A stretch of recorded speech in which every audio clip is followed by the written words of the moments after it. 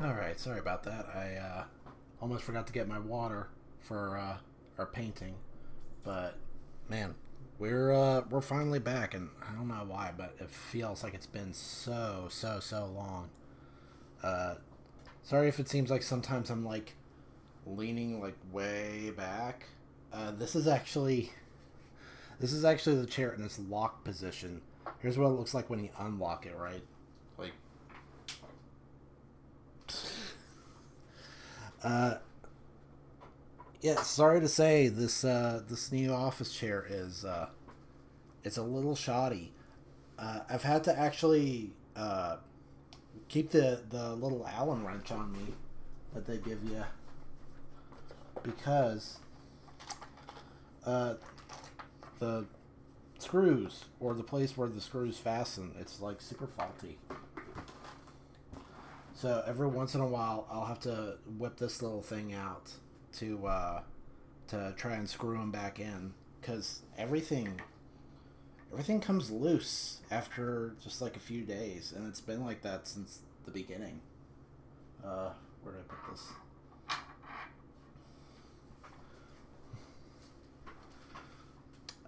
And I got some new Halloween decorations right there from place in town. It's like Dollar General, but actually nice for a change.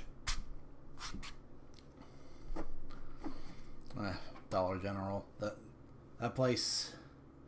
Not good memories of Dollar General. I mean, not only is the place like taking over the town like a virus, but also like the one time I picked up like a little like yellow box thing about yay big, and it turned out to be like poop flavored lip balm, and I smelled it and it was just ugh.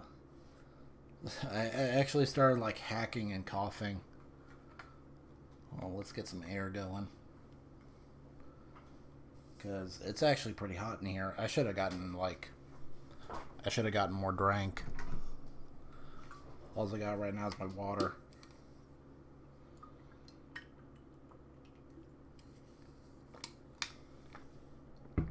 Mm.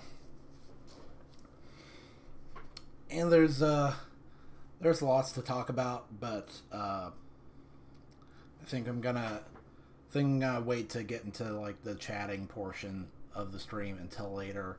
My friend Jaron, he's gonna be joining us later in like I don't know, like an hour. So I figure while he's not here, we'll just go ahead and jump right into the new One Piece chapter,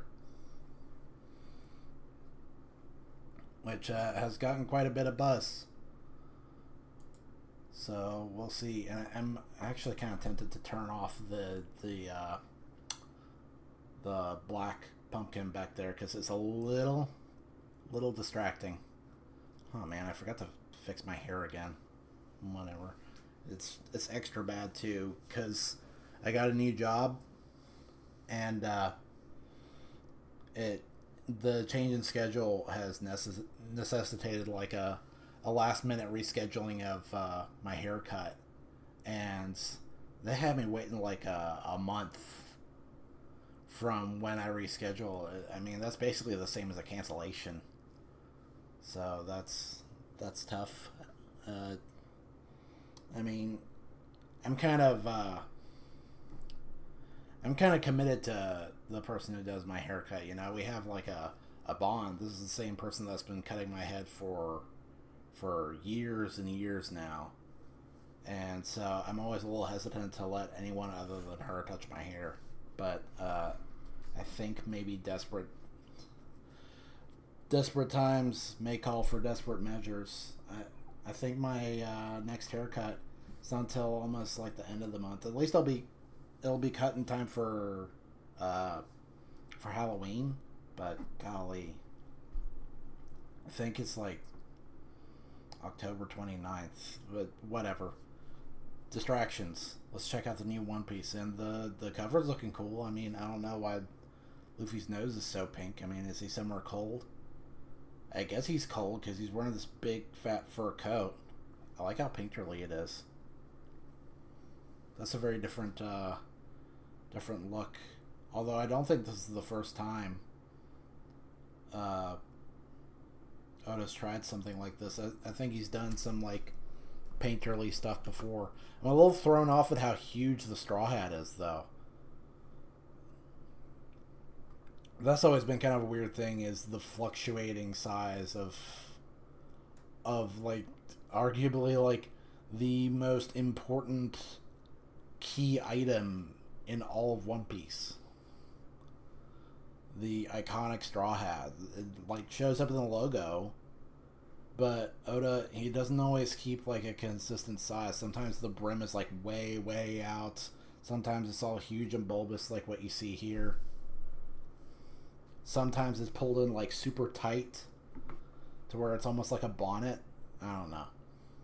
It still looks cool. And Luffy's looking very regal.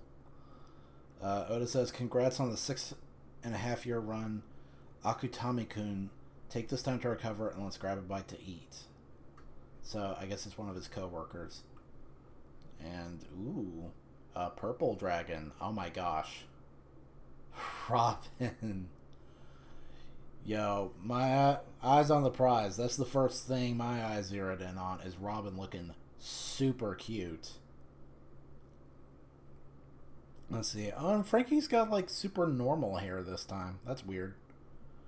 But we've got like a magical theme with everyone on brooms and like the big purple dragon in the back.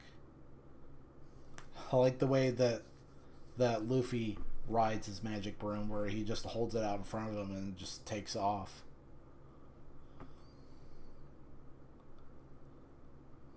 That's pretty nice. Although, like, One Piece, the part that says One Piece right down here, it's almost completely covered up. That seems a little strange. Now, let's see. Hopefully we get a little bit more of an explanation, a little bit more of, like...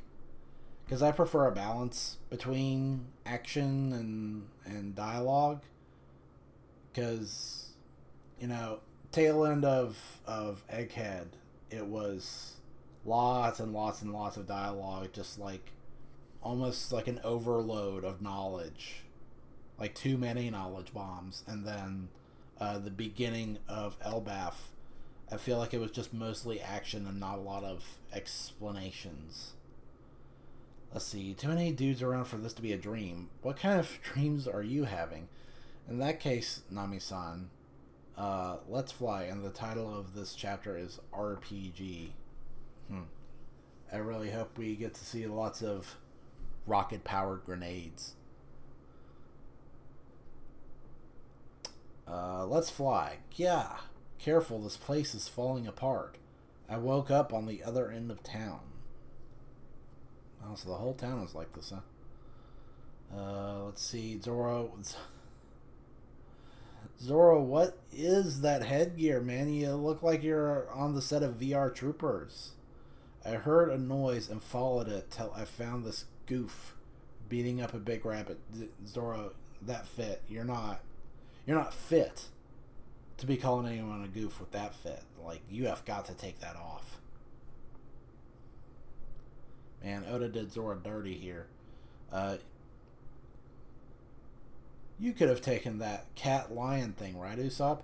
It already had me in its mouth when I came to. I totally lost my cool. Man, he is so, like big asterisk energy right here. Here's where I'm at. Our threads resemble what the warriors of Elbaf are always wearing, but there's no way they'd have clothes that'd fit us. We're talking about an island of giants, after all. It's gotta be like a little... I said this last time. It's got to be like a little kid who's playing house with like Lego bricks and dolls' clothes and stuff.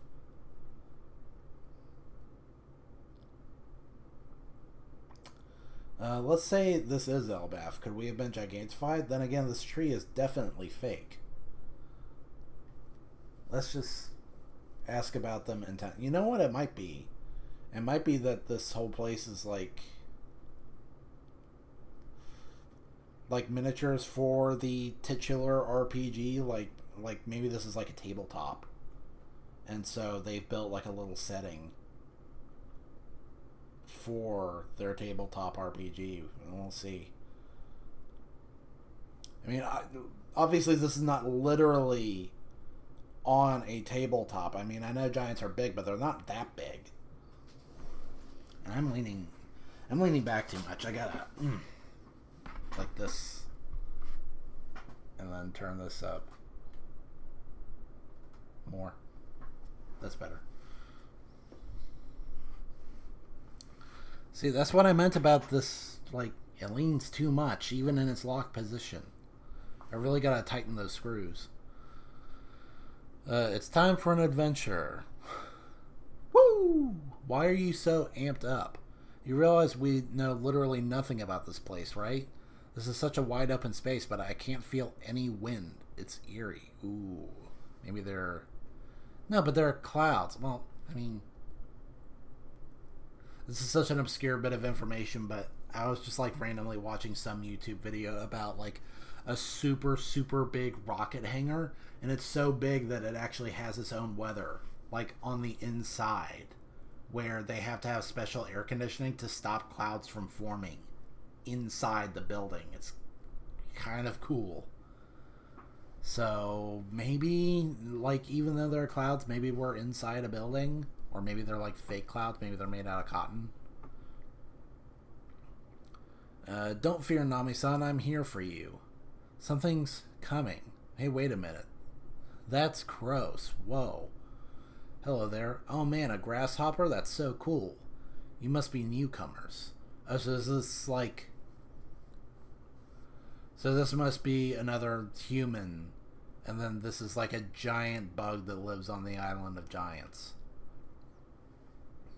No way, nuh-uh. Keep that bug away. Who are you, old-timer? Where is this place? Do you know where our crewmates are? That's a lot of questions. My apologies. I'm in too much of a rush to stay in chat. Just remember, this vast land belongs to the sun god. God? Even the big Stein Castle, which I help maintain, is the domain of deities like the great Iskat. Oh, someone lives there? No, a cat. Ah, our bad. We kind of whooped that. To put it simply, this is a land of gods. Made out of Lego bricks. Okay. Now then, I must be off. The needle god must be starving by now. All that uproar over the ear god being burned really... What is with these oddball gods that they worship? Needle god? Ear god? Where is this going?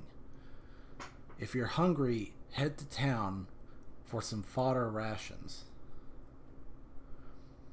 Also, heed this warning, do not follow this road. Huh? Why not? The rabid guardians protect the sun god's temple beyond that point. No one has ever ventured past there and returned to tell the tale.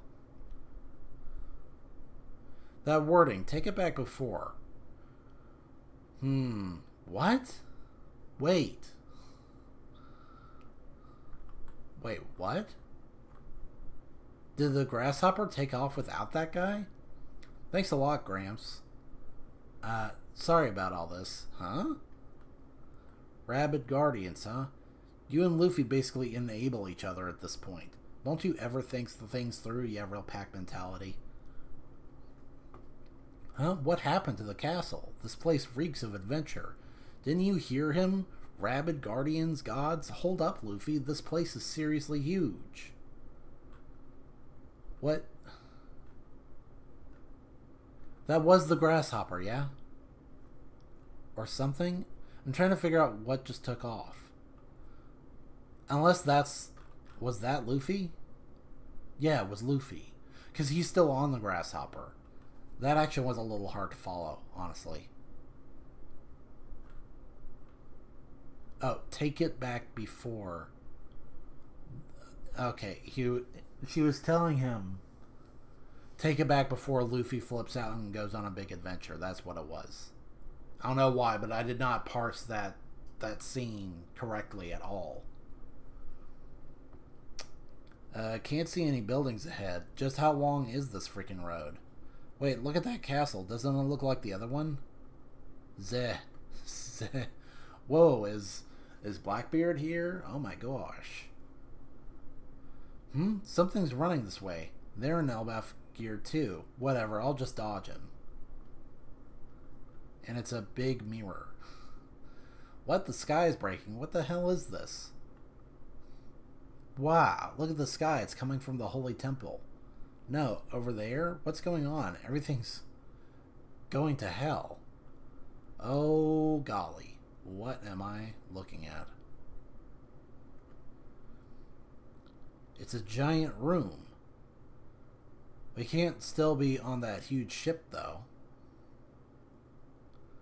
This isn't like any of the cabins they had. What's up with this wire netting? I'll bet there's genuine giants this way. Is this whole place some kind of pet cage? Pet cage? Not a cage that's a pet. Whatever. This is the worst. Guys, are you there? Was that noise you? Help me. What? I'm so glad to see you. There, Chopper. Everything's gonna be okay. The collar was made of steel. I couldn't even get it off. What?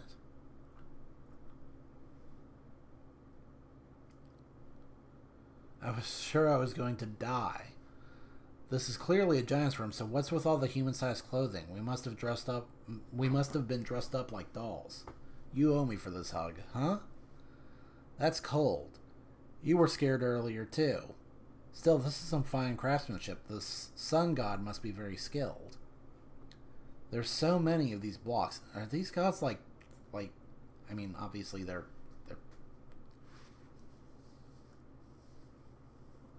like, how do I put this? They're fake. They're part of this, like, RPG setting. That's got to be what it is. Look, there's even like a little... There's like a little map of Legoland over here.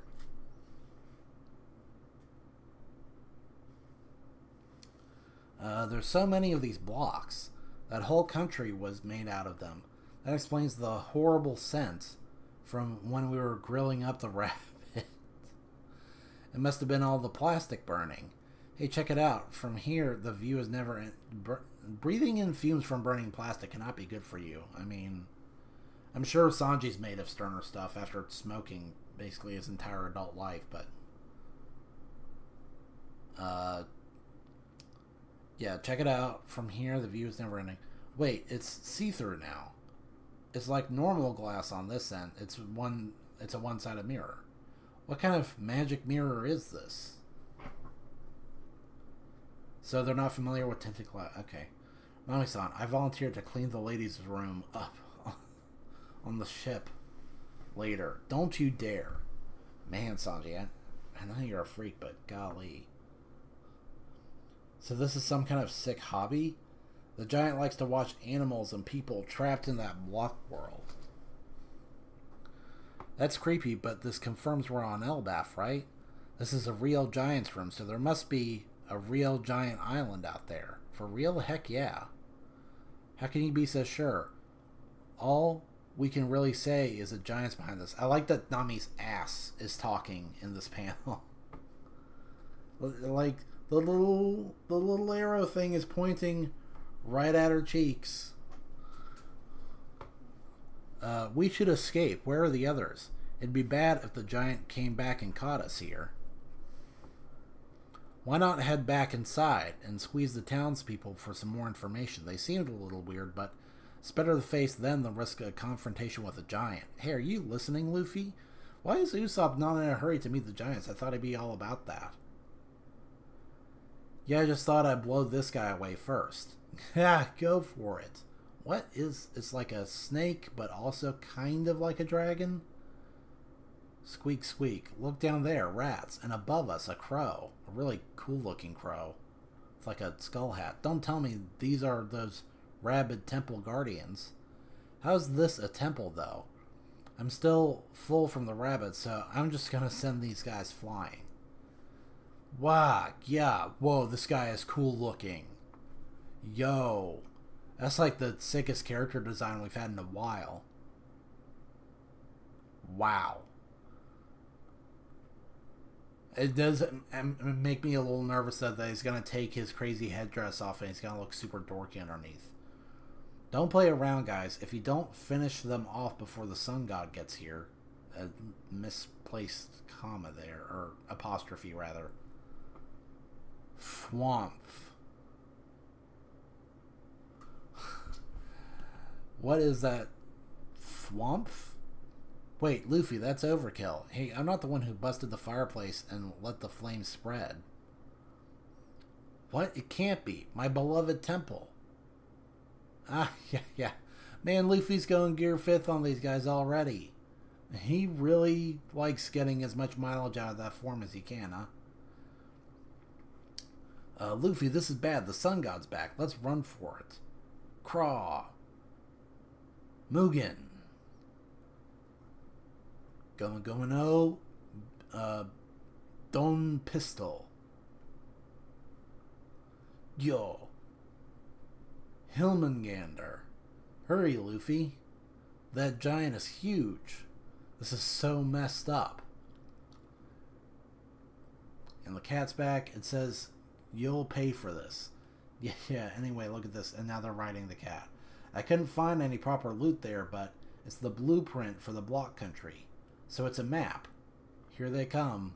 How dare you defile my beloved country? If we keep going straight, we'll bust through the mirror on the other side. We'll be free if we smash the wall behind it too. Great, let's get out of here. What? The sun god is incensed. I won't let you escape. The adventure never slows down. Oh man, is this guy gonna be like that guy from the Lego movie? Who wants to use the Craggle to make everything stay the same forever? That was an okay chapter, and as you can see, there's no break. So we should be on stream next week. I don't know why, but it feels like it's been so long since my last stream. So much has happened. I'm not even really at 100% today. My throat's feeling a little rough. And I've just been super tired. Like, I didn't even really get to advertise the stream the way that I normally do. Like, I'll put up the ads Friday, but somehow I just got too caught up in other stuff. New job doesn't help. Not when it comes to doing all this. It takes a lot of energy out of me. Pays a little better though.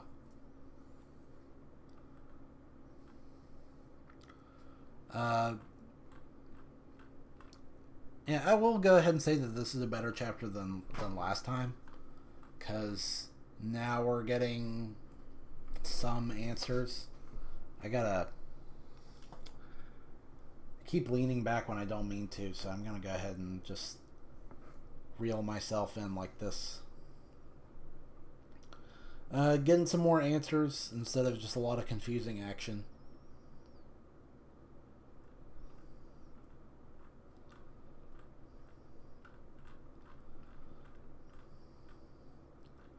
I'll be interested to learn more about this this super cool looking new character,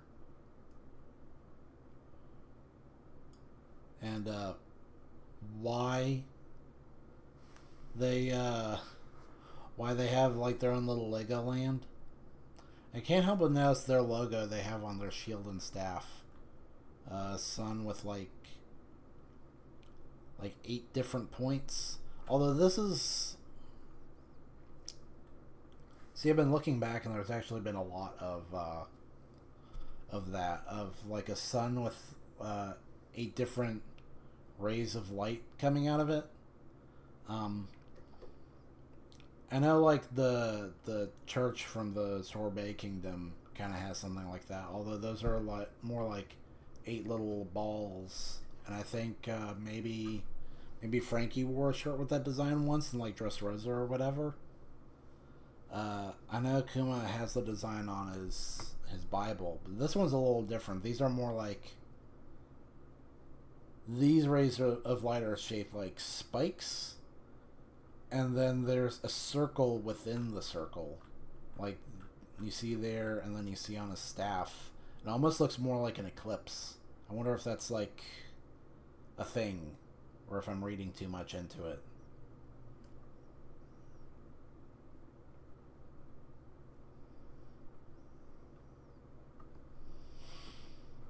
I don't know, but for now,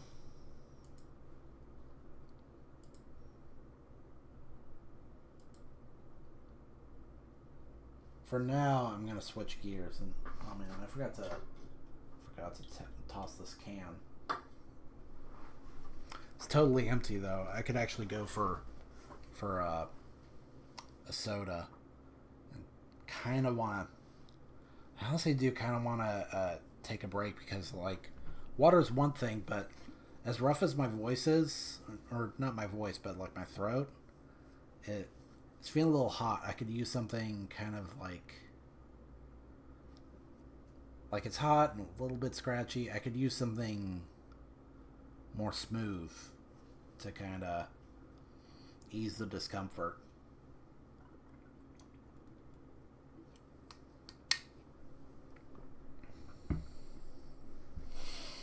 Do I want to? Yeah, okay. I'll go ahead and... No.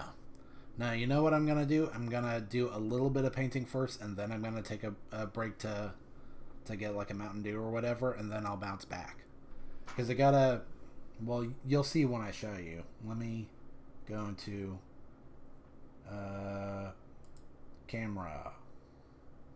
Well, first I got to change the text, right? Because I'm not doing One Piece no more.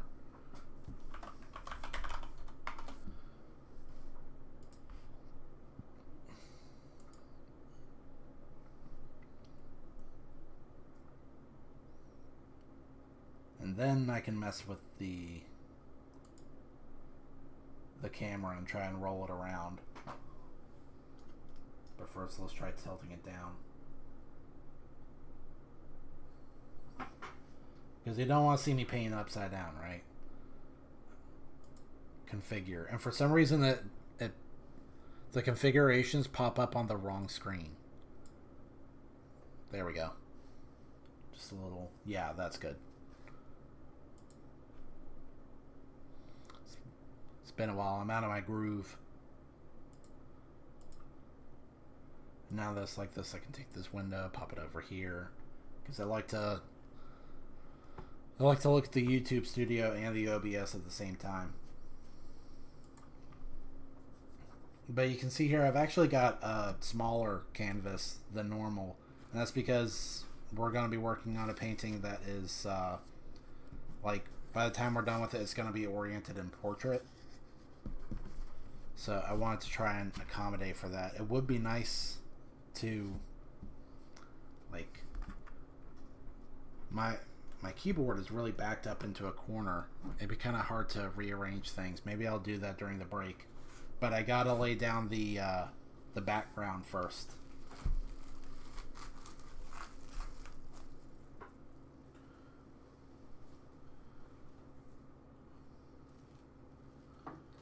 And while I'm at it, I suppose I should also, like, figuratively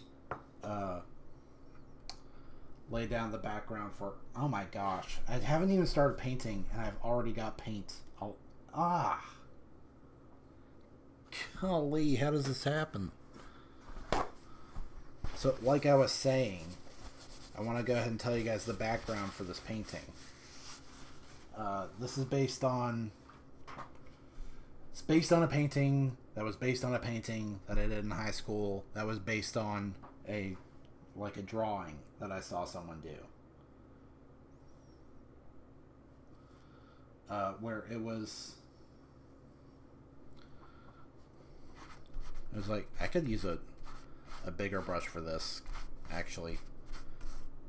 Because the idea is that it's all supposed to be like one big gradient.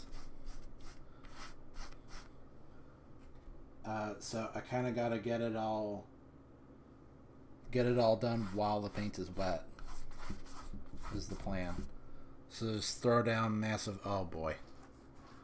Oh, gosh and golly gee. I should...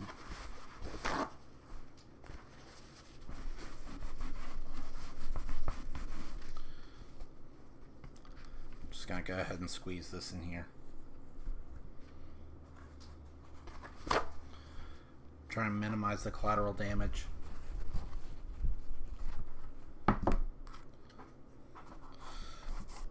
But yeah, I was in high school in art class, and I saw another kid do this little sketch, and it was very of the time. It was like a little heart that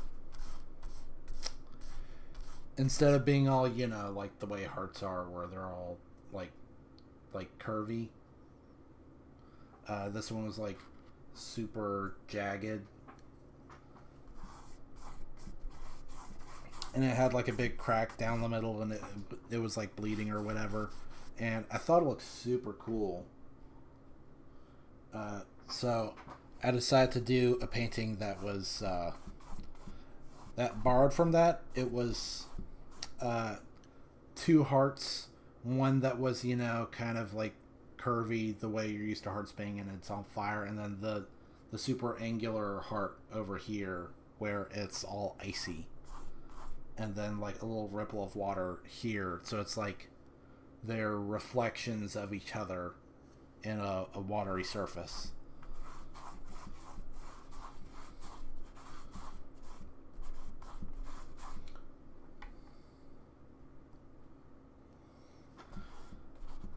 And so I made that painting, and I don't remember what happened to it. Then I decided I wanted to take a second crack at it, and then I sold it to another artist. I asked for, I think, like 40, but we came to a deal where she was going to give me 20, and then she was also going to trade me like one of her little poems that she had done.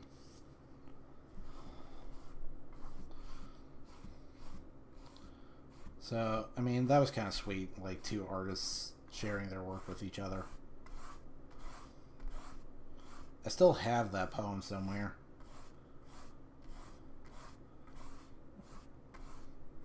And I read it. It's, again, very much a product of the time, very like emo about, you know, your body being numb and not able to move. Hopefully that person has gotten to a better place than they were in when they wrote that.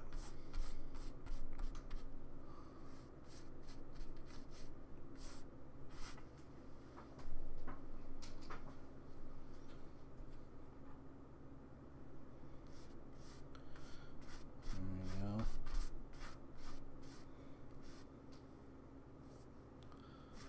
And you know, I like that painting so much, and I kind of miss it, that I kind of want to do it a third time. So that's what brings us to where we are now.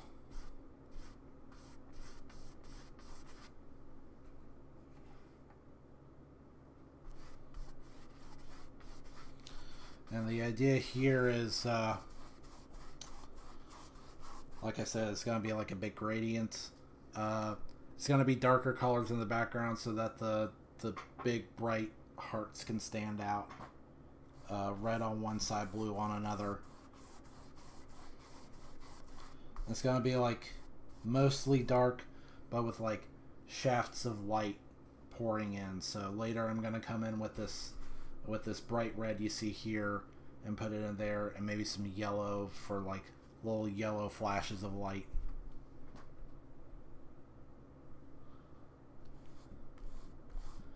I should put some more paper towels right there.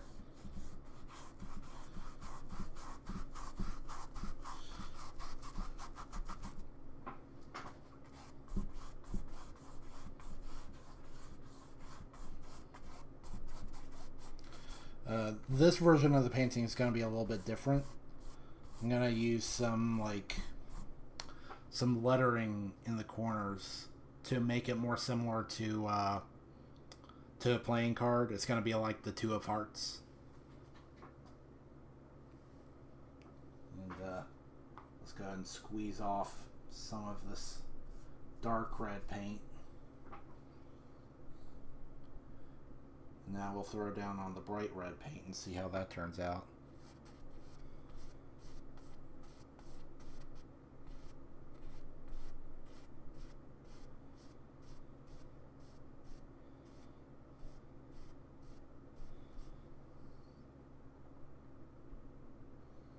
Careful, careful. It's about to drip it all over.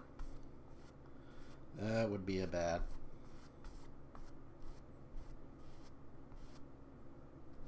No, too much. Too much.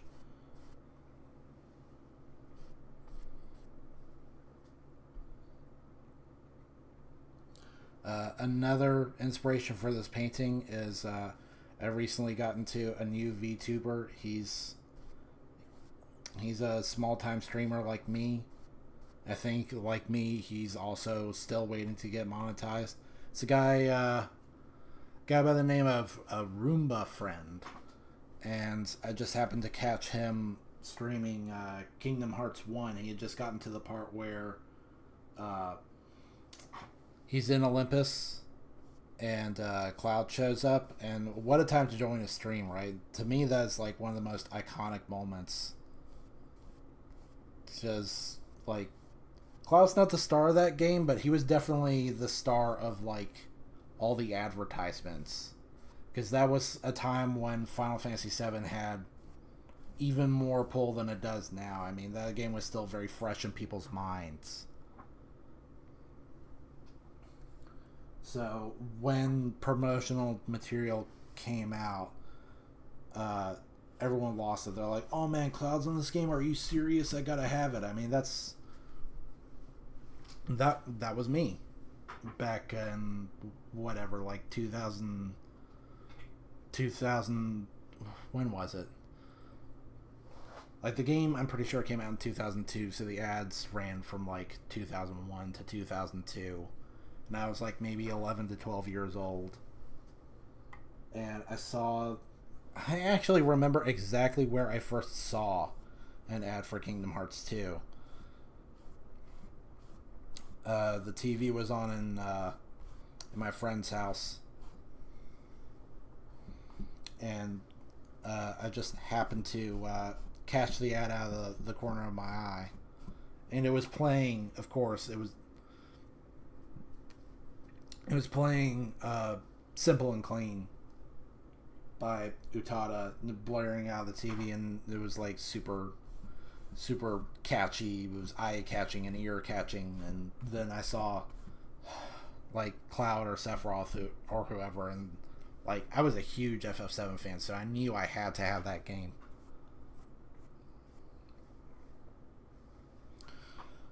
But yeah, I checked out that stream and really enjoyed it, and I've been following his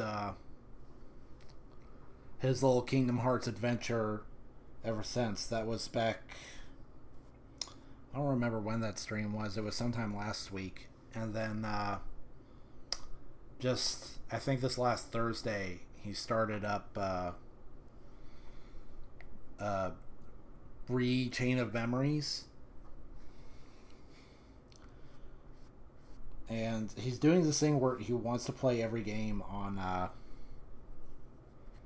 Proud mode. And, you know, that's cool for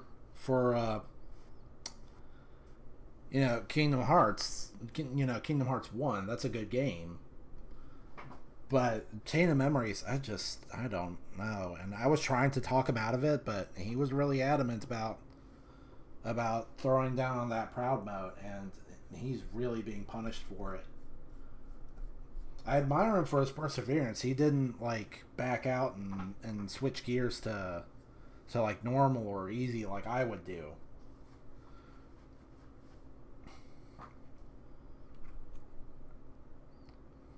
I mean, you might say that's the coward's way out, but then that's when I say, like, screw it, that game sucks. Just, like, straight up. I'm not even gonna really pretend. I just think that game's really awful. There we go. This, you know what? I was getting a little worried, but this is turning out okay. It helps that I have some actual purple. Previous versions of this painting did not have the purple. It's just, I tried to do it the old way where you just kind of mix red and blue together, and it turns out very dark and muddy. Although this is a little tainted. This is not supposed to have this much blue. I accidentally dipped some blue in there, and it's getting on my nerves.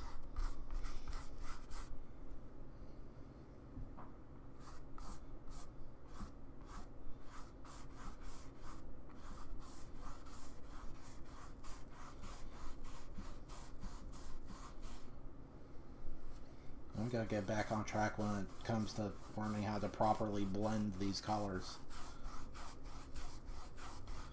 And I'm doing my best.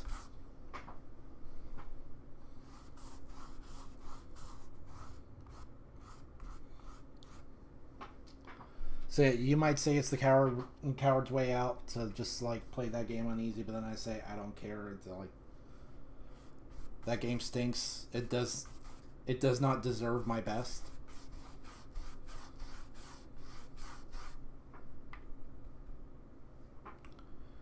And that's honestly a lesson that I've been learning a lot in life lately, is if someone's just going to be a jerk to me, they don't deserve my best. I just got to save it.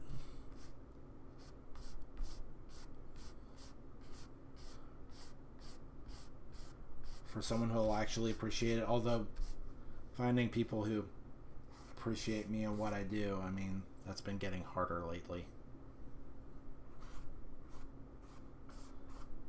Okay, I mean, I'm not going to just go ahead and trauma dump here on stream, but I'm also not going to lie and act like I've been having a great time either.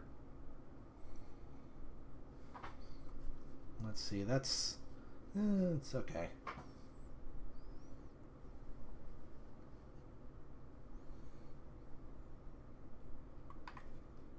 Now we can hit it with the dark blue.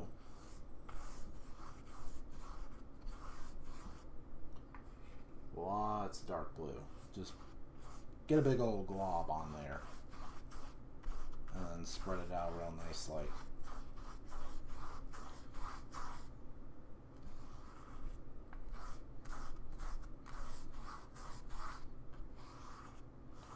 There. And this blue actually turned out pretty nice, I think. It's a little more green than I'd like, but I think it'll work out.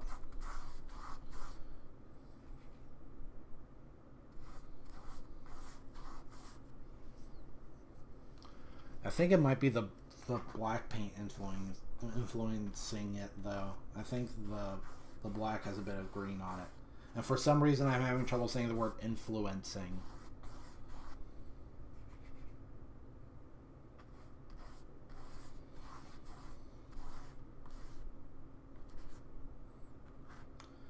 You know, recently I heard one of my friends say that they hate the word influencer, and I'm kind of inclined to agree. Because that's almost like, daggone it, little nasty paint boogers. Like, the word influencer is almost like the 10-hit spot in pro wrestling, right?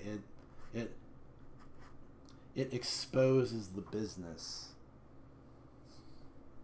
It just makes it way, way too obvious what it is you're trying to do. Just get people to buy something, do something, support whatever. I mean, it's why even now I still get a little uncomfortable asking people to like and comment and subscribe and all that. I mean, obviously all that's important. This channel's important to me, and I want it to grow so that I can give it more love and attention and do all the things that I want to do with it. I've got big plans for this channel, but it always just feels a little weird, and so that's why I usually save that bit for the end of of my streams. I'm always a little put off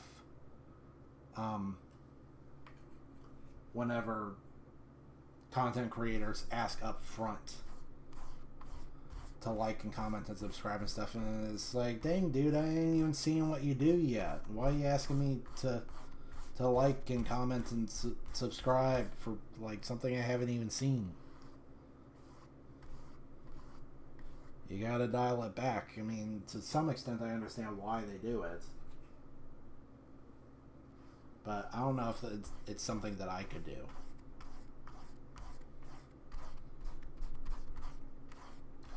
And similarly to influencer, I actually also don't like the term content creator. It's so, like, it's so blunt and scientific. Like, what do you do? I make content. Great, very informative. Like, are you an artist, musician, comedian, what? Like, even just the broad term entertainer, I think, has a little bit more class to it.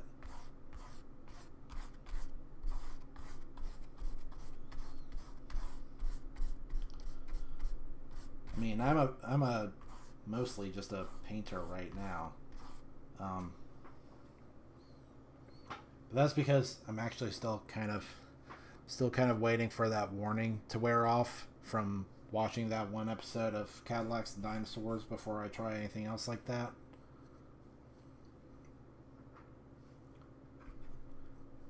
And I'm sorry to report that I have not actually done a lot of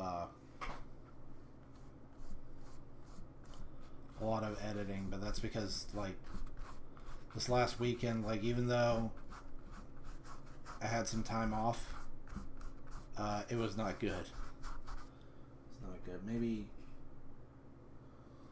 Maybe that's a tale I'll share a little later. Speaking of a little later, I realized that I did not do something that I said I was going to do last stream, and that's try and take a crack at these Coca-Cola flavored Oreos. I gotta make sure to do that before the stream ends.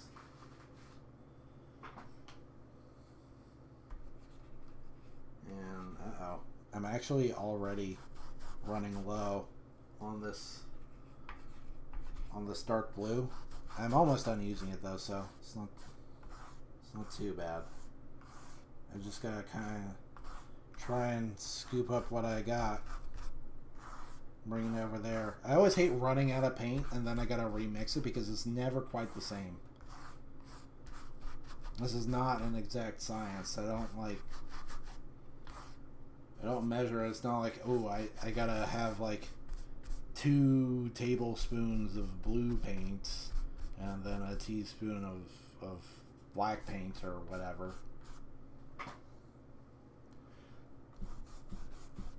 Alright, okay, the purple paint is kind of dried up now, so I gotta try. Oh my gosh, so annoying. Hold on a second. So freaking compromising to my privacy because I've got a like link to Windows thing. Oh my gosh, my phone is almost dead. I gotta plug that in. I got a link to Windows thing, so I see my texts on the computer, and thankfully it's on the right monitor. And well, actually, no, it's not on the right monitor. It's just that, like, the screen is not on the screen. Whatever, you know what I mean.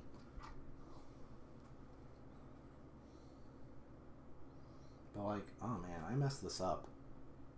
I gotta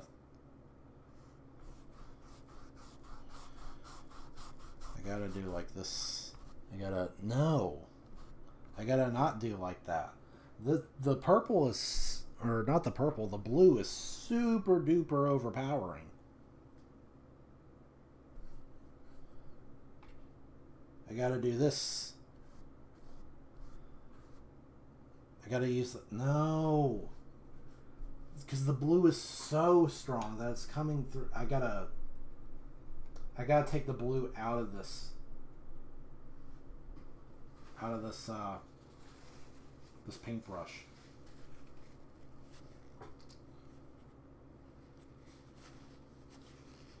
Because it's too strong. Way, way, way too strong. It's getting all up in the red paint's business.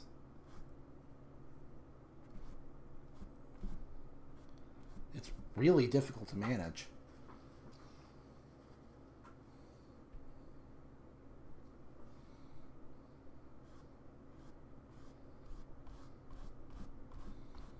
So I'll just throw down a little bit.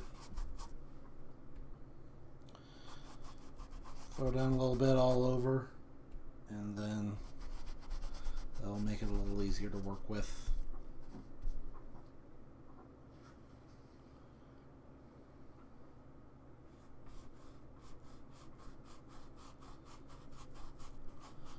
And then do it up like this.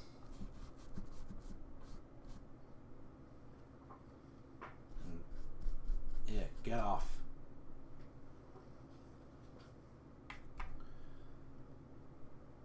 And then go back to the purple.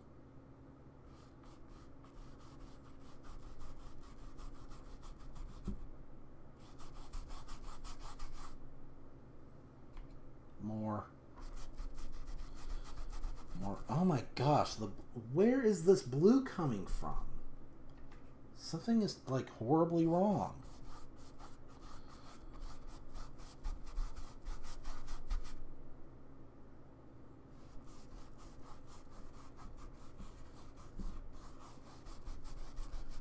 Sad thing is that this is kind of how I remember the last version of this painting going too. In fact, every version of this painting is like wrestling with the balance of color as I try to blend them together.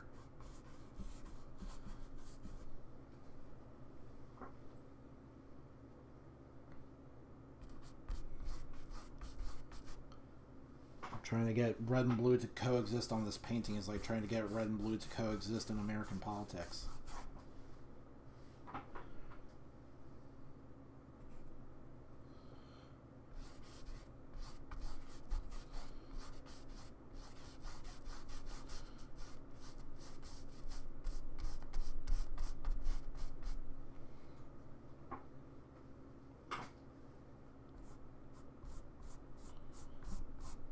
It's a little streaky, a little all over the place, but it's also kind of supposed to be like that.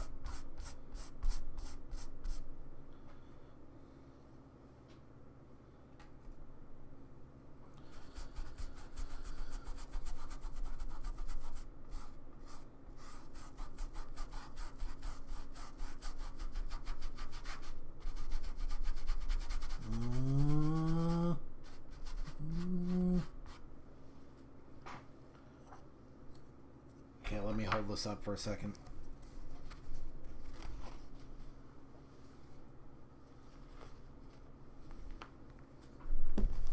Now, over here still needs more work.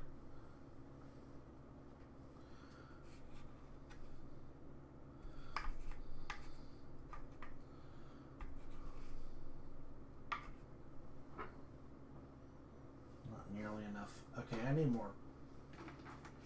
Give me. No. Yes. Gotta go back to the source. Although, unfortunately, this purple is really running low. I only got like the little bitty bottle.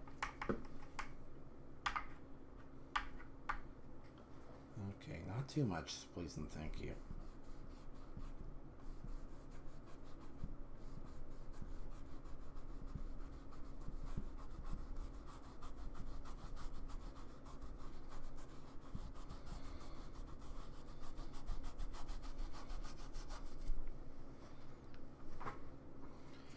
Okay, that was too much.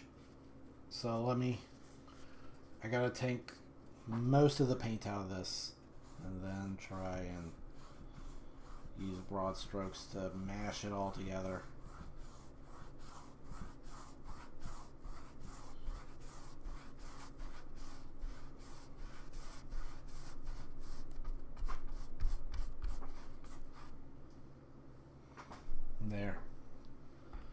how's that?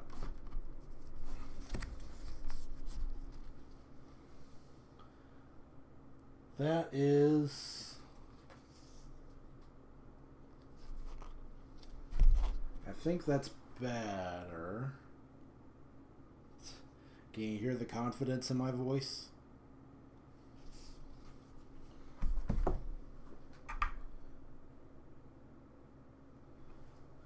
Okay, well, maybe this could use some more purple.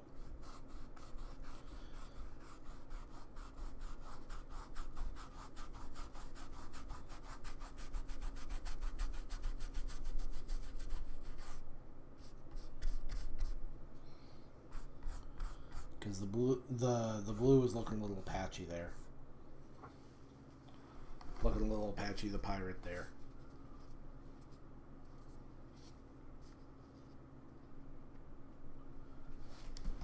There we go. That's better. That's more balanced.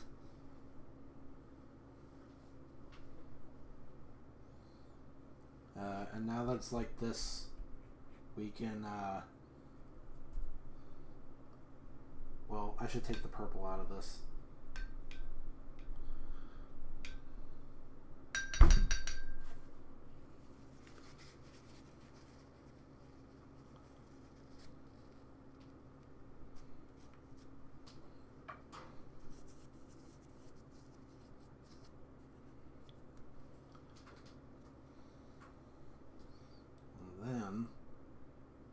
Take the bright blue and bring that in here.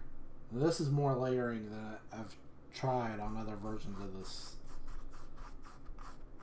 of this painting.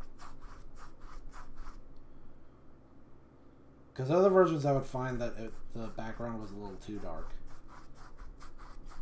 And so the whole painting just wound up being kind of murky. I'm trying to fight against that this time.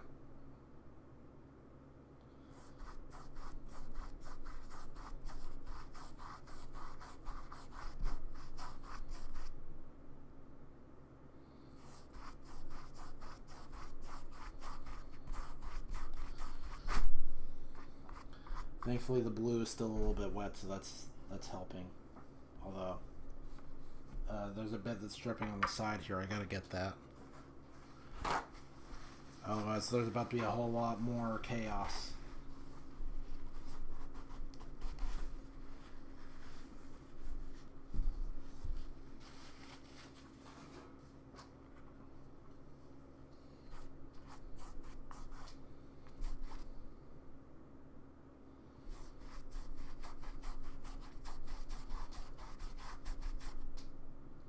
A little bit more.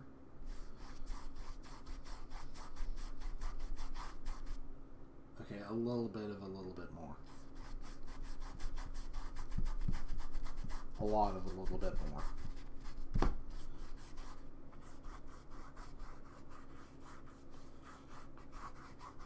Let's try and change it up by turning the brush sideways. That's always a good trick. There we go. That's brightened up a bit. Let me hold it up to the light.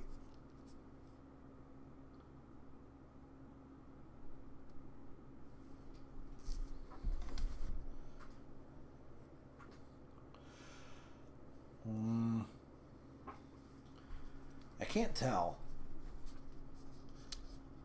Can't tell if it's too dark or too bright. Definitely don't want it to be too bright because then the hearts won't stand out. Although I am going to give them... That's another thing about this. I'm going to give them big old, like Dexter's Lab, Powerpuff Girls style, like big, extra thick black outlines to make them stand out. And they're going to have little, like, almost like metallic highlights on them to make them stand out as well. But that should do it for the blue. Now I'm going to try and add those yellow highlights I was talking about. And I'm going to try and do it to where the brush strokes come across as like super thin. Like not thin like narrow and spindly, but like the yellow is going to go on there super thin. to where it's almost see-through. Because that's how yellow do. Yellow is very thin.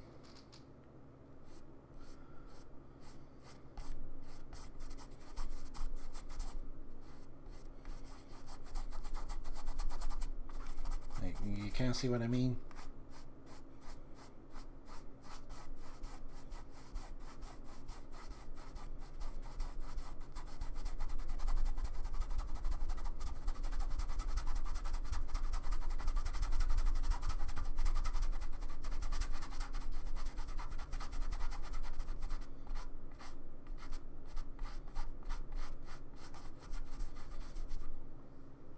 That's too much. That is too much. Let me try and like smear some of that off. And then do it like this. There. Let's turn it out okay. It's harder to tell in the stream because it's like when it's wet it's super shiny. What if I do it like this?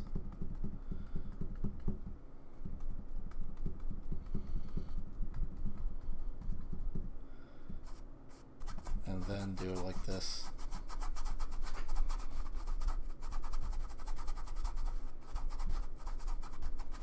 Yeah, it's a little better.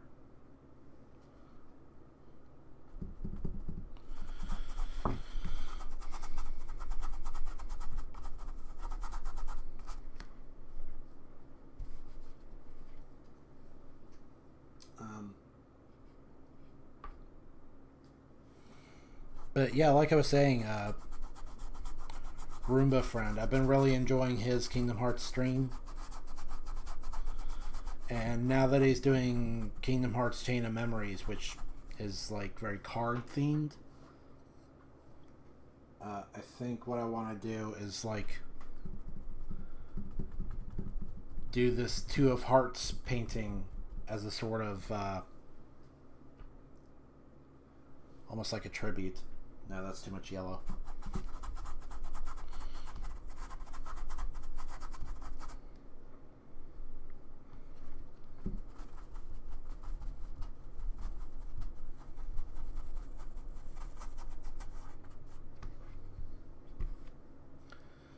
Getting this yellow to come across just right is easier said than done. Because it's actually drying super, super fast. Like, I leave it unattended for just like a moment.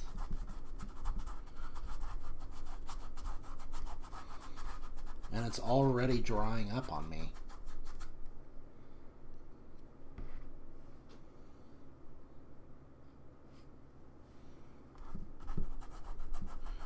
Not really sure what's up with that. I've never seen paint dry that fast.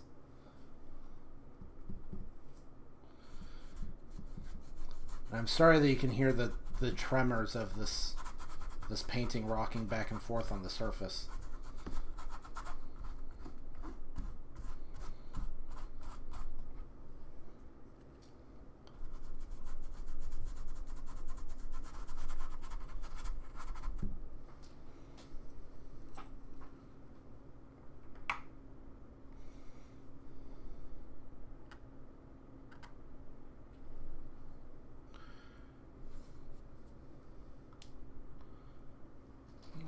That turned out okay.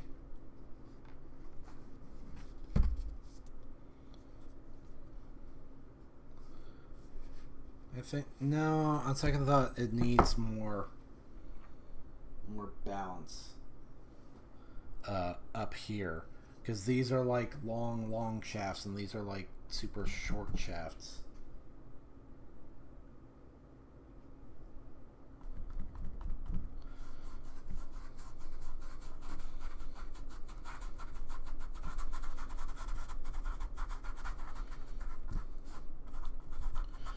I want to bring them down lower. And man, the yellow is being super asinine. See how it's kind of splotched up right there? I don't know what that's about. I don't like it. I'm trying to get it to cooperate as best as I can, but it's not at all.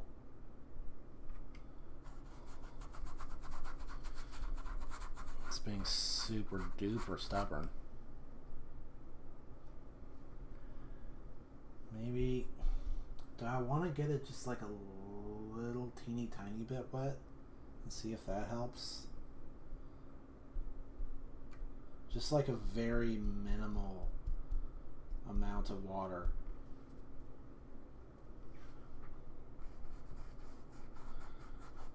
Let's try and get it to chill out.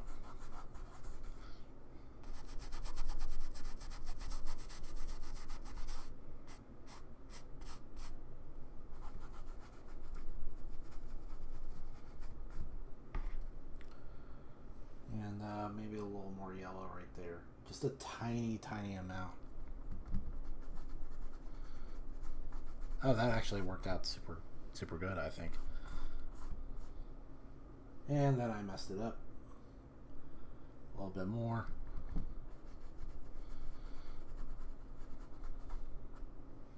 And there you go. That's better, I think.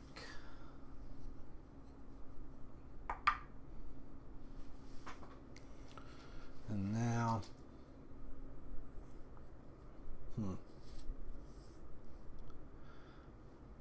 plan here is I'm gonna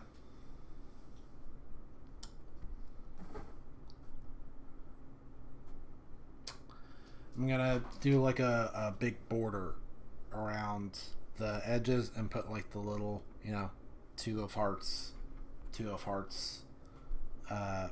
thing out here to kind of narrow it, because I need like a smaller space to help me get the hearts centered, get them lined up to where they're nice and parallel with each other, I guess is what you would call it. But before we do that, I'm gonna take just a wee bit of a break. I'll be right back. And hopefully Jaron doesn't show up while I'm gone.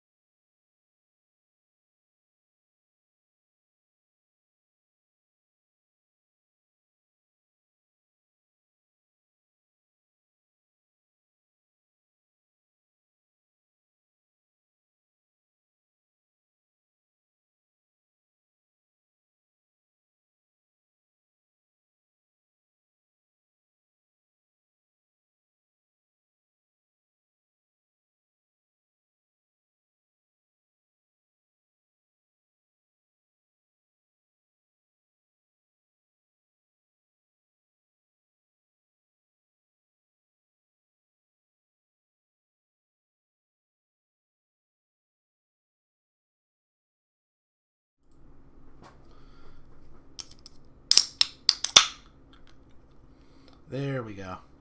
Wanted to make sure you heard that. And I totally blew out the microphone, by the way.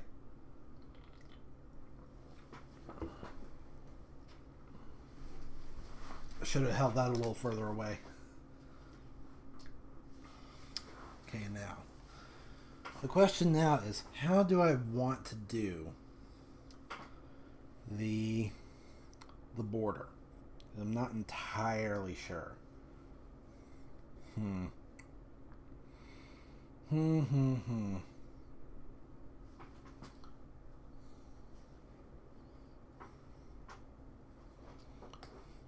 want to make it brighter, obviously. Let's just get some purple in there. The purple is super duper runny, by the way. And then we can Screw it.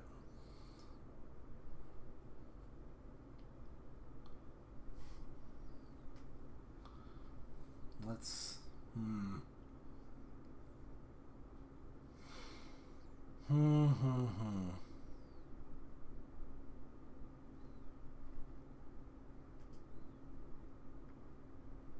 not sure, man. I'm not sure. I had an idea, and now now I'm like freezing up.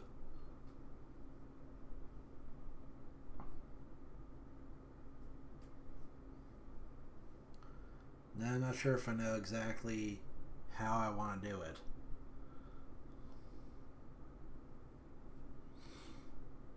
Hmm.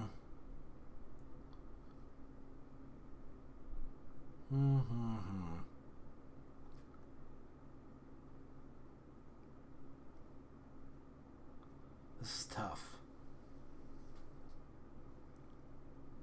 This is tough.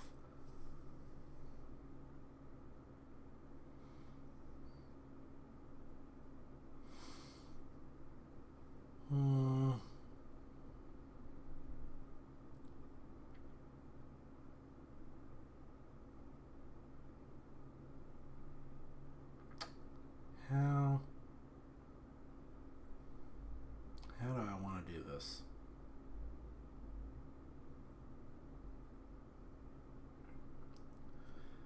Because I don't feel like doing like a super crazy design that's gonna be really tedious.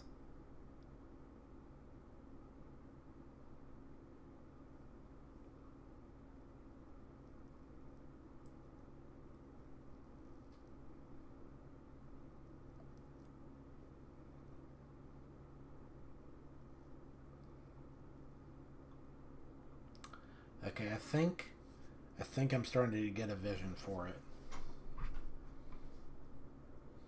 But first I gotta lay down the groundwork.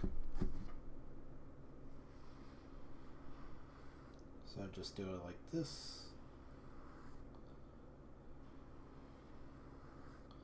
Thankfully the paint's already dry. Like I said, that's why I like acrylic. I like to work fast.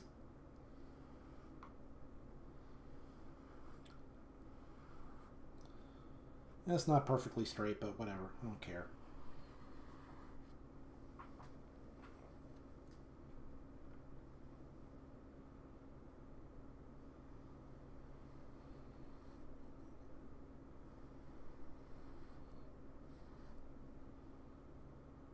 Not too much, anyway. I mean, obviously I do kind of want it to be straight, but it can be a little crooked.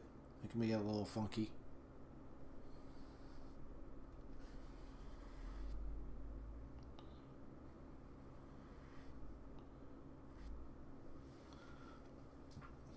There, I'll do it like that.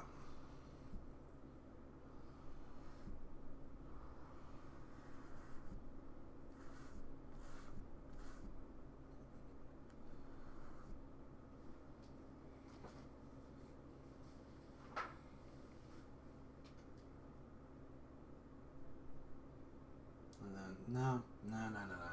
Because I'm remembering how it went last time, where I tried to switch from like blue to purple without wringing out the blue in my brush, and it went very badly. If there's still any blue on my brush, that messes it up like a lot. I gotta take it out.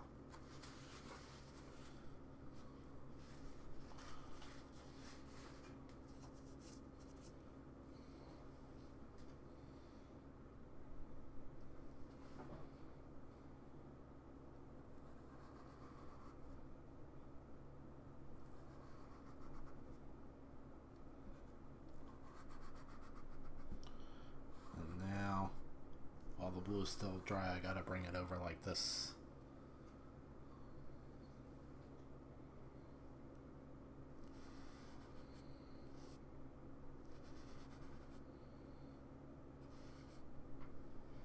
And wow, see what I was saying about how thin it really is?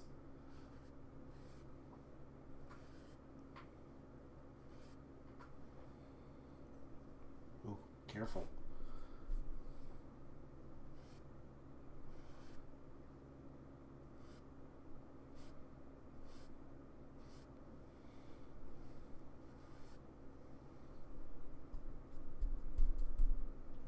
said be careful.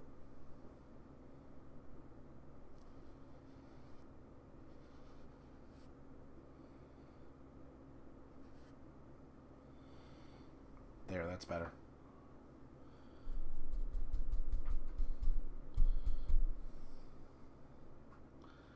Hopefully I do better with this one.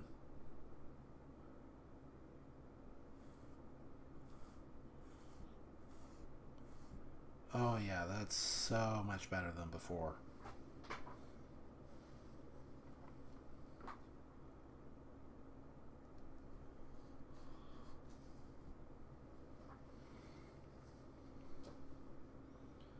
And then switch to red.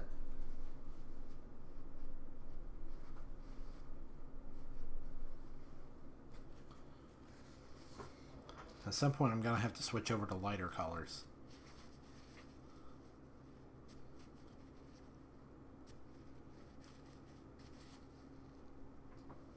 Like much lighter.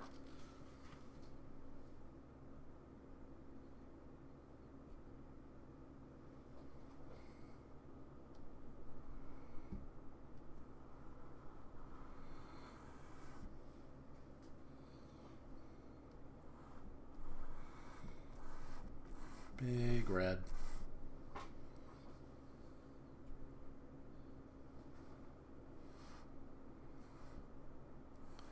Yeah, I struggle with keeping things straight and even. I mean, every time I go to shave, I gotta make extra sure that like my chops are symmetrical because I don't always do a good job there.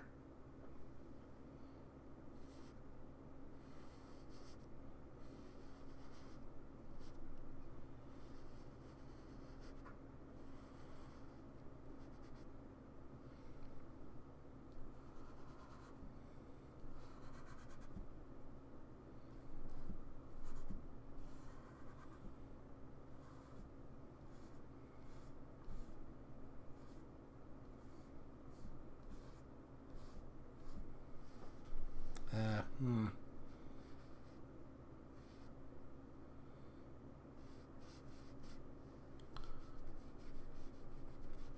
Not sure if I'm satisfied with the way this is blending.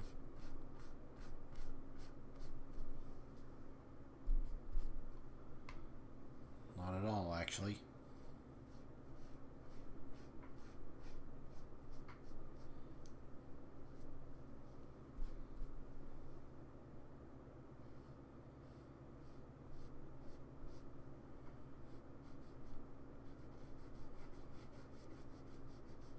Maybe if I do it like this, like little swirly swirls.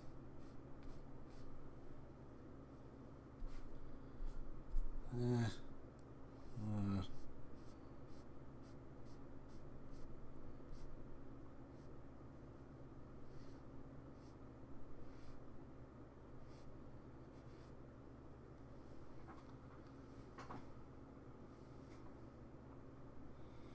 Well, that's not so exciting.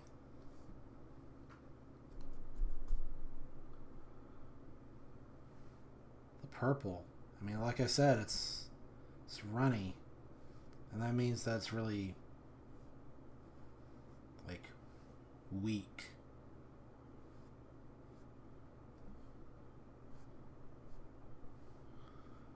It's weak. It gets overpowered easily.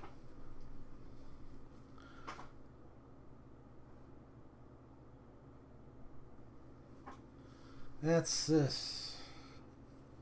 No. No, I don't like that.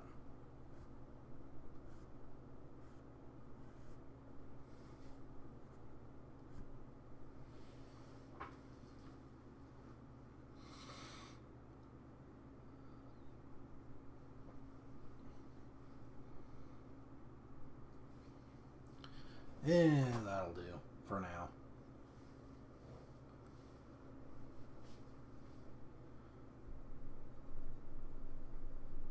And then rinse it out.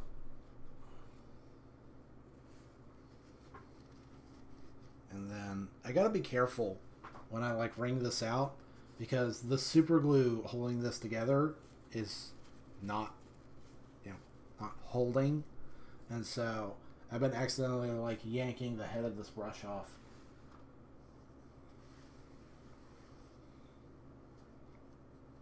There. Oh no, I didn't mean to get that wet. It's not so bad.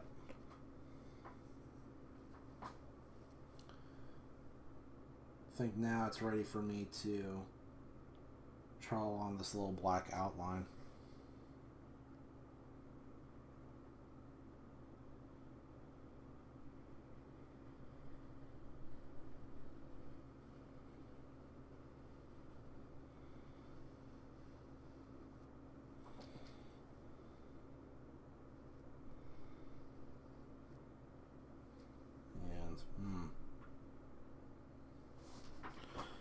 Maybe I should have waited longer for this to dry out. I'll go ahead and go over here,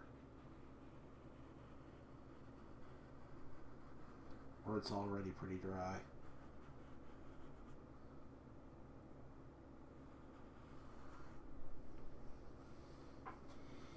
And do it like that.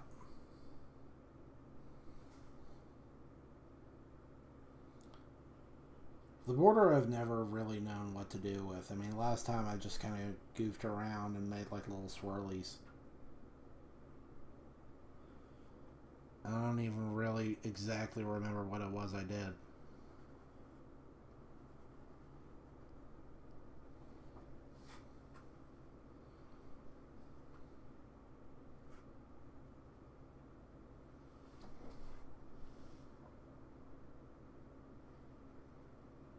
Ooh, that's a little thicker than I meant. Doesn't really matter because in these corners I'm just going to paint them over anyway. I just like working in layers so that I have an idea of what each thing looks like in the background, and there's a certain sense of continuity. I don't even know if I'm really explaining myself well, but it's like, even if I know that I'm going to paint over something, I still want to paint it to make absolutely sure that everything is like straight and like it feels like it's connected.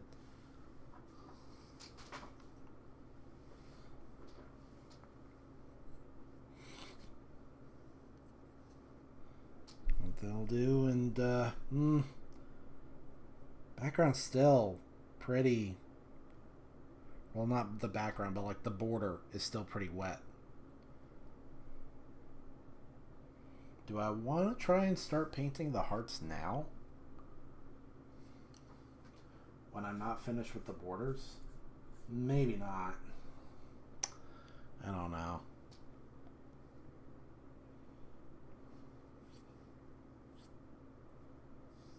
Maybe. You know what? Instead of painting, I'll just take this opportunity to... Ooh, the paint is getting all dark. Or not the paint, but like the water is getting all dark.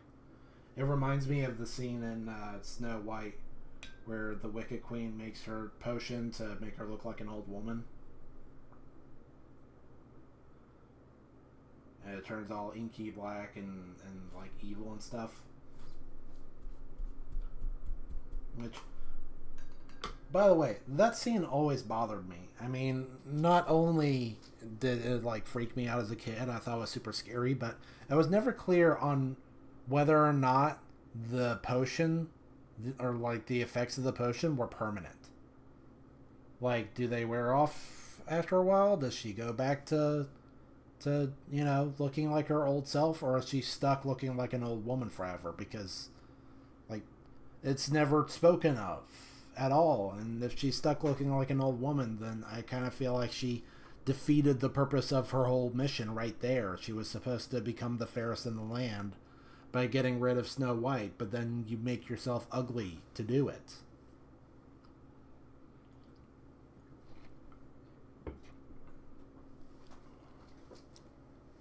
Like, you didn't gain anything.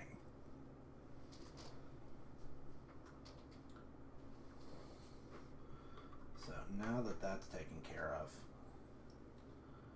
I'm gonna, let's reach over here. The blue is actually starting to act up the same way that my yellow paint used to like booger up and make big nasty globs. The blue paint is starting to do that too, like really bad, maybe even worse.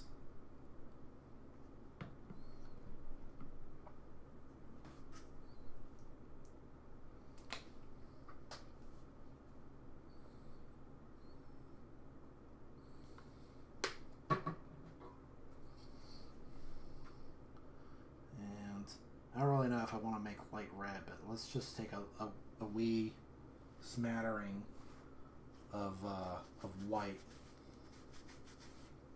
and mix it in with this blue and see what we get.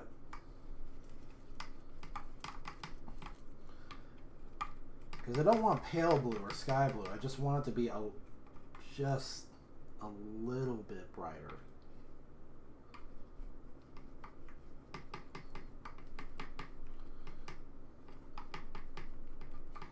Something to help it stand out more. And it's actually going pretty well. I think so.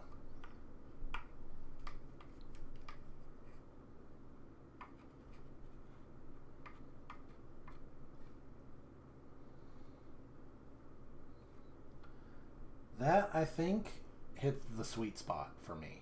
Look how bright that is. And it looks really good on stream. But I mean, obviously I'm not always going to be looking at it on stream. This is a painting that exists in real life. So now let's see what happens when I try to brighten up this red. Maybe I should use yellow instead, I don't know. In fact, maybe... I actually am going to mix a little bit of red. Or a little bit of orange, rather.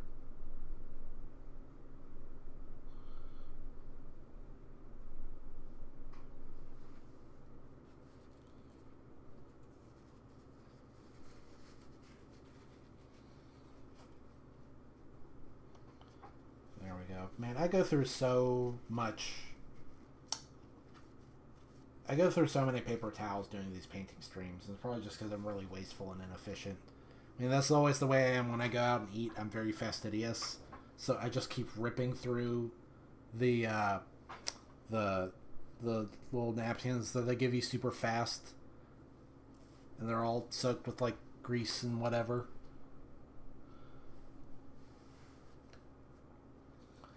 So let's take a little bit of white and see what happens when I add it to this red. I'm honestly curious. I don't know what's going to happen.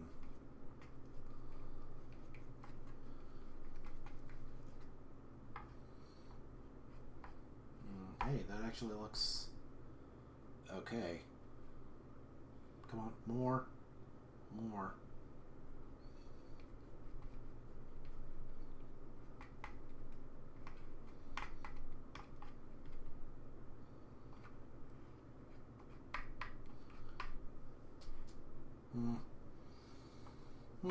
That's too bright. That's too, like, that's treading into pink territory. I don't want a pink.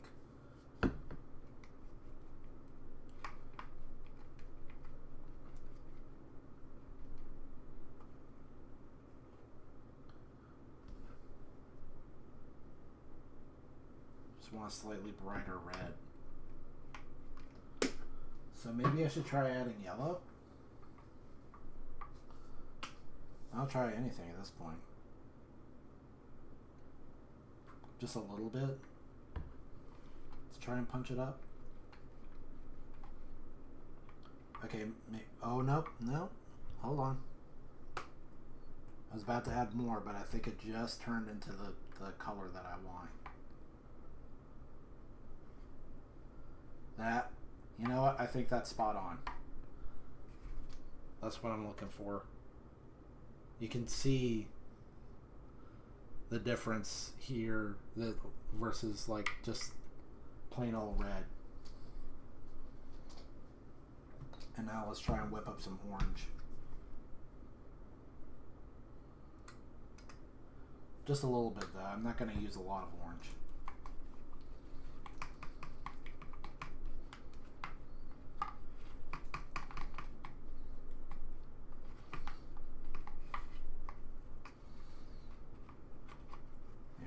This orange looks kind of nasty though. Like look at this. I don't like that orange. That kind of reminds me of. And this was like the sickest thing ever. You might want to plug your ears for a little bit if you don't want to hear about like gross things that middle schoolers would do. When I was in middle school, kids would love to just take all of the sauces and mix them all up into this super, super nasty looking paste.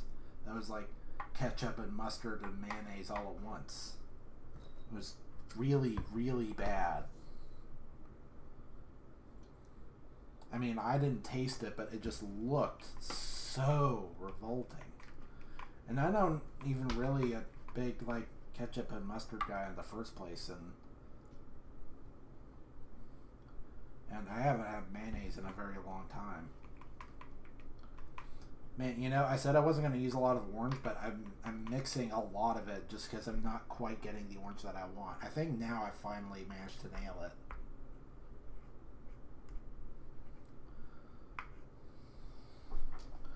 But yeah, I'm more of like a barbecue sauce or ranch, that kind of thing. I don't do a lot of ketchup and mustard. I mean, if you ask me, I think A1, the thick and hearty flavor, if you've ever had that, I think that's just ketchup but better.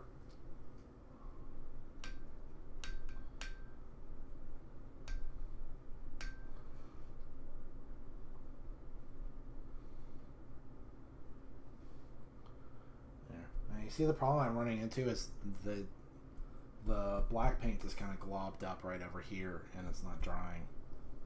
But I'm scared to try and like dab it off because I'm worried about smearing it all over the dang place. I'm gonna be very careful, and yeah, that didn't really go the way I wanted it to, but it's gonna get painted over anyway. So, big whoop.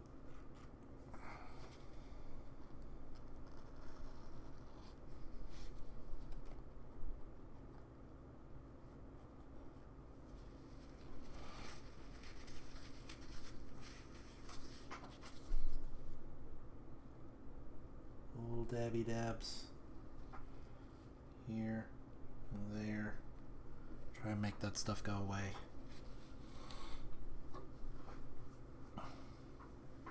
There. Ooh, my knee.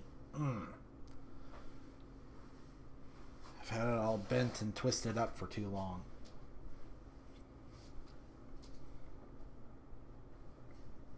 So, some parts are still not dried up.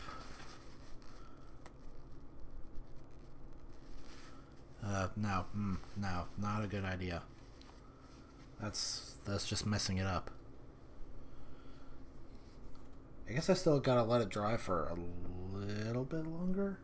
I should go get my robot friend.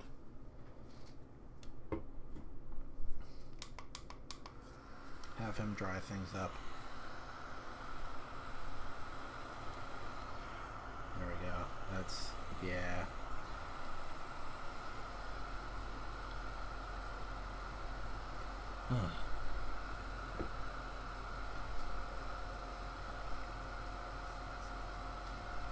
That's better. You'll notice almost every time I paint, I break out my my Power Rangers shirt, because I don't know. It feels like it's fitting. I mean, not only has this shirt seen better days, it's already kind of worn out, but like nobody minds if this shirt gets a bunch of different colors all over it. It's already very colorful. Come on, more.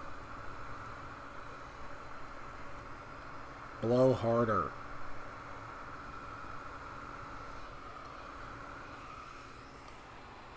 Blow harder like episode 2 of Uzumaki. Do it.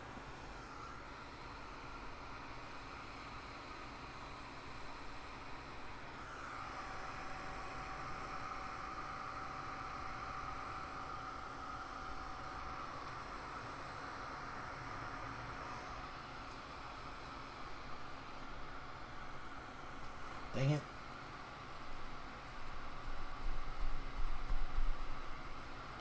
This is why I say that I like to work fast.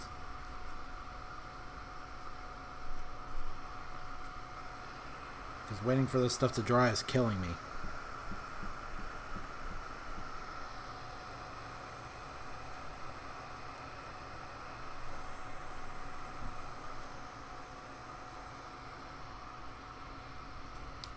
There, I think that'll do.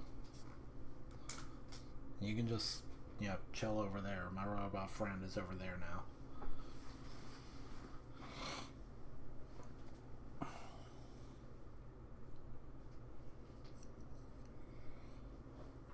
There we go. And I'm not sure why, but I feel like I want to start with the icicles. That's what I'm gonna do. I'm gonna make big ol' icicle right here.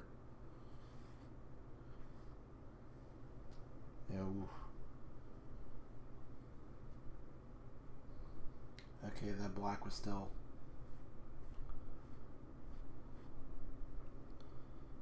pretty, yeah.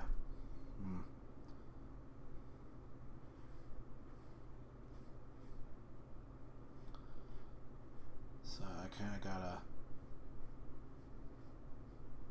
Nah, it's working now. It was a little iffy at first. But I think it's good now.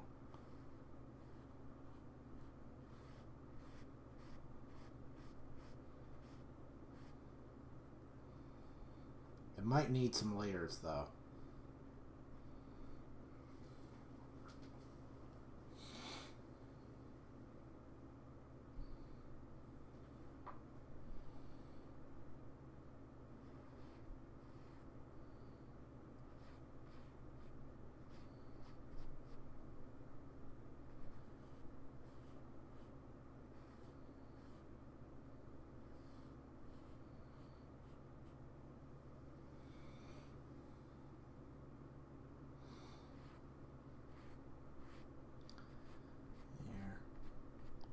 I'm actually just kind of spitballing this.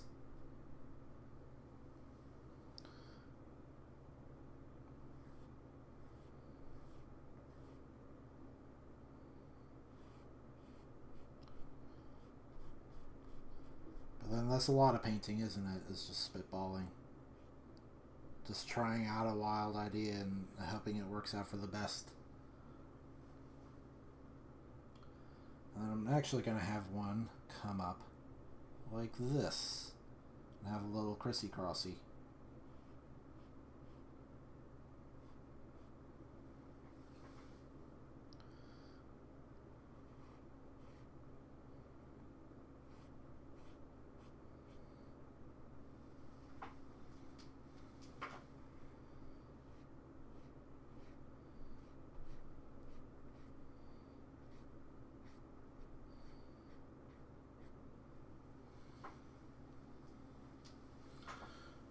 Alright.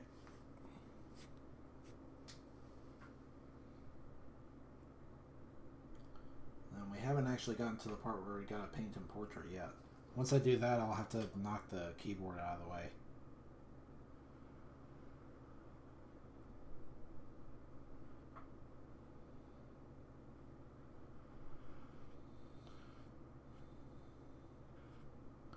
Oh, no. Do not do that. That is a bad.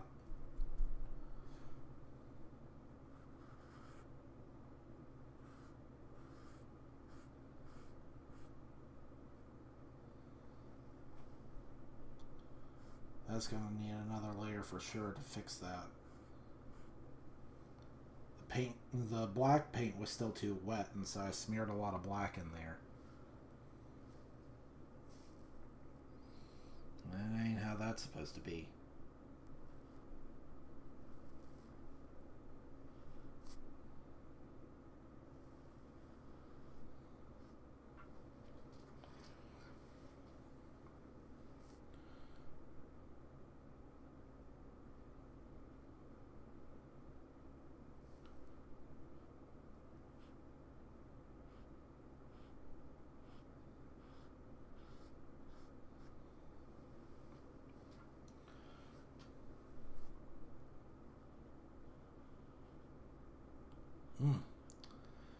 Getting this right is actually super hard.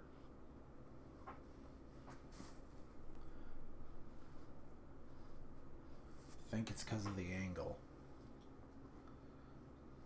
Oh,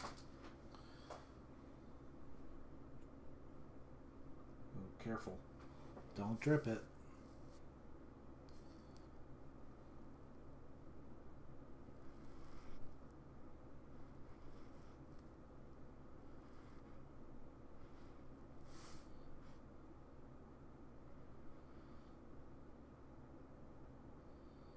Come on, can't you be a little more pointy like an actual icicle?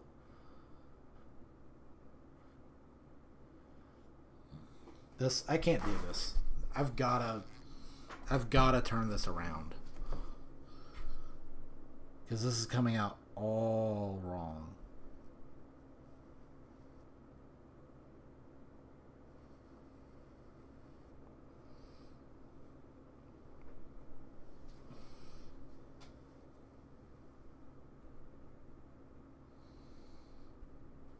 There. And have you noticed that I'm left-handed yet?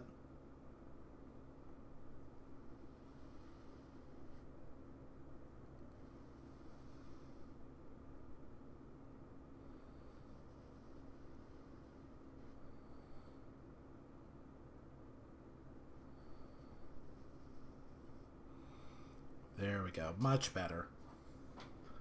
That's much better. And I'm going to come in with some white highlights. Let's try and give it some dimension.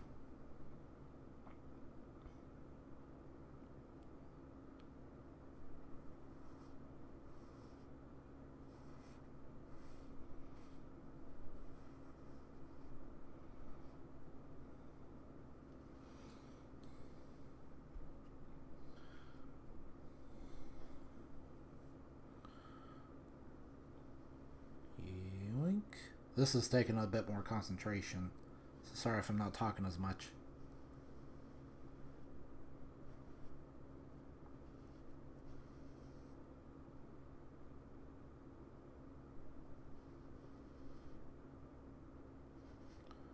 I really should be switching to like a smaller brush to make these finer points, but I don't feel like it. Alright, let me hold this up, see how it's doing. See how, oh man. I think I overdid it there. I actually think I way overdid it there.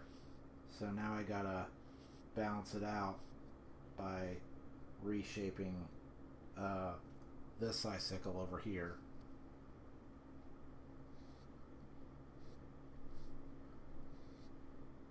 And then adding some extra bits up here. And then there. That's better, I think. And I think this is dried up enough to where I can, like, cover it up with more blue.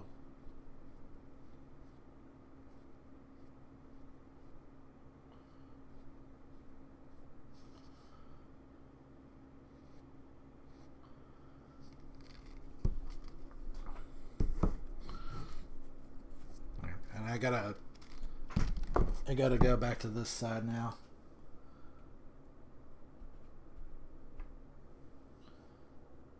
Hit this with some more blue as well. And you see what I mean about the big blue boogers now? They're coming to mess everything up. I don't like how you can see the black border behind the ice, but then ice is, you know, kind of supposed to be transparent, so I guess it makes sense.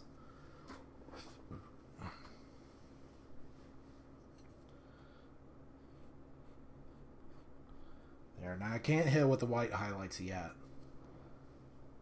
And, you know what? I kind of want to...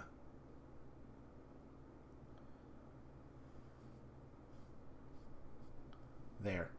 Better. I think. I don't know.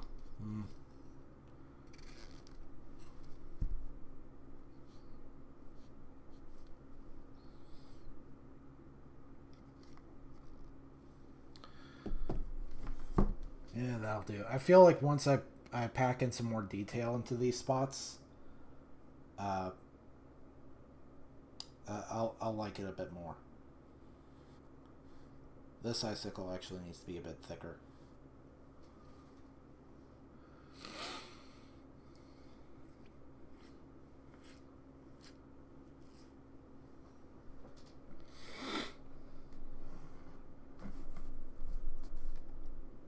There, and now flip this over. Get rid of the blue and let's try some yellow. So this is going to be blue with white highlights, and this is going to be yellow flames with orange highlights.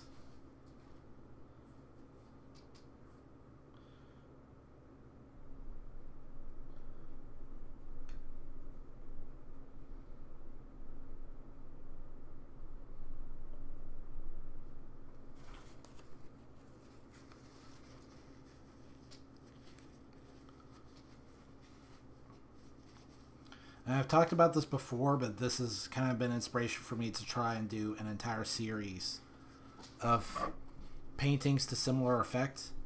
And I put these over here to stop the paint from getting all over the place, but they've been eaten up.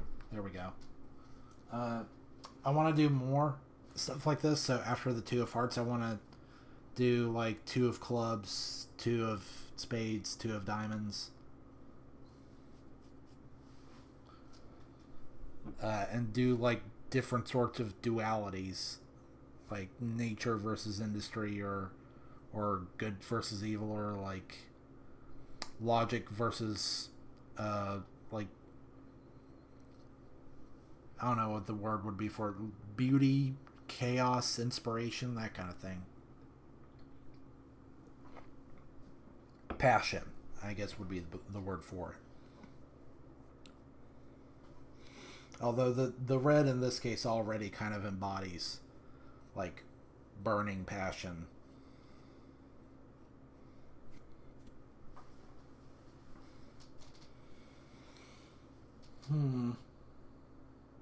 This could take a few passes because again the yellow is super thin.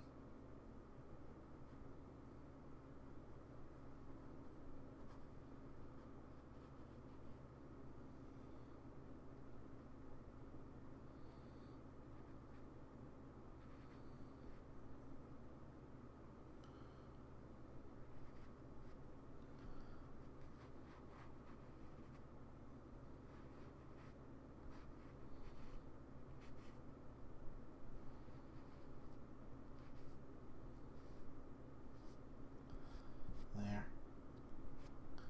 I'm super quiet during this part because I'm actually just trying to find the shape that I want to do as I paint it. I mean, flames are very wild like that, you know?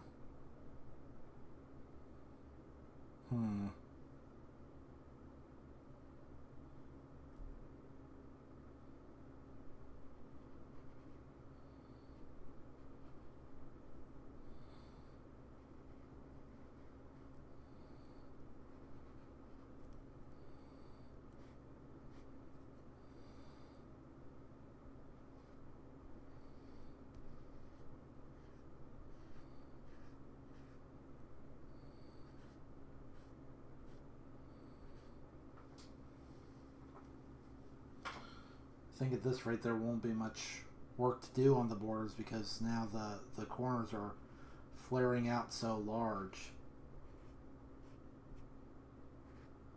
that they actually consume most of the design.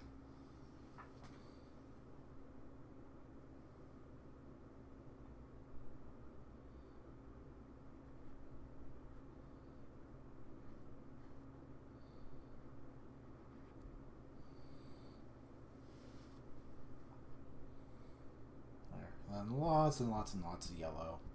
So much yellow. Almost looks like a sun now.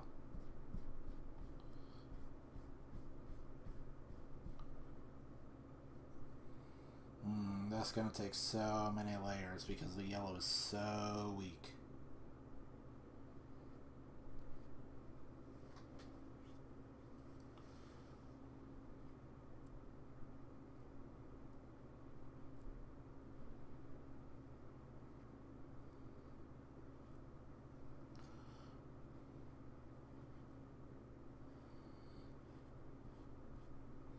But the way the brushstrokes fan out at the edges like actual fire is kind of nice, I guess.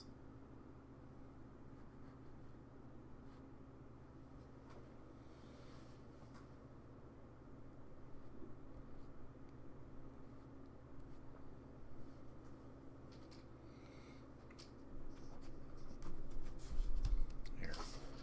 And then let's do a little flippy-do.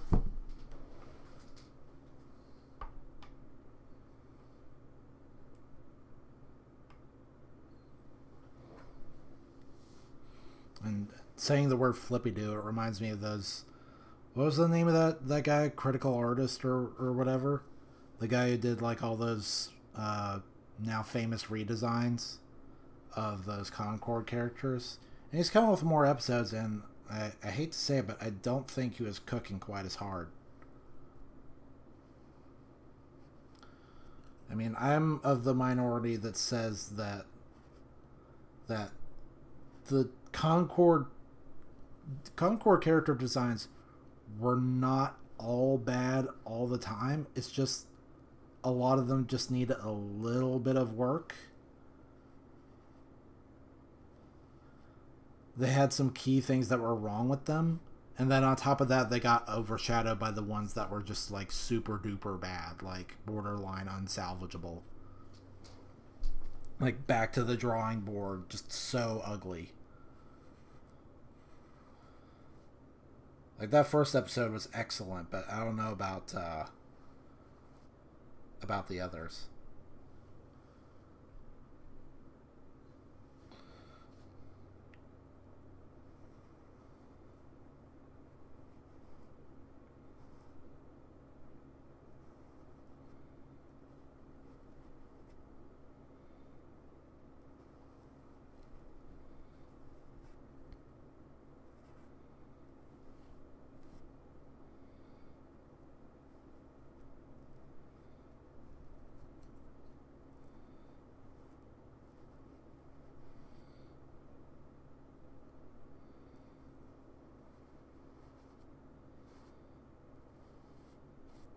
I'm kind of messing this one up.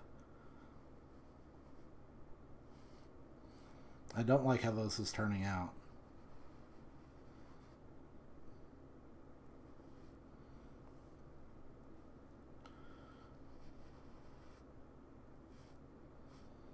No, I was doing something, and then I tried fiddling with it, and now it's just kind of whatever.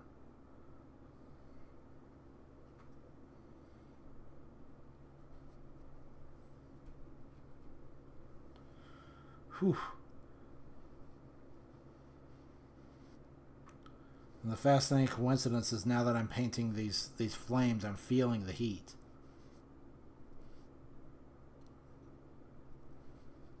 No, man, every time I start on something good, I do one little thing that like messes it up. Story of my life, right?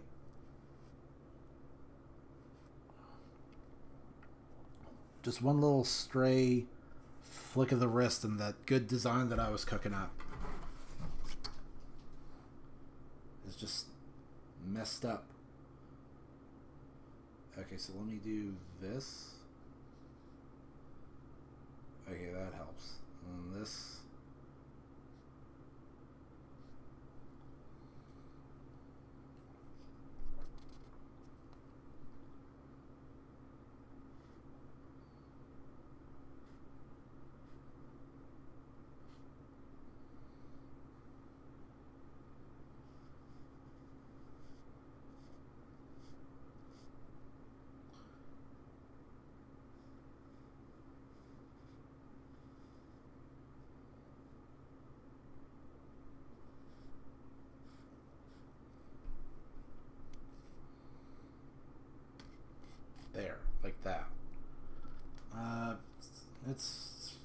It's okay.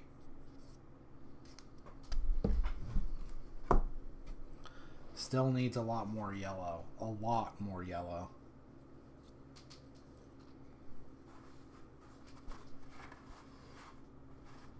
And I'm gonna need a lot more of this.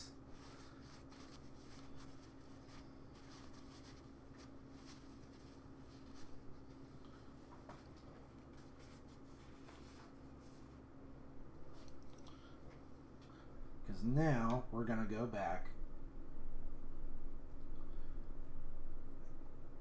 and while the first coat of yellow dries, we're gonna go ahead and throw down our white highlights on these icicles.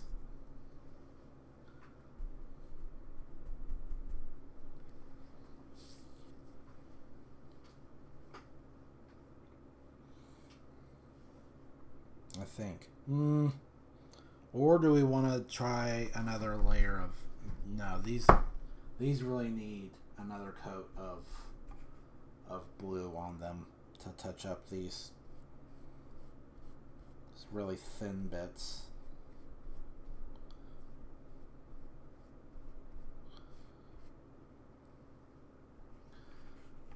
That's what these need.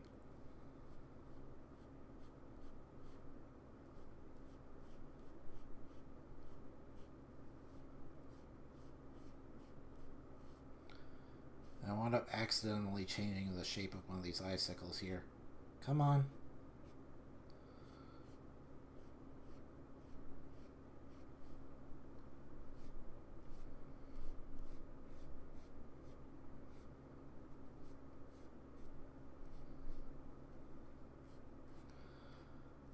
Come on, you... There. That's... Come on. There, that's fine. And then I'm running out again. I really didn't mean to do that.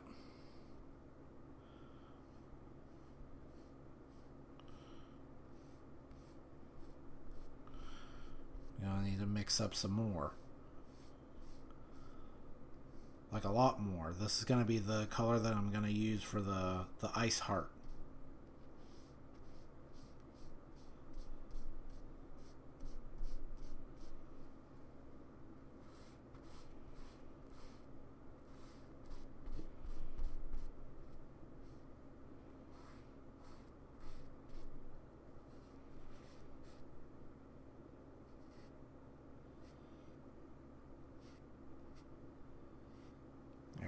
Boom. That I think is mostly okay. Still, this is too dark. Put more on there. Really trawl it on.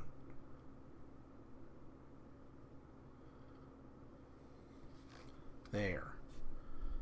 And no, that's fine. Whew. Hey, Jaren. Nice of you to join us here.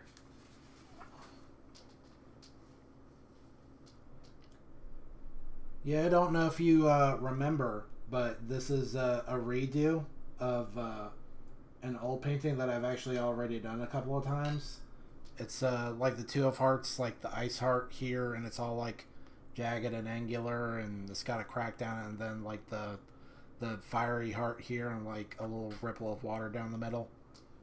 I was talking about before where I think the first time I did it was a high school, and I don't really remember what happened to it. And then the second time I think I did it in college, and I sold it for... I was trying to sell for like 40. I think I sold it for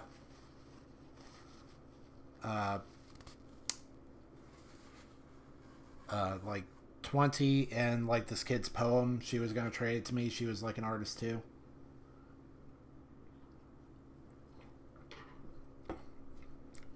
Antown on Thursday. I mean, hey, hopefully hopefully they're still gonna be a town on Thursday. I mean, now we got word about big badass hurricane. What was it called? Like Milan or something like that. And it's supposed to be rolling into town soon.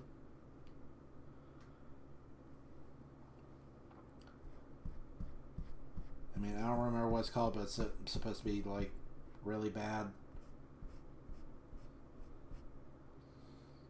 I don't know if it's going to be as bad. I heard it might be actually worse. Better prepped this time. I've got a generator. Uh, I've got my own fan, or not really a fan, but like a full blown air conditioning system. Get that hooked up to the generator, and this time I won't have to rent a hotel room for a couple days at an outrageous rate.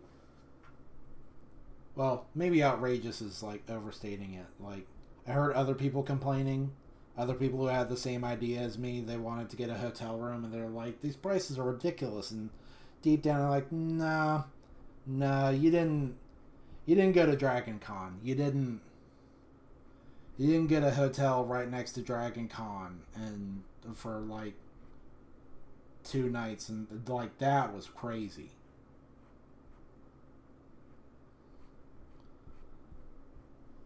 Although, you know, given the kind of hotel room that I got, maybe. I mean, I didn't complain too much of the time because it had air conditioning. That was the number one thing I wanted, and I got it. But, boy, I found myself, I found myself wishing that I had brought, like, a screwdriver and some electrical tape because there was some funky stuff going on with the shower in that place. And they also could really use a new fridge. I mean, it did the fridge thing. It kept my food cold, but boy, the exterior was looking a little rusty. And whoever did the bedding, they don't know how to actually apply the mattress cover, so it was almost coming off. And the mattress was also pulled away from the wall so you could see the scuffed ass paint job.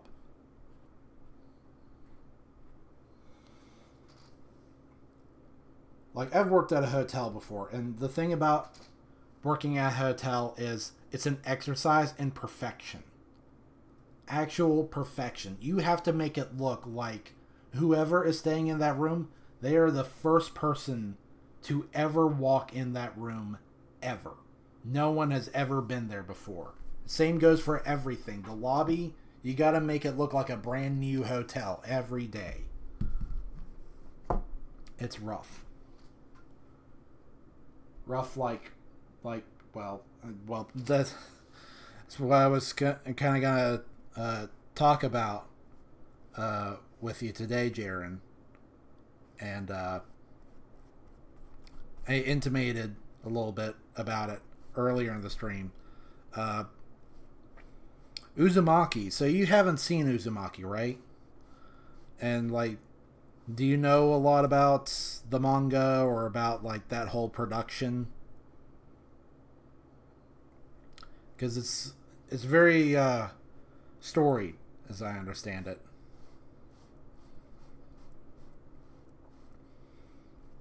I mean, I still remember the old trailer. And apparently this is not the first stab anyone's taken at adapting Junji Ito's works. Apparently there was at least one previous attempt and people were not happy, so people were really looking forward to this one. And they're looking forward to the series being done justice. And I mean, from that first trailer, it was pretty promising. I mean, it didn't give you a whole lot to see in terms of animation, but I mean, it was something. And maybe, hold on a sec, I'm gonna actually see if I can like bring that up on on this other screen. Just like the very first trailer.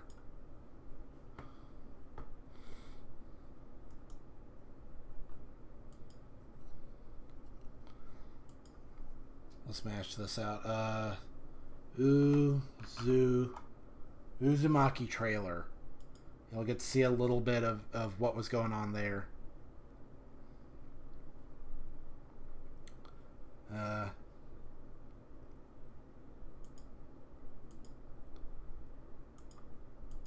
I'll do that. And then pull this up.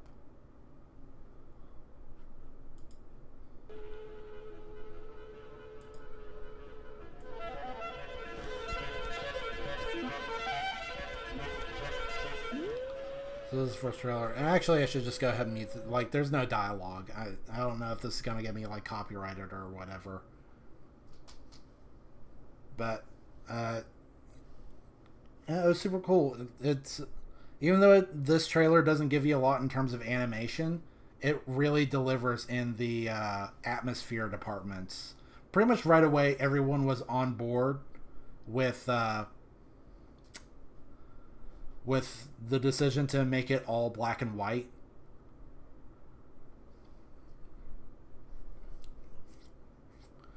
Everyone thought that was super cool. I mean, I was on board with that. That's just like a classic horror color palette right there. And then that right there, you see her turn around and it's super duper smooth. Super cool looking. So what little bit it did give you in terms of animation, very promising. This trailer dropped... Let me see. This trailer dropped August 30th, 2019.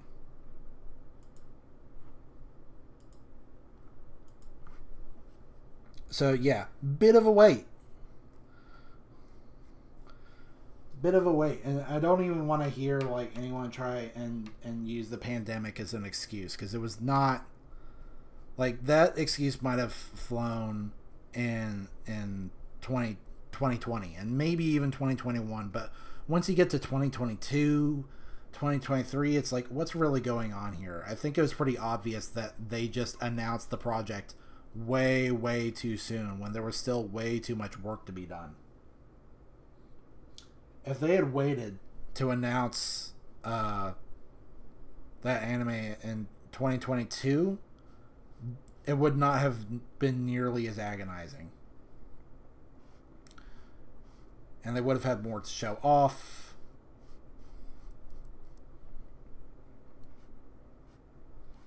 But, like, whatever. Regardless of my complaints, like, it did its job. And a lot of people that were like, you know what?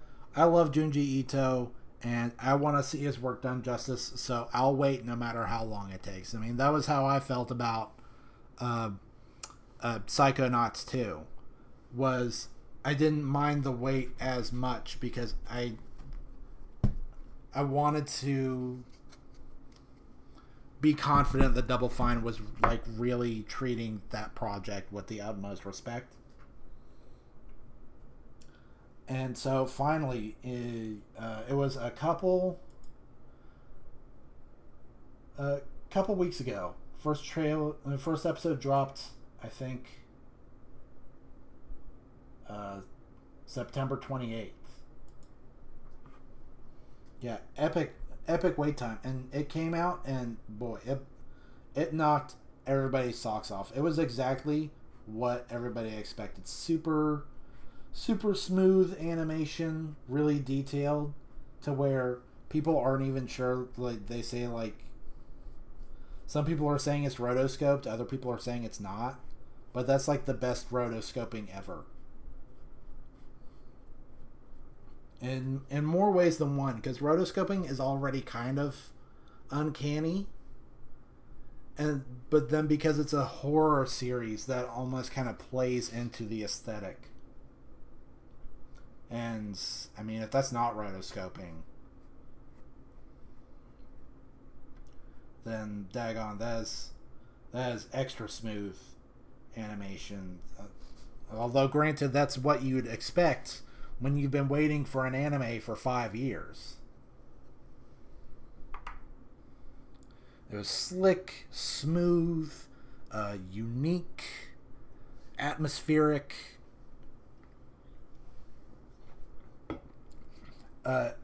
It moved at a good pace. It would let moments hang when they needed to hang, but would move forward when it needed to move forward. It was just like just hard to say enough good things about it. Just like spot on. And maybe because One Piece was on break last week, so I didn't stream. So I did not give my initial impressions at the time. If I had done that, this would have been a very different conversation. It would have just been me, like, talking big hype about Uzumaki, how it totally delivers, how it's awesome, it's everything people wanted. It's like anime of the season, maybe anime of the year. I walked away from that pretty well pleased. And then episode 2 came out. And everything changed. Everything changed when episode 2 attacked. Because, like, it just... I don't even know how to put it in words. Like, I was in disbelief. Like, literally, I was in disbelief. If I can just, like... If I can turn the camera up to give you my genuine reaction, and I gotta fix the camera here.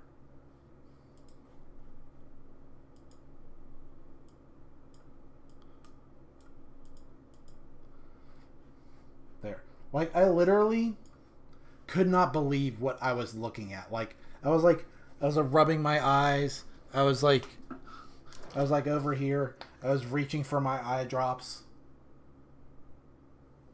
I was like blinking and like I couldn't believe it. I was looking at it, I was like, there's no way. I've got to be like looking at this wrong, or it's late at night, maybe I'm just really tired, because there's no way. There is no way that this is the same anime that blew everyone's socks off just one episode earlier. The drop in quality is astounding. It is actually unreal. Everything that was great about episode 1 is gone in episode 2. All of it. The super smooth animation, not there anymore. It's super like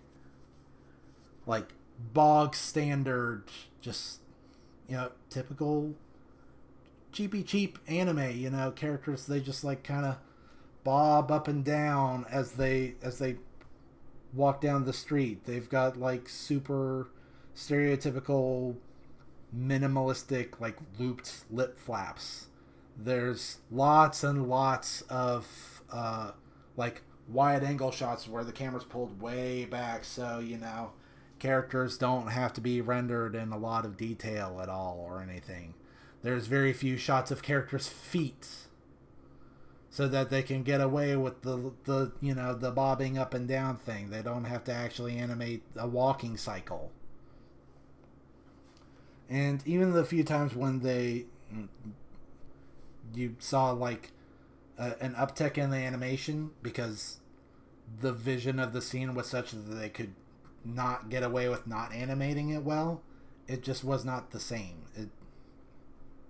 It was uncanny, but not in a scary way. It was uncanny and like this could have used a little more time in the oven way.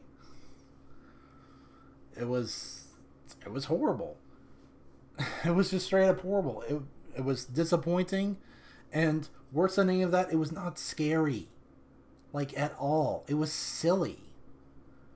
There were moments in that were unintentionally hilarious, like tense scenes that made you laugh, scary scenes that just made you scratch your head. Everything about it was off.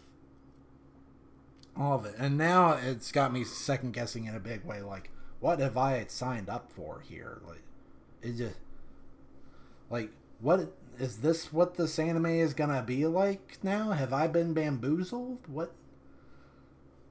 It's just, it's messed up. At least they had the decency, or not decency per se, but like the the wit to like front load the anime with like really good high budget animation and then phone it in. Compare that to Fully Coolly Progressive, where episode 1 is passable, episode 2 it just makes me want to like pull my own head off in frustration because it's so bad, and then episode 3 and 4 is whatever, and then episode 5 just randomly all of a sudden they remembered like, oh, this is a Fully Coolly anime, and we gotta have like really wild experimental animation, so they just kind of like concentrated all of that into one episode. So there's one super stylized episode out of like 6 just super dime a dozen just regular ass anime with like super surface level takes on all the classic Fully Coolly themes.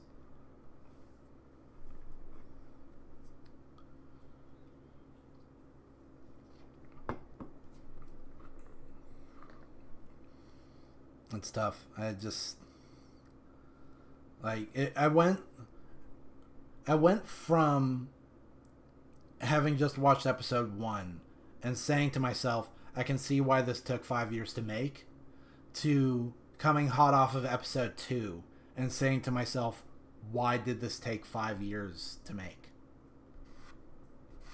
Well, I mean, obviously more than 5 years, because they had to make some stuff and then come out with a trailer and then work on it more. But so it was more like probably like 6 years from, you know, concept to completion. But like, dang, that's rough. I wasn't the only one who noticed either. I mean, some people, they don't mind. A lot of like people on YouTube, they're not as hung up on it. They're just there for the story, and they're loving it. Although even in terms of story, I feel like again it took more of a turn for the absurd.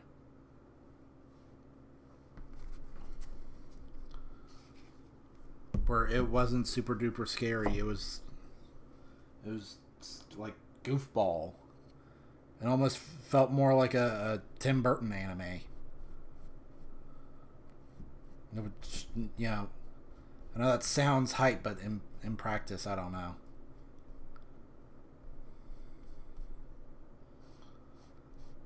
But then I'm not a big Tim Burton fan.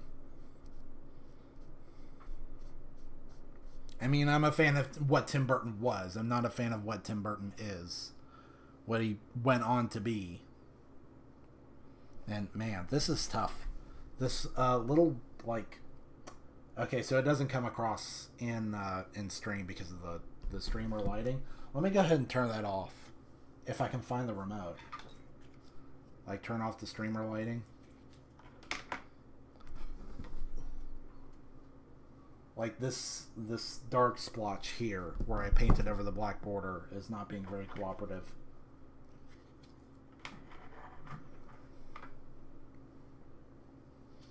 But yeah, very sad. I mean, I'll stick it out. I will, against my better judgment, hope that, you know, by the end of the series the animation picks up again. But at the same time, I feel like if this was not Junji Ito's Uzumaki, if this was just some brand new concept, like totally unnamed, unheard of anime, I would not stick it out. I would tune out right here and now.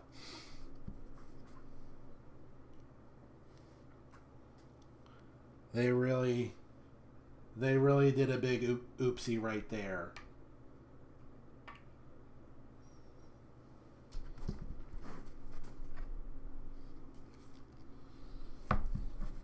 Like, it's almost worse gaining people's trust and hope and then just slam dunking it in the garbage.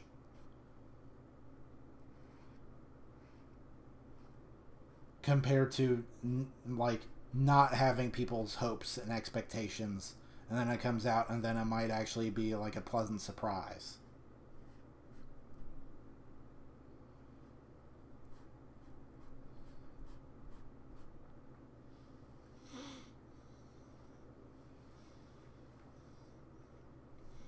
All right, man. I'll see you in a few days. And it's good to hear that Transformers 1 was actually good.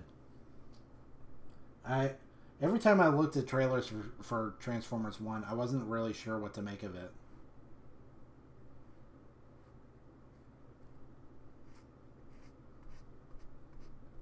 Like, it's hard for me to pin exactly what demographic they're going for. Because this is not working out.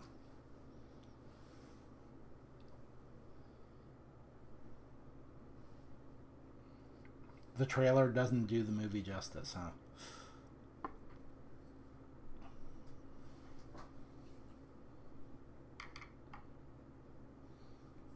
Well, on your recommendation, I was gonna say I was gonna check it out, but like, there's no movie theaters anywhere near where I am, except for the one that is so horrible that I will never go back to it.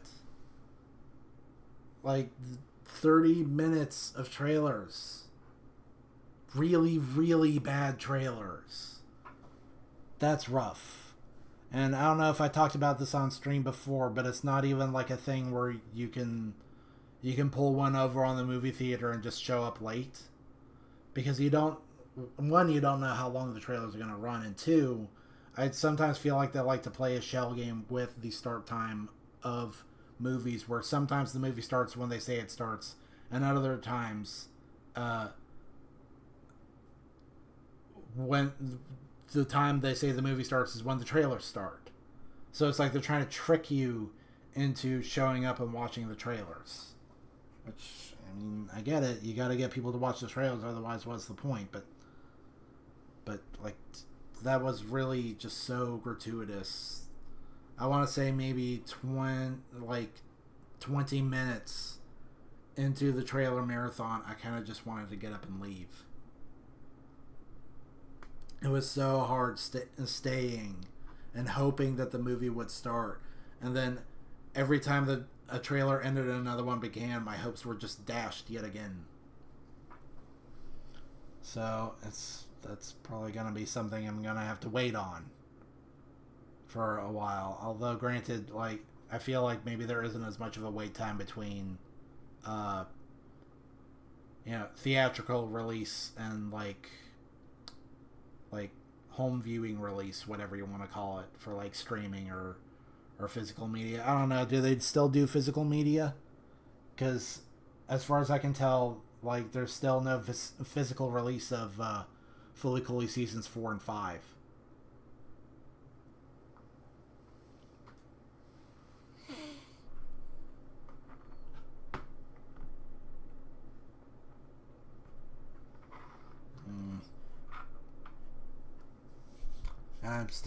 I don't have a lot of streaming services.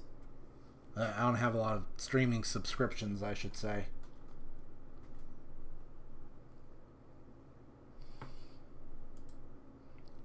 But yeah, for now, I think I'll go ahead and let you get back to your work. Oh, I just painted my headphones. I'll let you get back to your work, and I'll try and I don't know. I think I just gotta let this the yellow paint dry, and I'll come back to it later, and I'll bounce over this way and add some white highlights instead.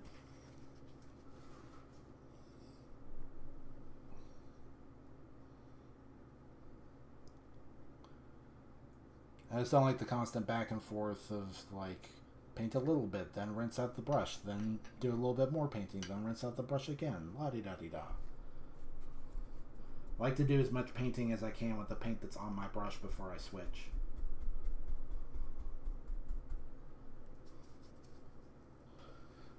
And I already need some more paper towels.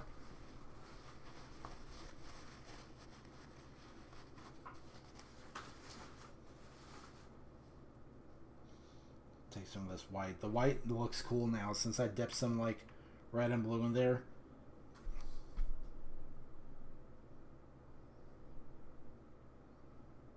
No, off. Get off. Ah, get off. Okay, now I need to pour myself some more white.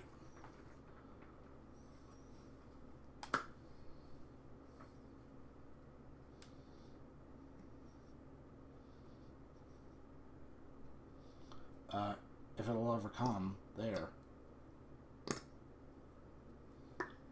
Yeah, the white, as I've shown up before, is like super duper thick.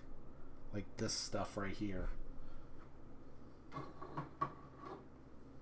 Because I originally picked it up to be like what was that sound? Did anybody else hear that? There was like a little bloop bloop sound. That didn't come from my phone, did it?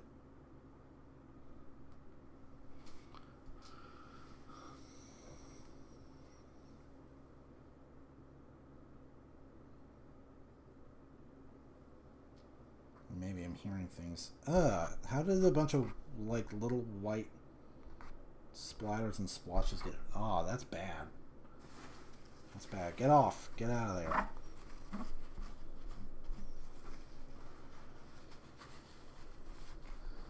Not much you can do there.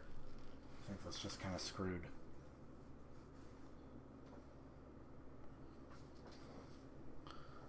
Now let's try and brighten this up.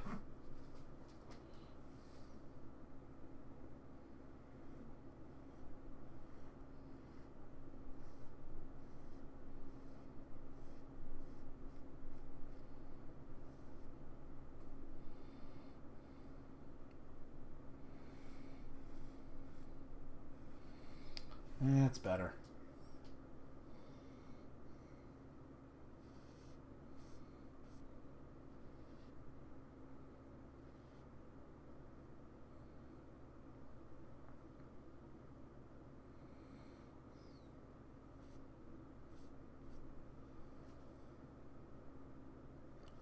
More, actually. Like a lot more.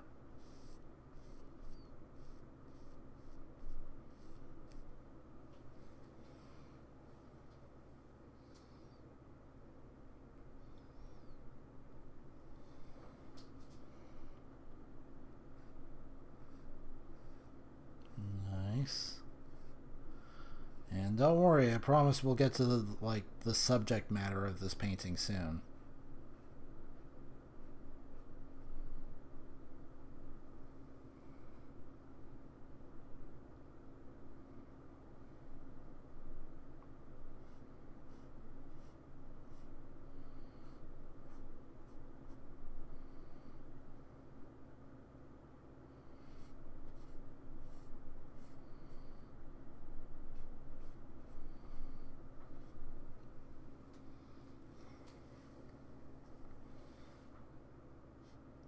I don't think this is going to take more than just this one coat of white paint. And I almost just totally flipped my paints and ruined everything.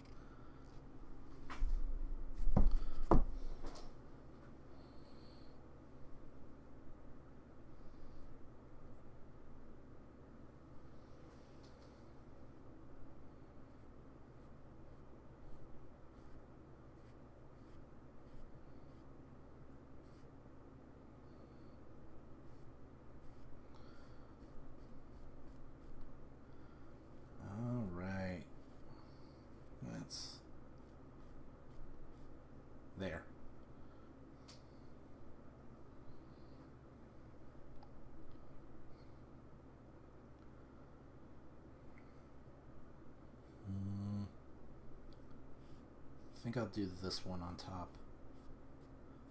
Trying to figure out how I want to do my layering.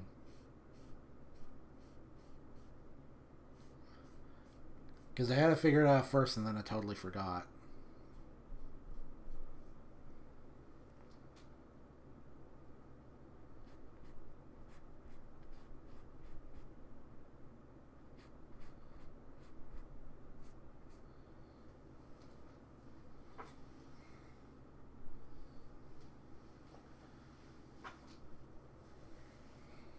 Oh, that's alright. You know what might help? If instead of the yellow... Well, I still need to do a lot of yellow. Dang it.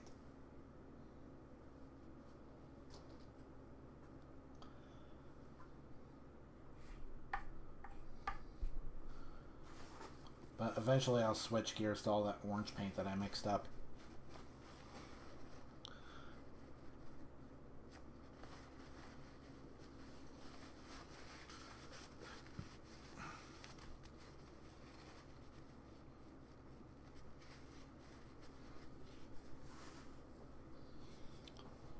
The yellow... Is the yellow dry yet?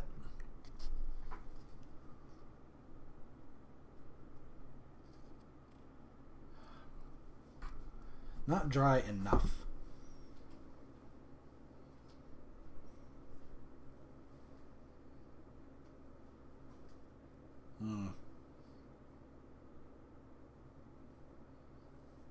So, heck on, it still bothers me that there's little splotches of white wound up over there. Can I get that off?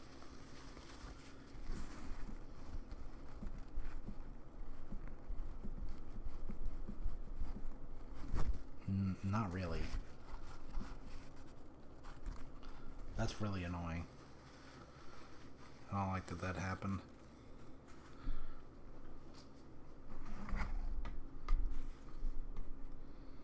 But I'll deal with it, I guess. Now, how do I want to do this? Do I want to do the little ripple first?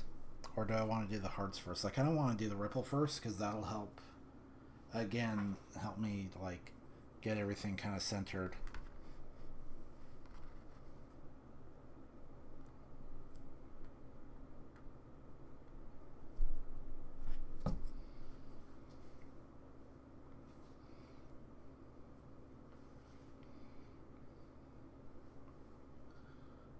And I want to try and do it in a way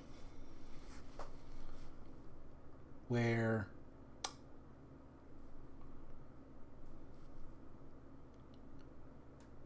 like there is no true up or down to the painting. There is no upside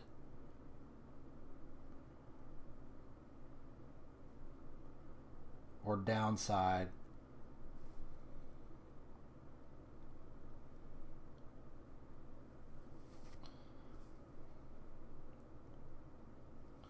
There is no true self and there is no like false self. Like they're all, and I've just noticed that I have not rotated the camera. So I'm painting upside down right now.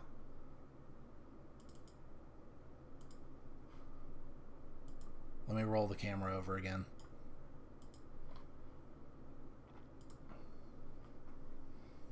Oh, that's better.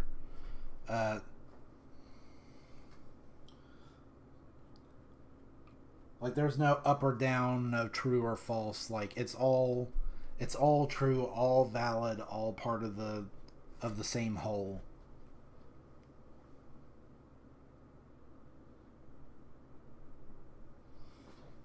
There's no telling which side is above the water and which side is the reflection.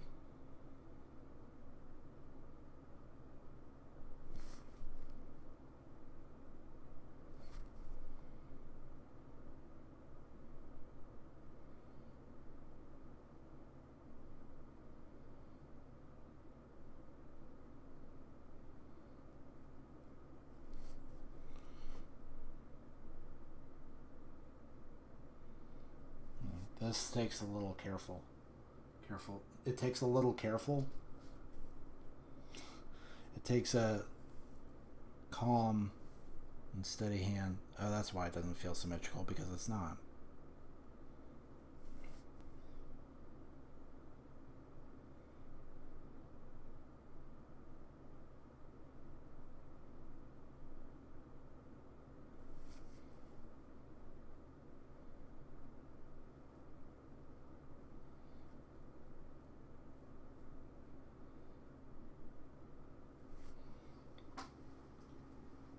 And the yellow on purple is looking pretty good. Then under that, I'm gonna do like the light blue. Although I need now, I see I need to mix up some more light blue, because that is off.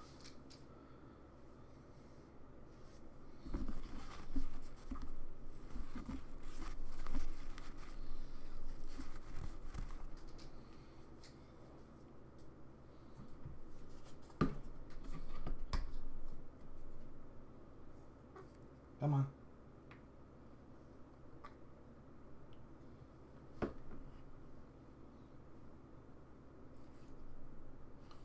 you go, and then take a bunch of that. And I realize now that I should not have done that.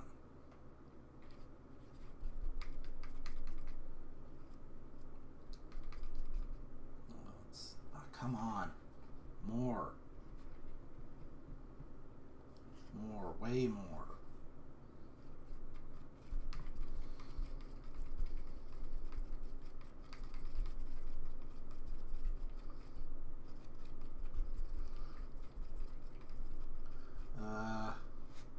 Is that right? It looks right.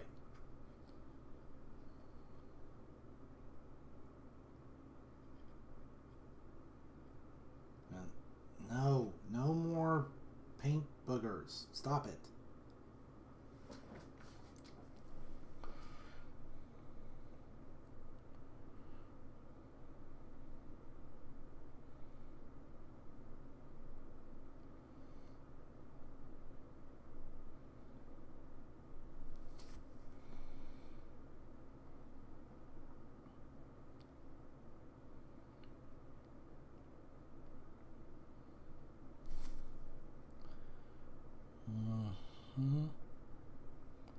I don't really like the shape of that. Fix that a little bit. Just a little bit. There we go.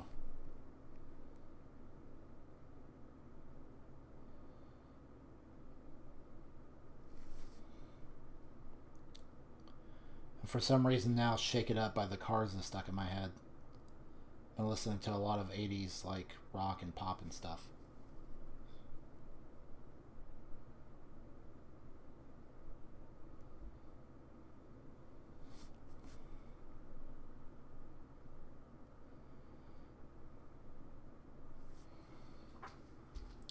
Helps keep me sane.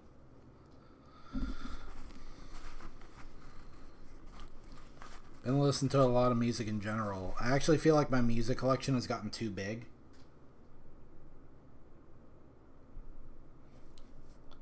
Because now there are times when I'm listening to a playlist and I realize that I'm listening to songs that I'm only kind of lukewarm on. And I'm just kind of waiting for them to be over to get to the songs that I actually like. And playlists are how I listen to my music. So if there's a part in a playlist where I feel like I kind of want to skip over it, I might as well just get rid of it. And man, I don't know what's happened recently, but now all of a sudden there's little bits of paint everywhere. All over my body, all up and down my arms and on my fingertips.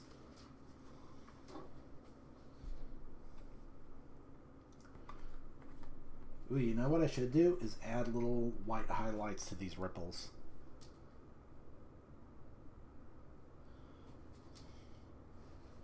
Try and... It's this. This has gotten too much paint on it. And now it's just messing me up.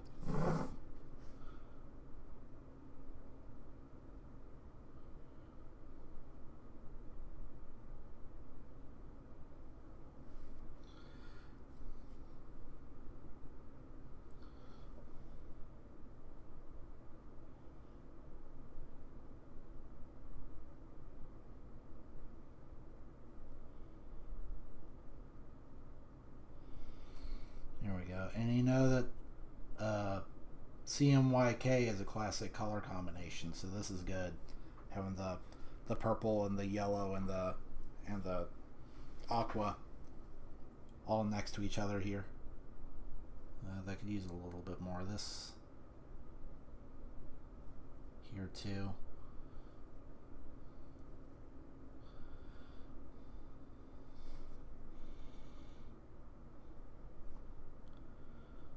There. I'm looking forward to playing City of Heroes after this. Usually after stream, I'll unwind by playing some City of Heroes, and there's a Halloween event going on. It's a little annoying though. One of the things that's up for grabs is a relatively rare resource that lets you get like cool collectible stuff, and that's what I'm really into. I'm kind of a completionist like that. But you can only get a maximum of 10 per character from doing the Halloween action. But the rare resource is tradable. So my solution is to just like roll up a new character, do the Halloween stuff, and get like my 10 ether. That's what it's called. It's called ether, and then just go to another character, and then another, and then I'll trade it to the one character, my main character, and then we'll be good. I see now what this is missing. It needs a bit of this. I think.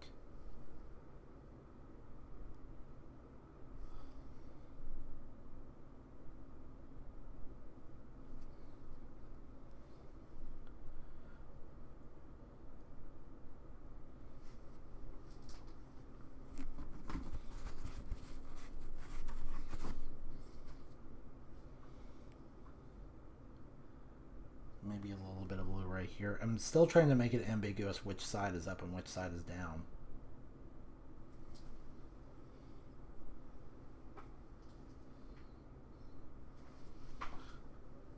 Alright, and maybe I didn't do it great, but whatever.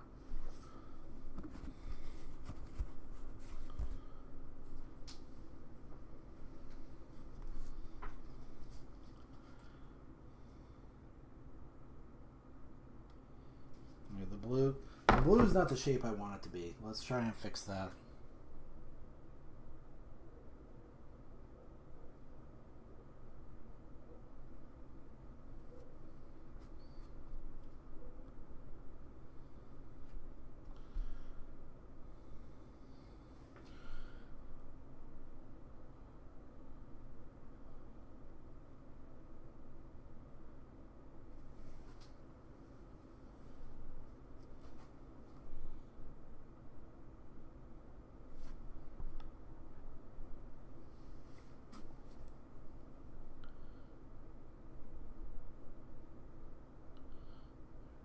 So stubborn. That's kind of globbed up there, but whatever, it'll have to do. I think now the yellow is dried out to where I can work with it. Well, I'll start with this here because this is still a little wet.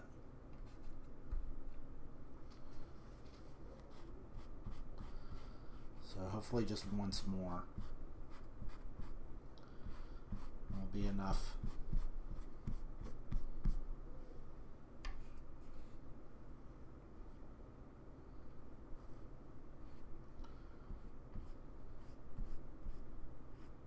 Here, I'll do like that to cover up the white bits.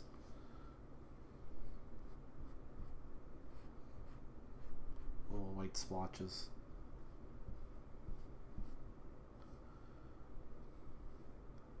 That white splotch is there to stay, though. I like the shape of the flame over here, so I'm going to try and not... Well, I just messed it up.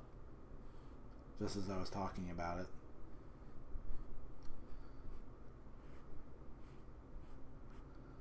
There. And I suppose it's okay that some of the flames are kind of see-through. I mean, they're flames, right?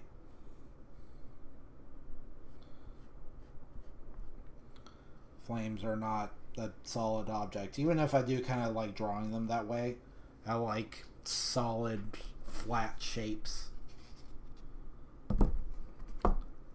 That's kind of my aesthetic.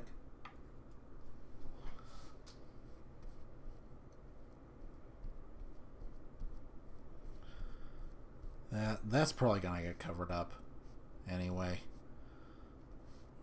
I'm gonna paint the Two of Hearts like lettering in eventually.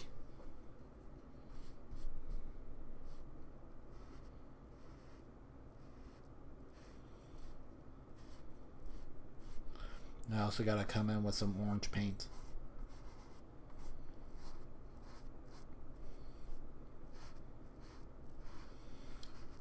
And yeah, I talked about it a little bit earlier, but yeah, part of this previous weekend, and part of why it was hard for me to get a lot of work done on like editing or whatever is, you know, the big O hurricane.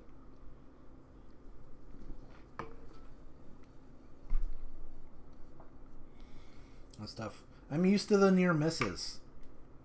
I'm used to hearing that a hurricane is going to be super big, and then it turns out to be like just really, really weak, or it just barely misses us. And this time, even though there was almost no rain, there was such an outrageous amount of wind that it it totally crippled the power grid. So many trees had fallen on top of power lines that we went for uh, a few days without power at all.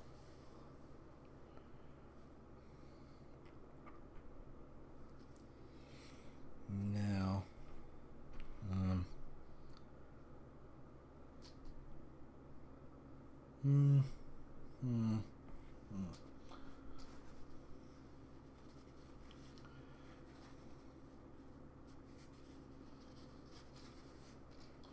See, now that I messed up that white, I gotta pour myself some more white.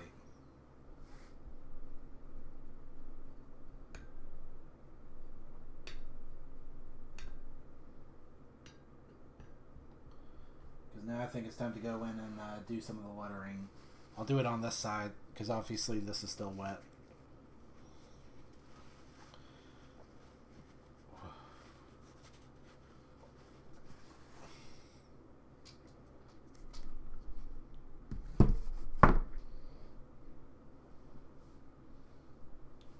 Right, more white. Hit me. Hit me, come on. Stop trying to hit me and hit me.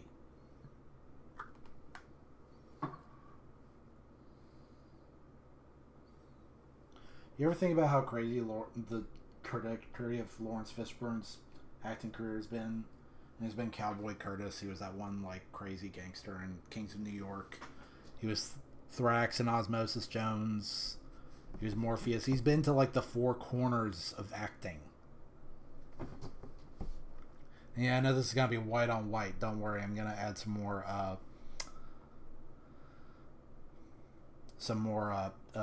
black outlines to try and fix it up. So, this is again, it's gonna be like more angular. I'm just trying to visualize exactly how I want to do it.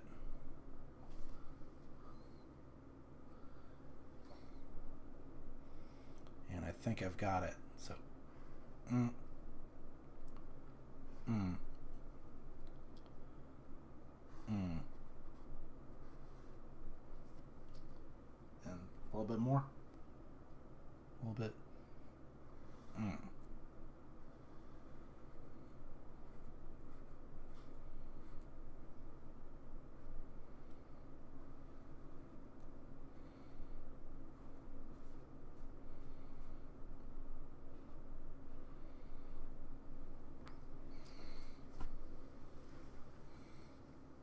Yeah, and that's actually gonna take a couple like layers.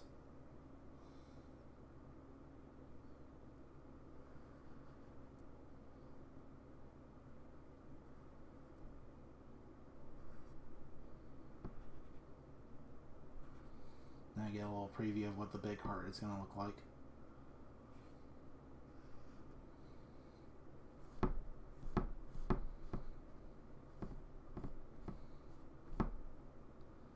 Stop rattling around.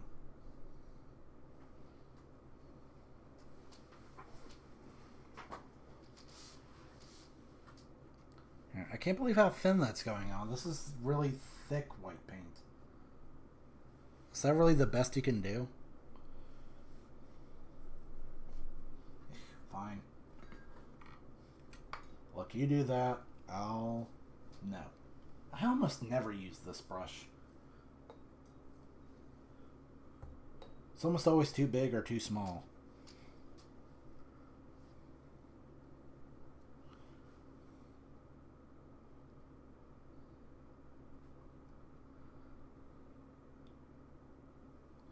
How exactly do I want to do this?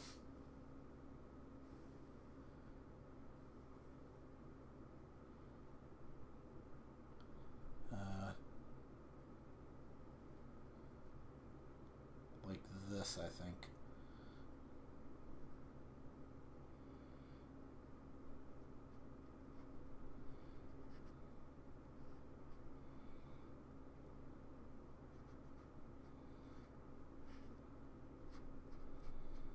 Oh, come on. I expected the orange paint to be thicker than this.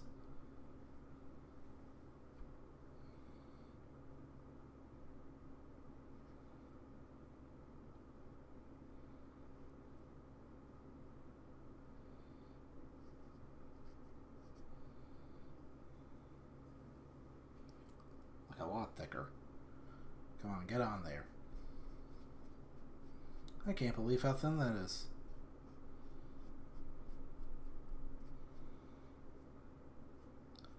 And that was the first... That Hurricane Helen, that was the first time in a while that I'd gone without power for that long. I remember the last time...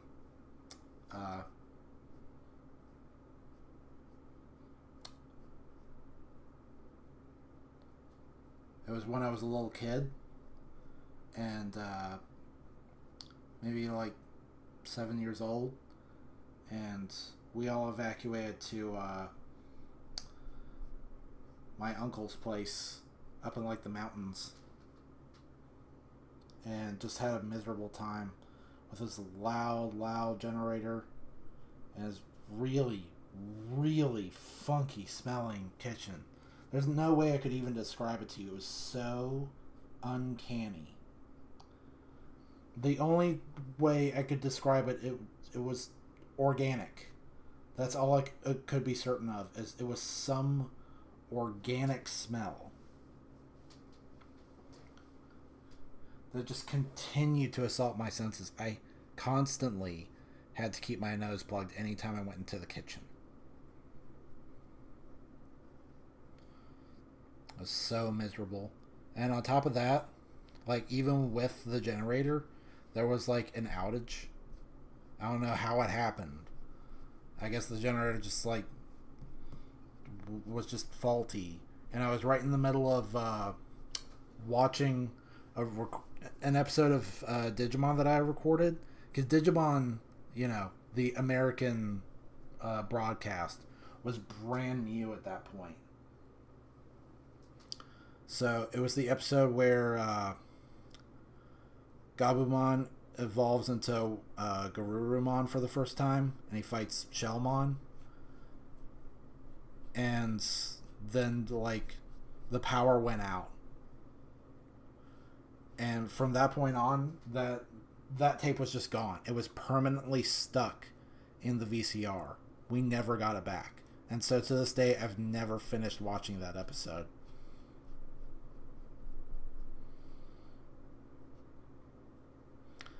And it was, like, horrible rain. And then by the time I was over, like...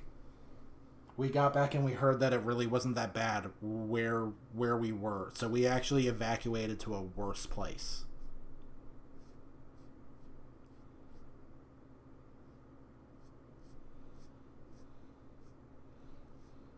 So that was embarrassing. That's almost like the setup to a sitcom episode or something. Or like a or like a comic strip in Calvin and Hobbes.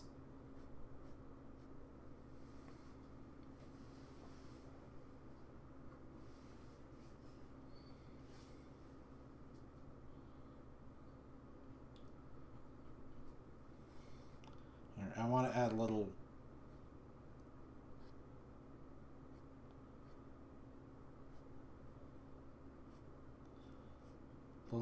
sparks, little embers going through the fire. Little like sweepy shapes, sweepy swoopy.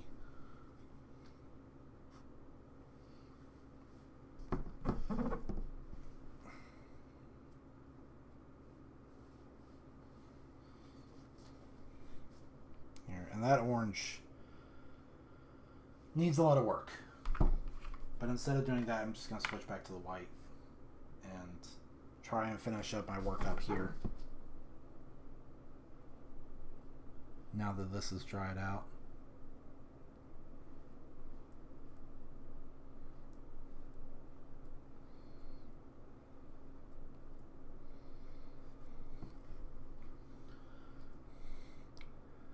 Not all evacuations have been bad, though.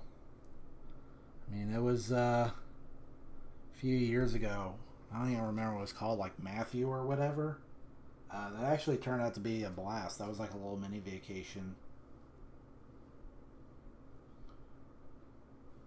Or we went up into like a really big town. We just happened to run into one of my friends that I haven't seen in a long time, and he wasn't even evacuating.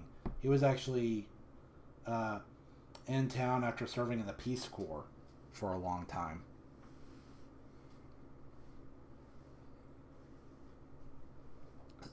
Like he was coming in from Africa, so that was a huge coincidence. We all met our friends. We went shopping at like the super fancy like mall filled with stores that I had never seen before, and they sold things for ridiculous prices because they were super trendy. Like just the dumbest things. Like I was with my parents and my mom and her friends. Like they went into a jewelry store, and I saw that they were selling jewelry made out of wood. Made out of wood for like $90. You could get the same thing for like $15 at some cheap like beachside shack tourist trap kind of place.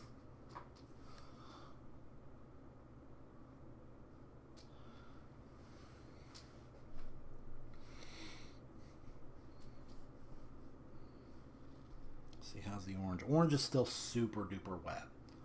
So maybe now is the time to finally dig into the big O hearts. And what's this little like fleck here? There's something reflective. Well, it's gone now.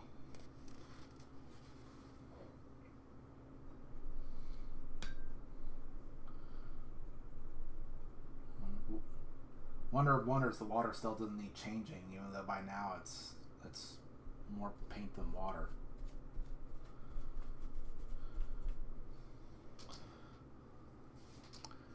Now, which do I want to do first, the ice heart or the fire heart?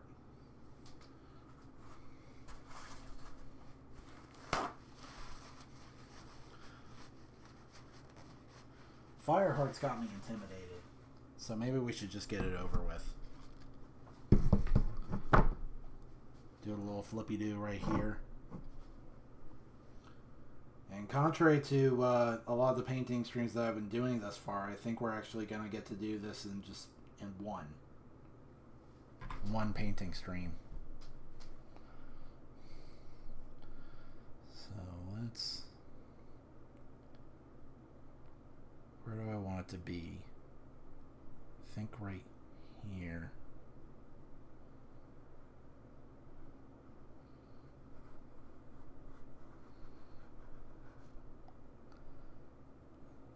Bigger.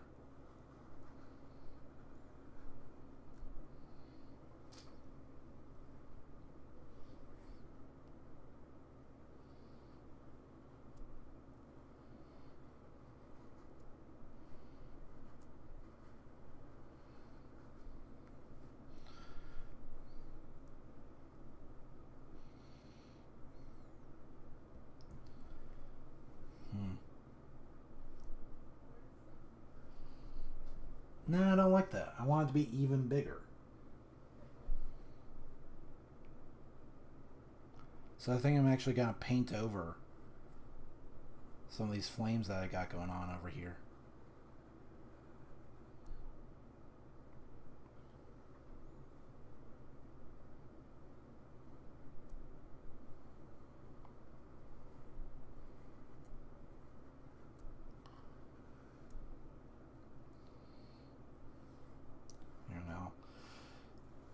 Okay, that's the hardest part, is just finding the shape and then just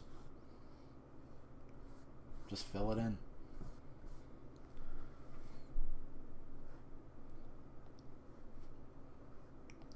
I like this. I like how much brighter it is here. Because old versions it was a little too dark. Then again, I feel like this might be a little too bright. I might want to tone it down. I'm not sure.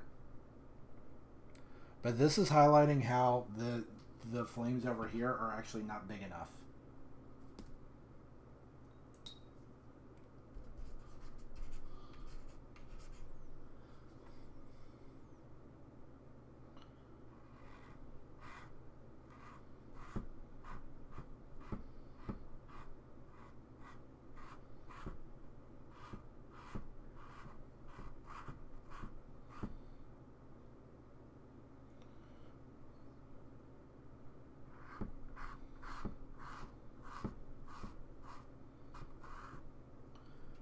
And now that the heart's here, I can kind of make it more to where, like, the flames are kind of hugging it.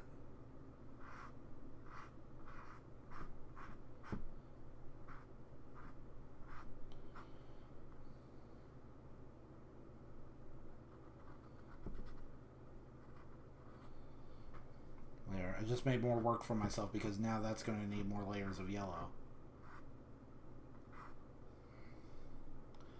But I think it's got to be done.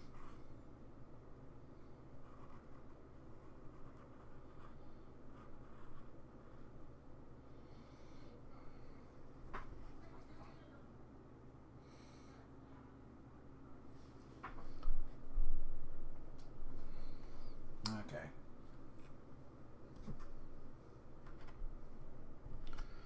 You know, I actually don't know if I like, you know, how bright that is. If I want to maybe make it just a tad darker, I don't know. I should probably just stay the course. Stick with it now. No, I'm actually going to try dipping into this deep red and bringing it in there.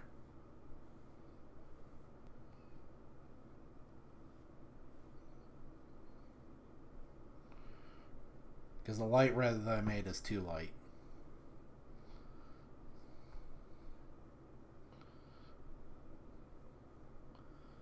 I'll try mixing it up on the canvas and see how it turns out.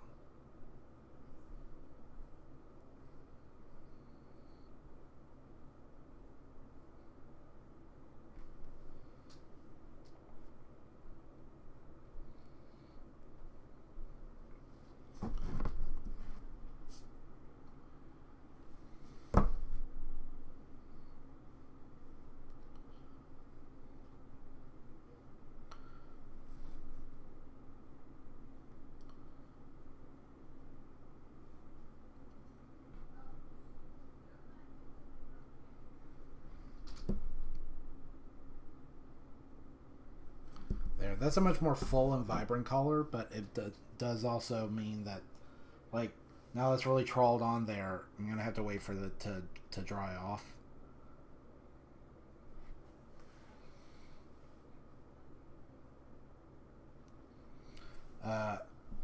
And I'm gonna give these like more big black highlights, or not highlights, big black border, and then I want like yellow highlights here to make it kind of look metallic,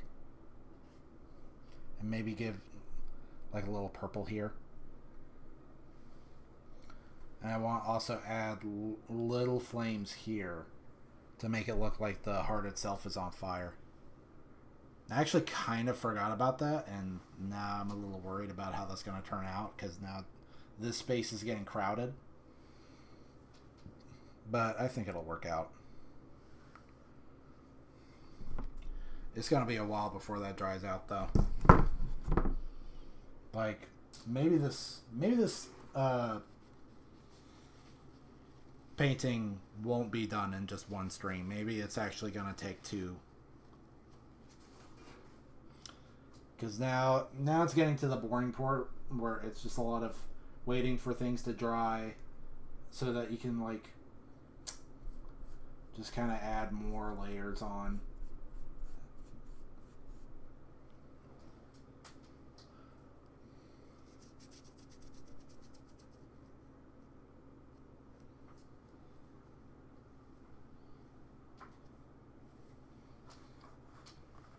And once again, I need to reach for the paper towels. Need lots and lots of paper towels.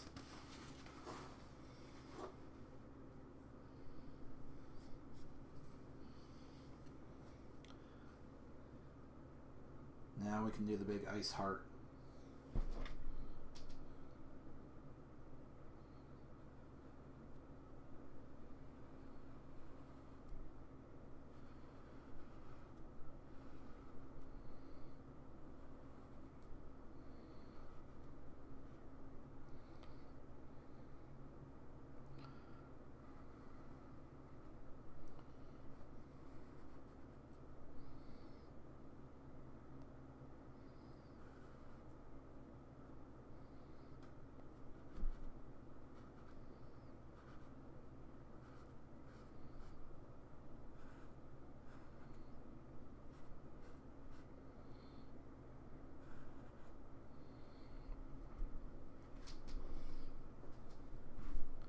It's actually not turning out how I expected. You know what the problem is? Second guessing myself. I should not deviate from my original idea. I should just do it like this. And then, yeah. That's way better.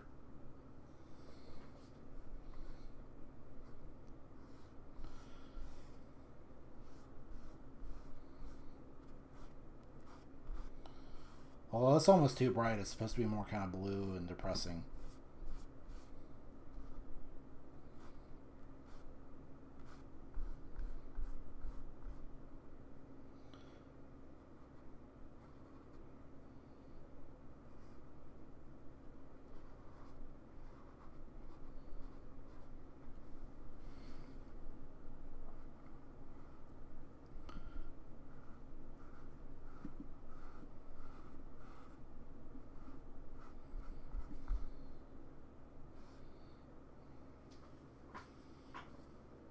There, that's better.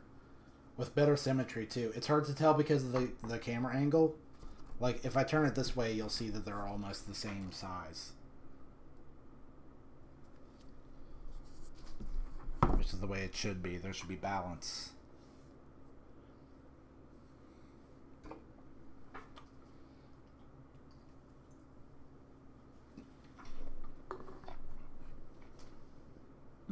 Uh-oh. I just ran out of Mountain Dew.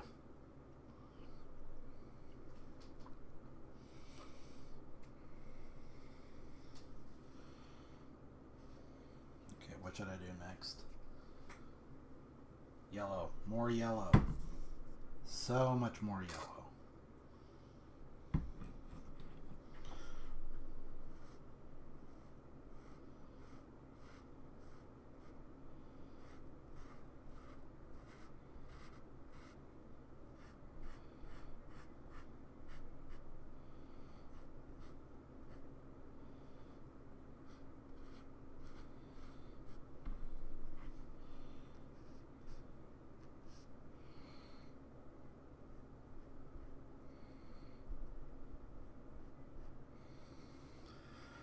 Yeah, that's gonna take a while. Dang it.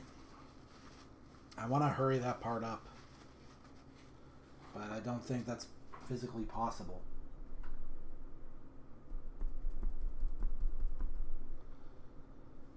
just give me some black, and then we can finish this up. Big inspiration for the design of the 2 here is the 2 in Beautiful Joe 2.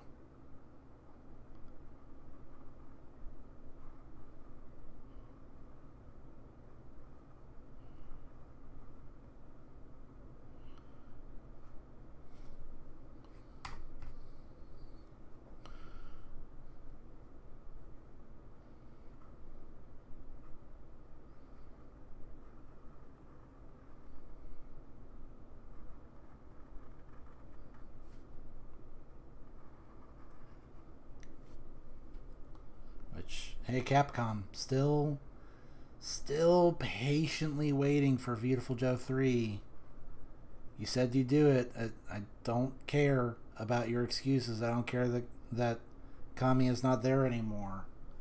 I mean, Kami is not in Platinum anymore. You can team up with him. You can bring him back. And even if you don't want to bring him back, like, whatever, there's other fish in the sea. There's other directors that you can get.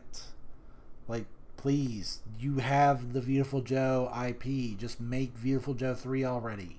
You said you were gonna do it.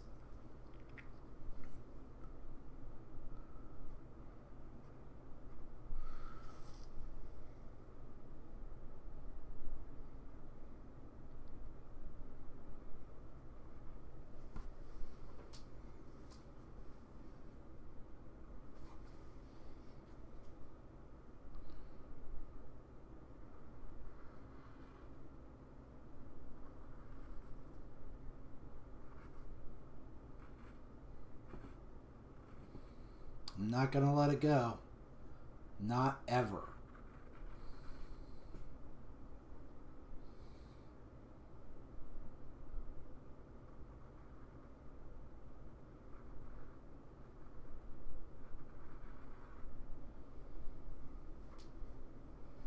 One of 2 things is gonna happen. Either you're gonna make Beautiful Joe 3, or I'm gonna die waiting.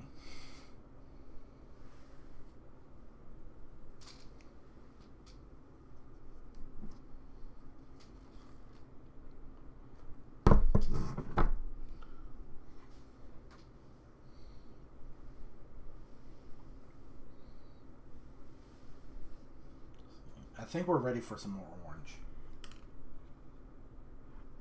I think the orange has dried up enough. So let's rock it sideways once again.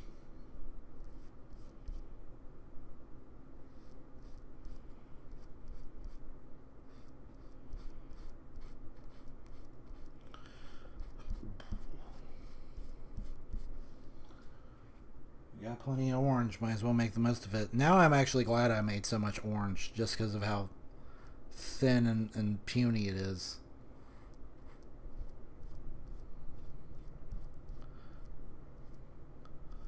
Although now it seems like it's finally, like, it's a little better than yellow. Yellow takes like 3 or 4 coats. This is only going to take 2.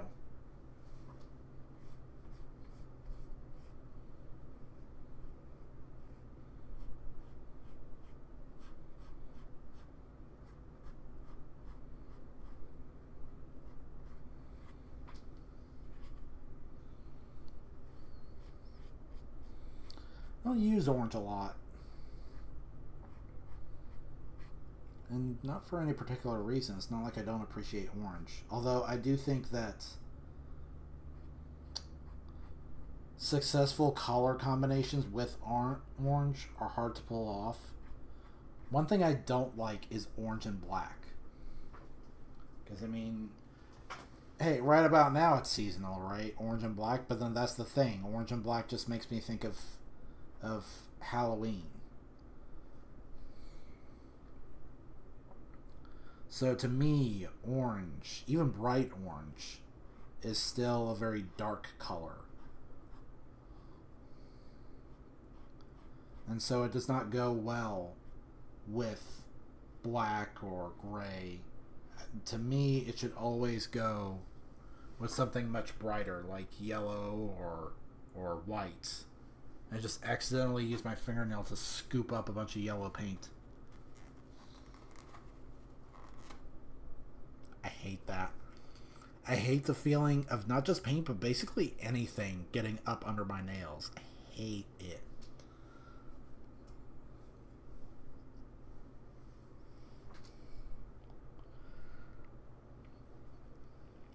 Hmm.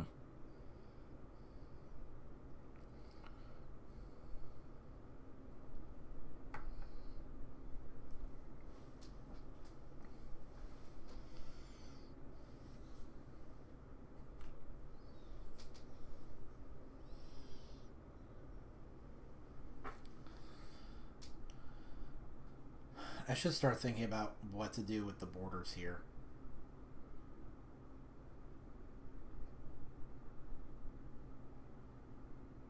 I think I kind of just want to do a big old zigzag. But maybe I want to wait to do the lettering up here first. Some more like do the borders here. Try and find the collar balance first before doing the borders.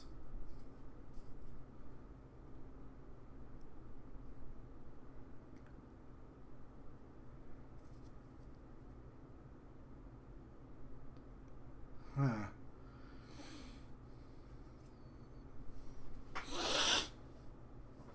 Oh man, my nose is bothering me. I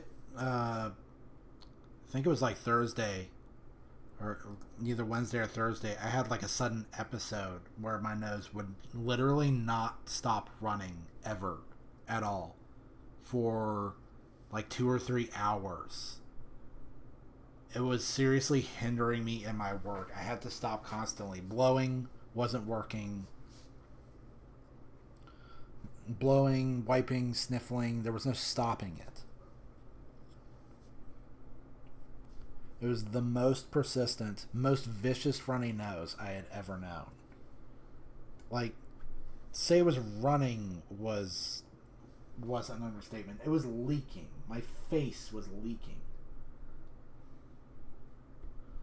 Leaking so bad that I thought I had a nosebleed at first. And I really couldn't explain why it was happening. It was so random. Thankfully, it hasn't happened again. I mean, can you imagine me trying to paint in that condition?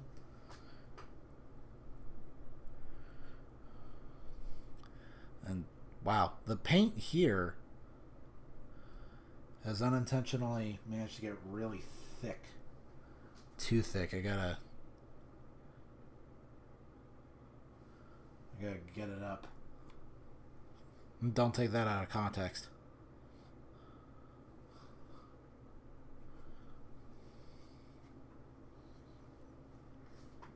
The two hearts are drying off nicely. I think it's almost time for me to try adding some more detail. Although, in the case of the blue heart, I think it definitely needs another coat. Especially right here. This edge is kind of rough.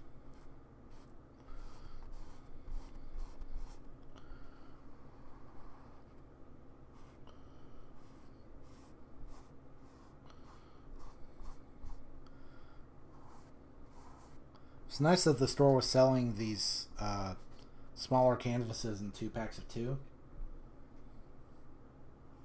So I could just get 2 packs. Or, not.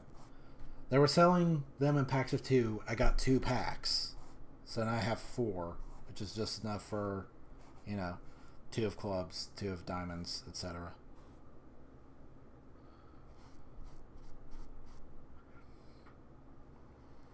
Okay, that's more to my liking. And the red heart is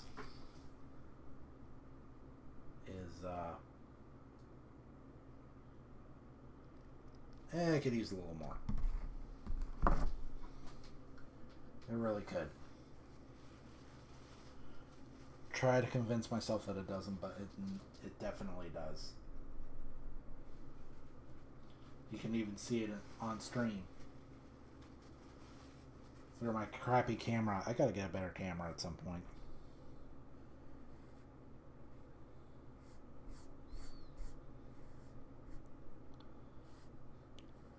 I don't remember, but I think Roomba might be streaming again tonight. I gotta tell him that I'm dedicating this painting to him.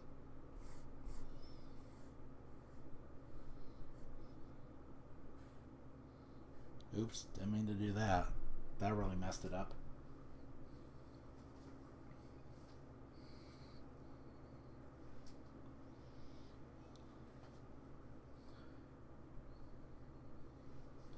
So, do this again.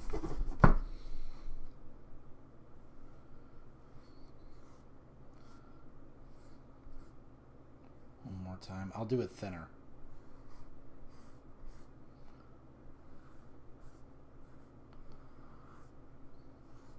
I'll do it thinner because then I'm going to do what I did last time. I'm going to dip into the bright red and I'm going to mix it up right here on the canvas.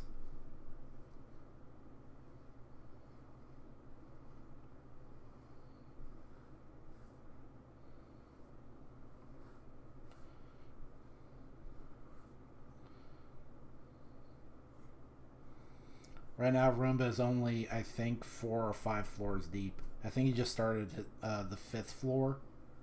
Because the thing about Rechain Memories is there are 13 floors that you gotta clear. And each one will take maybe, I don't know, like half an hour to an hour to complete. More like an hour for him because he's playing on Proud Mode.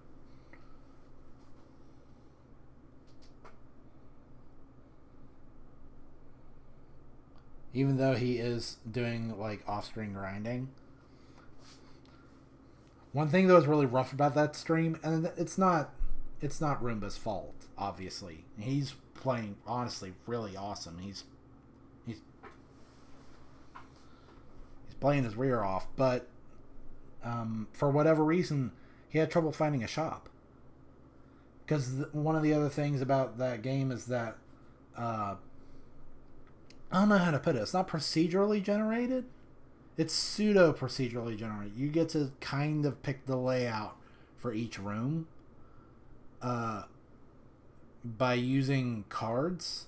Like I said, it's very card centric. So in order to go into a room, you have to like play a card that tells you what the contents of the room will be.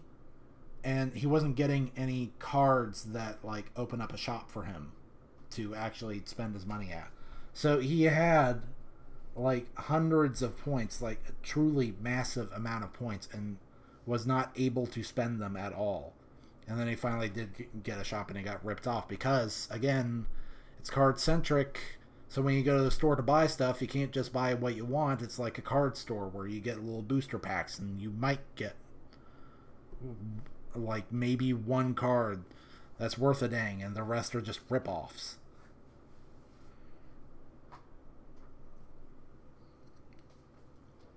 The orange paint is on there too thick, I think. I need to thin it out.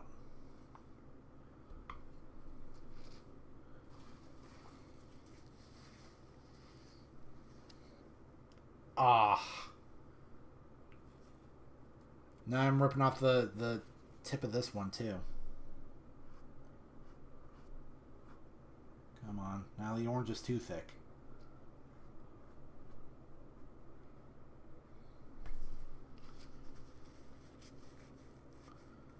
Which I never thought I'd say. You know, usually I don't believe in too thick. Yeah, well, I guess that's not entirely true. There's like a sweet spot, you know? Which, I'm not even going to get too deep into this. This is getting weird.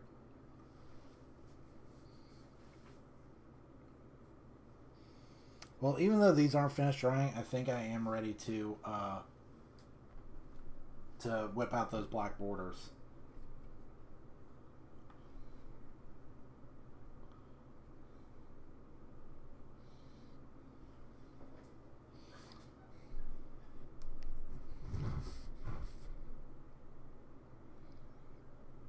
The other thing about Roomba streams is I am fairly knowledgeable in Kingdom Hearts. and even though he's played it, he's kind of rusty, and so I've kind of been coaching him, but it's hard to find. It's hard to find a balance there between coaching and straight up backseating, because I don't want to backseat the guy. I just want to help his playthrough go smooth, and to that end, a lot of times I will almost comment something, but then I'll think to myself, I'll let him figure it out on his own. He'll figure it out. There's no reason to tell him this right away. Or I'll say to myself, I'll let him like take 2 or 3 tries at it. Usually when I give Roomba help in Kingdom Hearts, or really anytime I give anyone help in any video game, it's usually because it's something that I personally struggled with.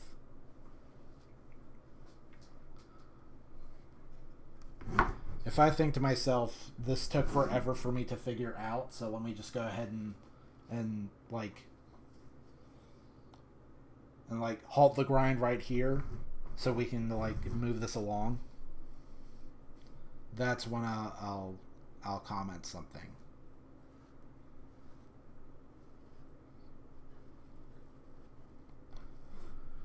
Or like when he gets lost. Like getting lost in video games just isn't fun. It just isn't. And no one likes watching someone else get lost in a video game. Again, it's not Roomba's fault. He's doing its best. It's just that, well, let's say he's in an underwater level, and I have long since held on to the belief that underwater levels just suck. It's an almost universal truth that underwater levels in games suck. There are very few exceptions. In fact, by my accounts, the only exception is the underwater level in Psychonauts. Now that's a hype underwater level, but usually they're just awful. So when Roomba winds up in the underwater level and is truly and utterly clueless on where to go, I sympathize with that. Because it's an underwater level. It just sucks. It's laid out bad. All of a sudden there's way more verticality to each level than you could have ever accounted for. And there's weird movement gimmicks. It's just bad. So that's a case where I'll go ahead and help him out.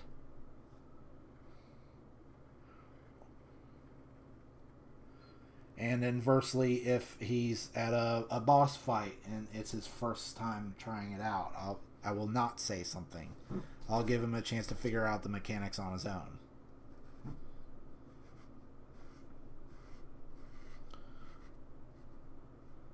One thing I was surprised to witness in his Kingdom Hearts 1 stream is that he almost never blocks. Never. In fact, he unequips the block ability. Not out of any... It wasn't even out of any desire for, like, challenge either. It wasn't that he was challenging himself to beat the game on Proud Mode without blocking. It's that he literally did not like blocking. He didn't like it, and so he turned it off.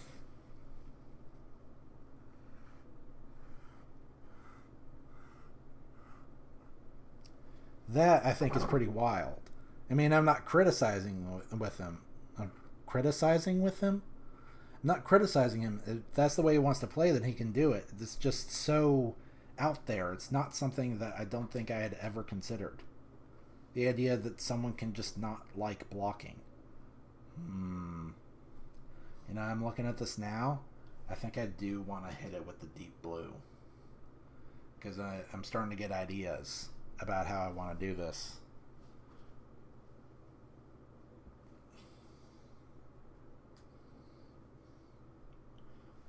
Where we can have some, like, the light blue can be like highlights.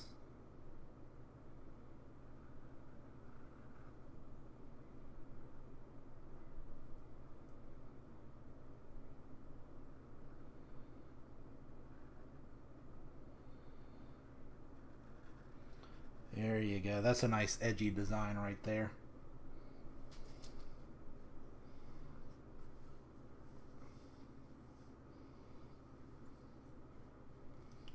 And now, well, now I'm going to take the red out of this paintbrush so I can dig into the nice bright blue.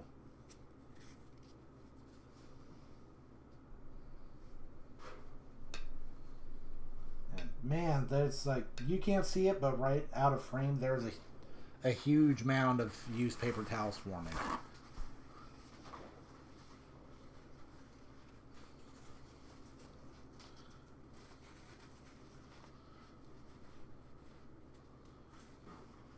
I wonder how long the batteries are going to last in my little Halloween decorations.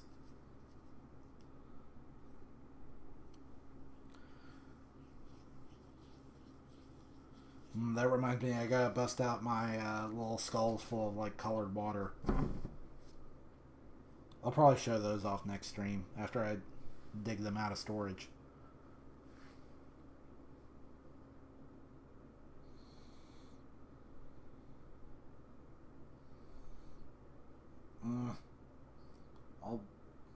It's all boogered up again. There you go.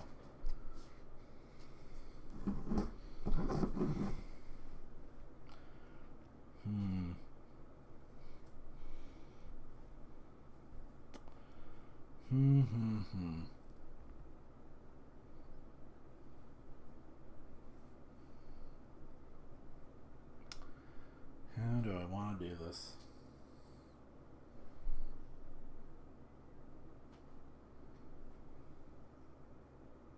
Like this.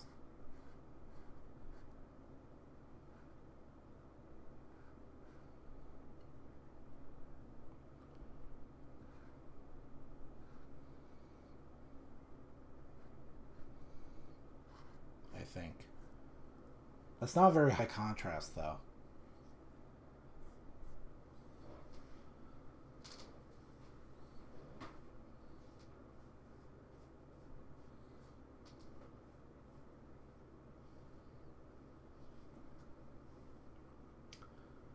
But I have an idea. See this white paint over here that I ruined?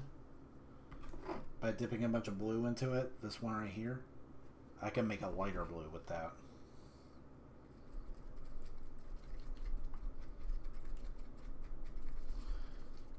Just mix that up on the fly.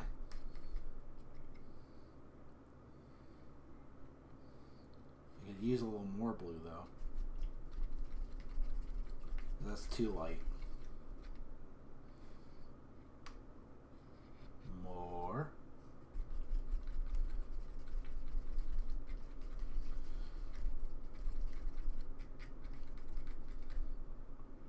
Even more.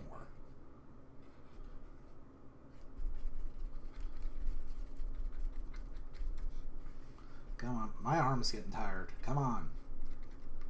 Give me something good.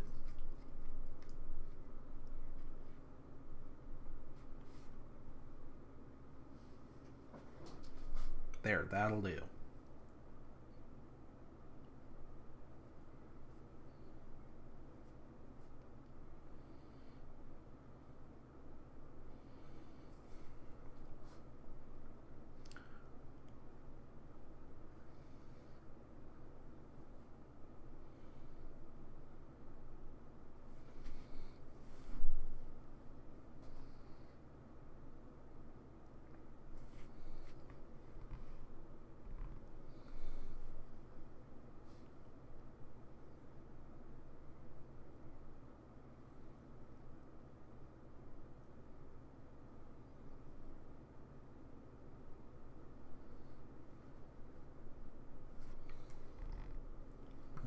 More.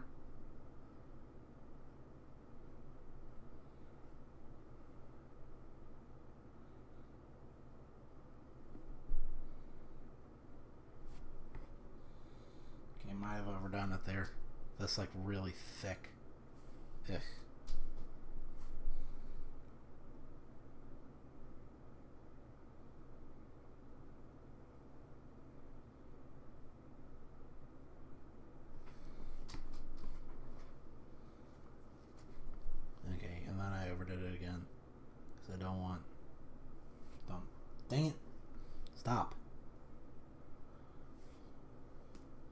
Colors are mixing when I don't mean them to.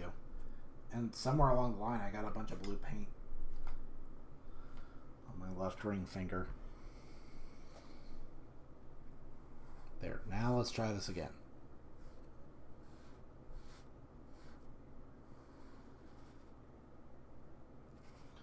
This one has a lot more tints going on than I initially planned.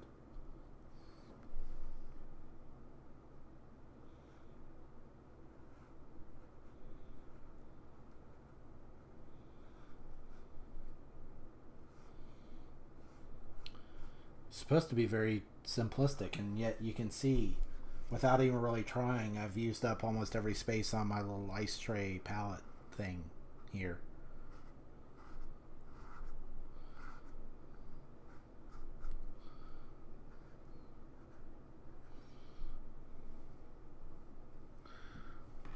Oops.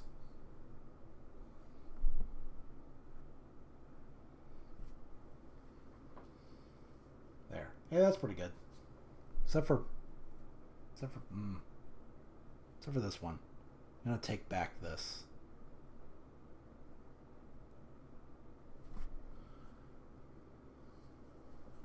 And this, actually. There. Those didn't happen.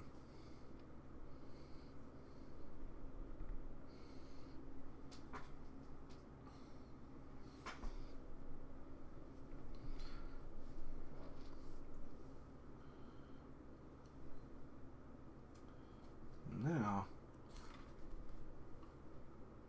you can go back to this, take the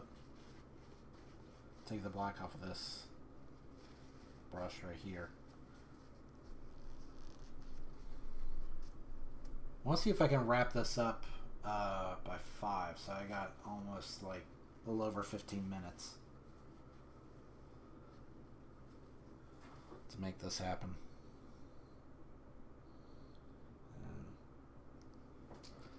Maybe I shouldn't have taken the black off of that because I'm going to have to use it again later.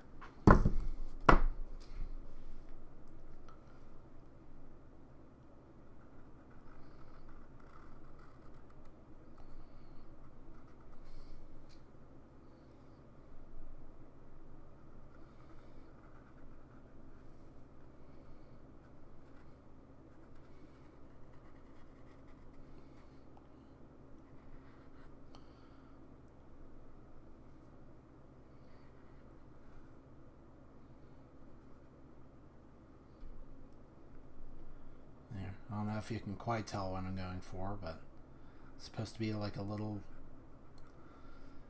I don't know, like a little, just a little bit metallic.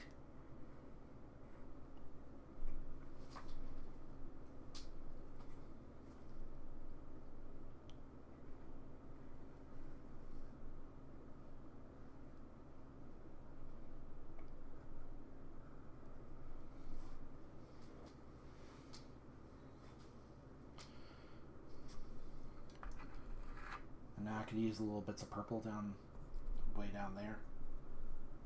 Get rid of this orange. I don't think I'm going to use any more orange, actually.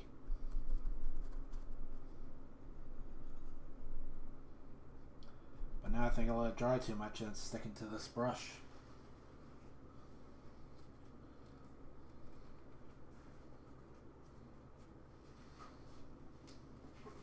Oops. No, don't paint that. Golly.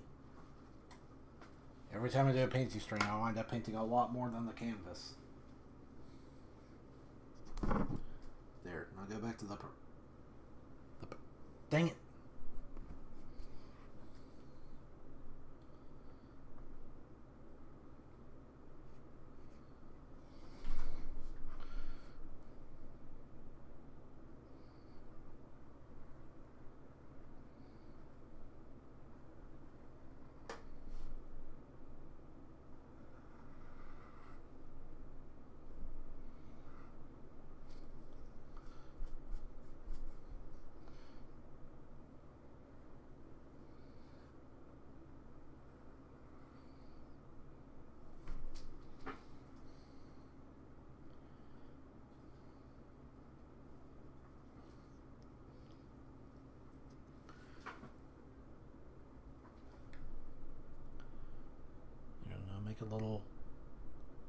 make a little droplet right here.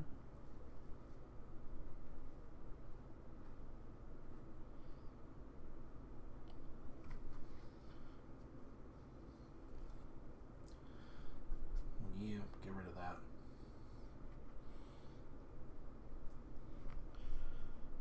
You can make a little blue droplet right here, although it's going to be hard because there's still a bit of wet black paint right there.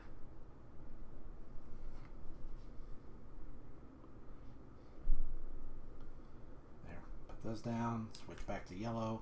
Don't paint my nice keyboard, please. Just got more paint on my finger.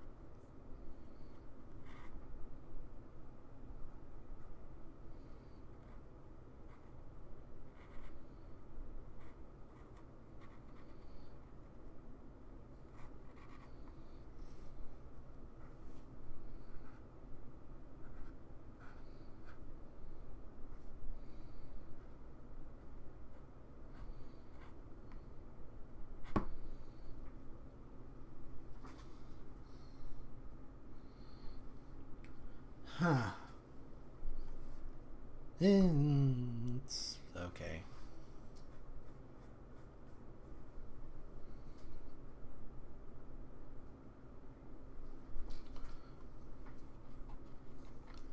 I guess now I can take the big brush, make it white again, and then put my lettering up on the red side.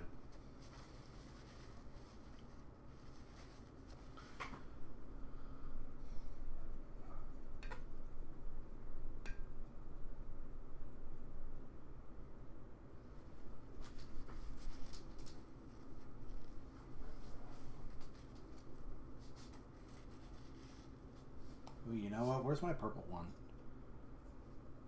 Because you know what I want to do now? Now that I've done the purple on this one, I want to do purple on this side down here.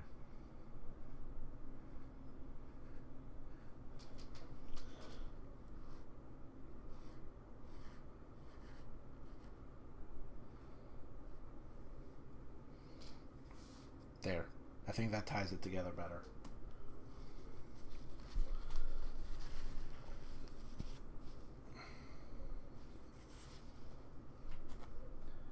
It would also help if maybe the purple here was actually kind of touching the edges.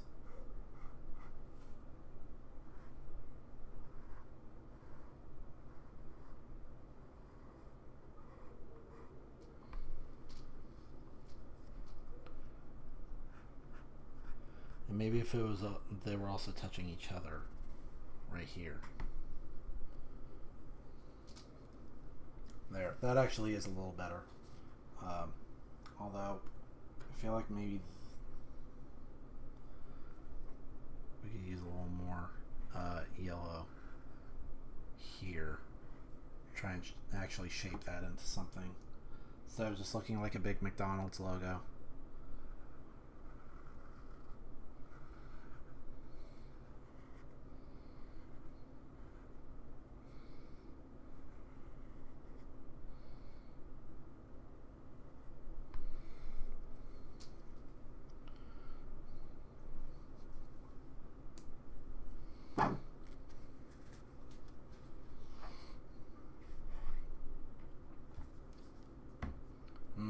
You know what?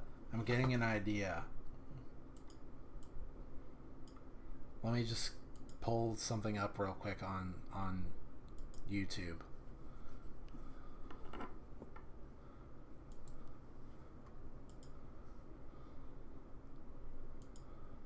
That's not right.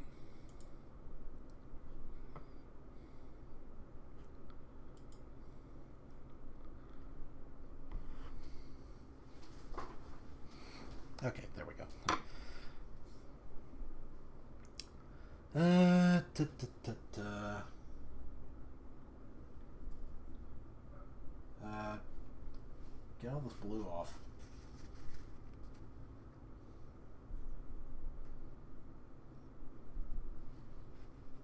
Because now I want to put little itty bitty white highlights on. Well, I want more yellow here, first of all.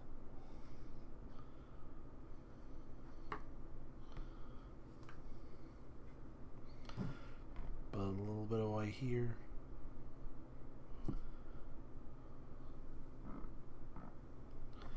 And a little bit of white here. Goes a long way. What am I touching that's like all covered in blue paint? I keep getting it on my fingers.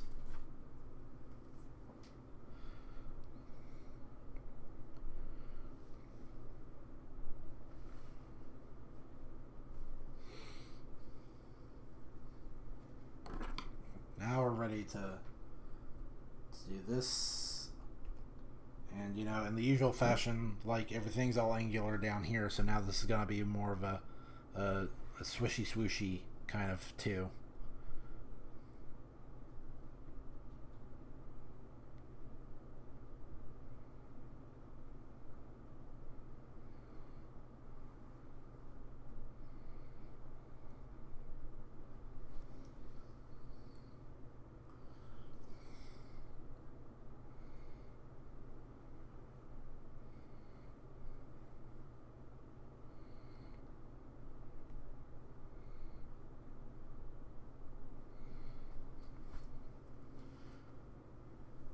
There, that's nice.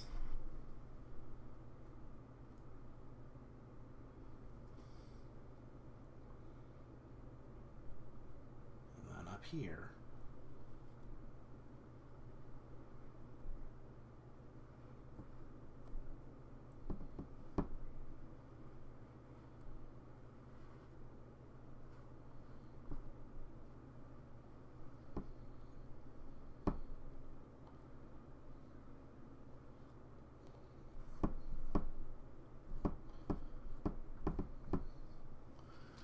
Not 100% sure about how that turned out.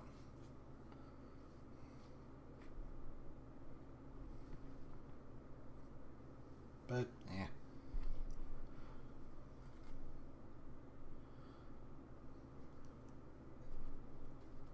So here's what I'm going to do for the borders, right? Super basic. Just like zigzag with little dots.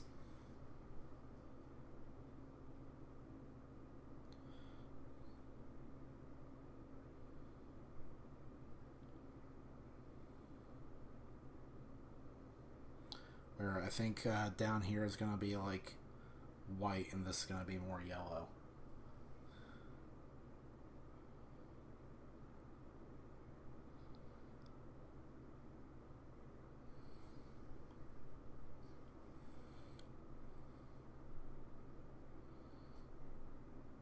And then boop, boop, boop, boop.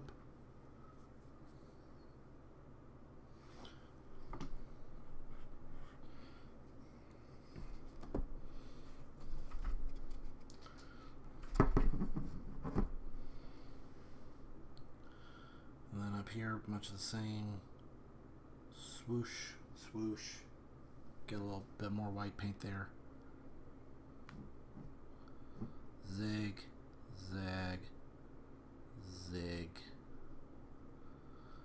And then boop, boop, boop, boop.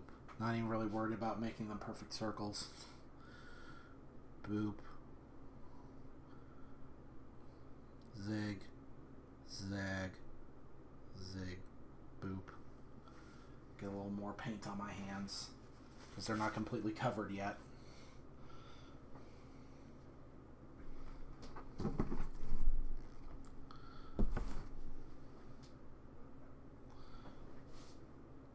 bit over here. No, that's a little too. Whatever. Zig, zag, zig, zag. Zig. Zag.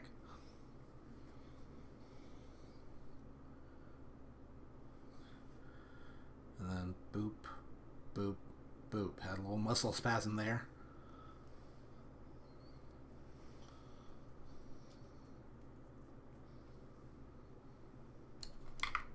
But, whatever. This is ready for more white. And then, oops, didn't mean to do that.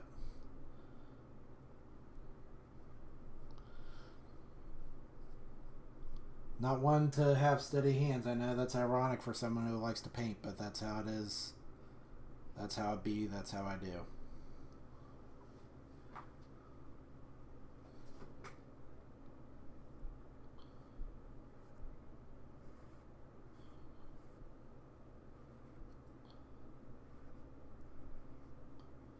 Just really want to see if I can get this done.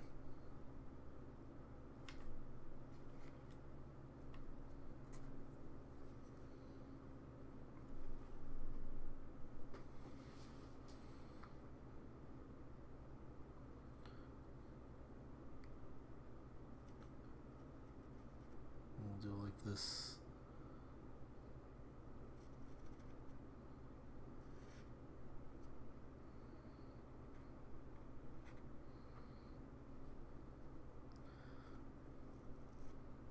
There.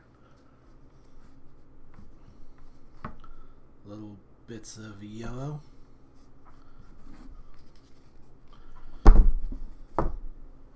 Little flippy floop.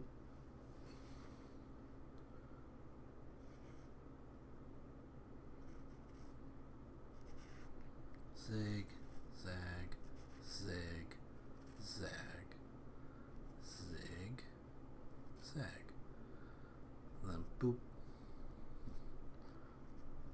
boop, boop, boop. Maybe I should have made these white dots a little bit bigger.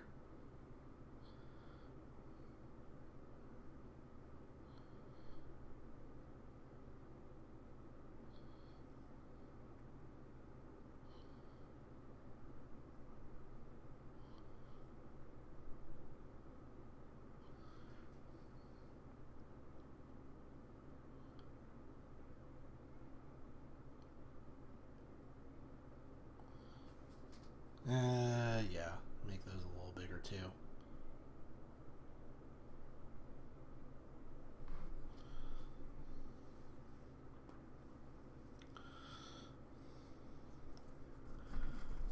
And then here comes the dedication part. I'm going to dedicate this to Roomba by painting his little Roomba face all the way at the top.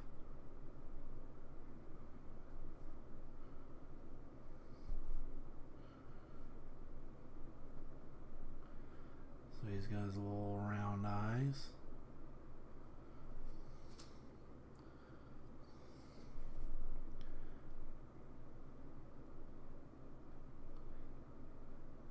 And his goofy little smile.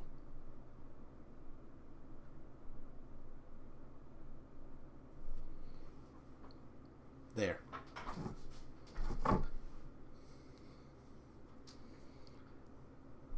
And now I just gotta add the black outlines on this. And I think that'll do it.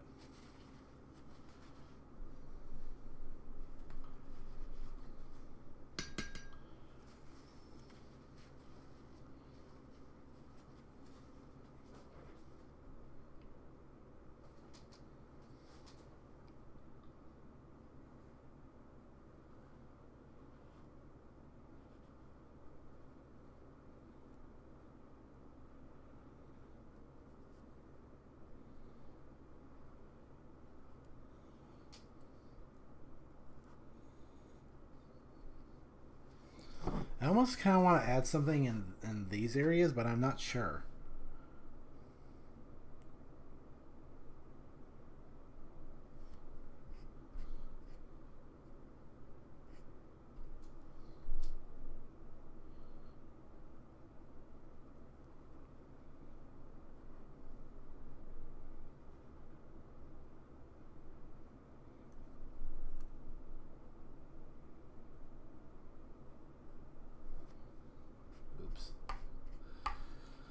consequences of not waiting for paint to dry. Continue to ignore them. Just like how Roomba and his Chain of Memories playthrough, he always ignores the health upgrades. For some reason. I think he does just mess with people.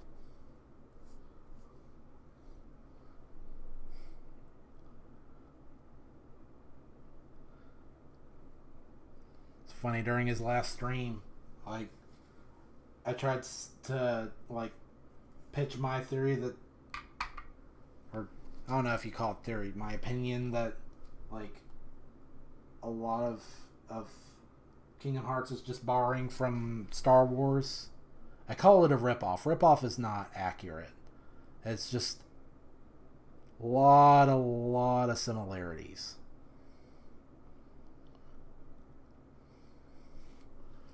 And to combat me, he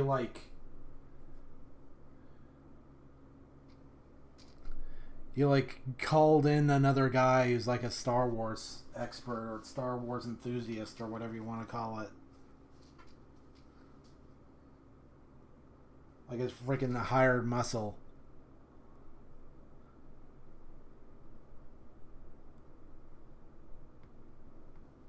Okay, that paint is trawled on there really thick. I actually don't like that. Because now that's going to take a super long time to dry. I should not have done that. Whoa. Well, that's not good. Now there's paint all over the dang old place. Yellow paint and dust on my brush.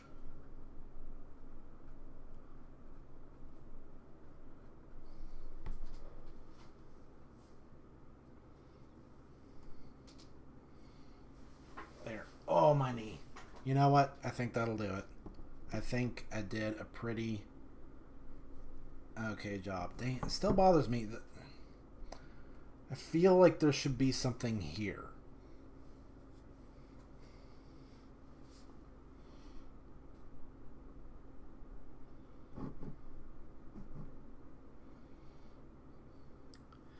But I don't know what.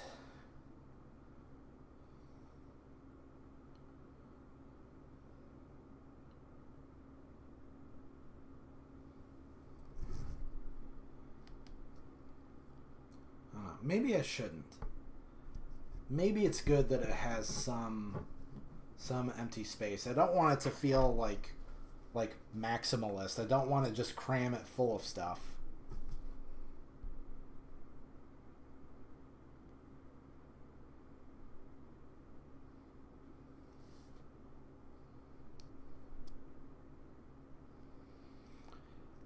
But at the same time, it's like, you see what I mean? Just two like really big regions. It doesn't come across as much in the like on stream, but they're like big, just kind of big areas.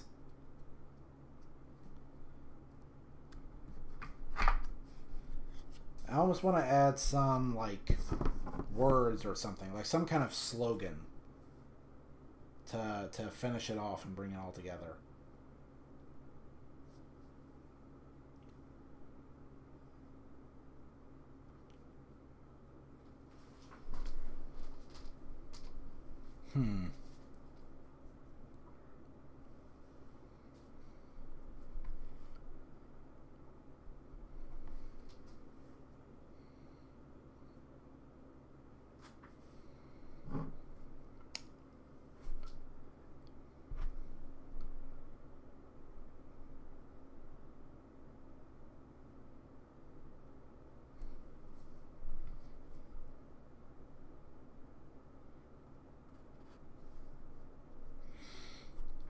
Not sure.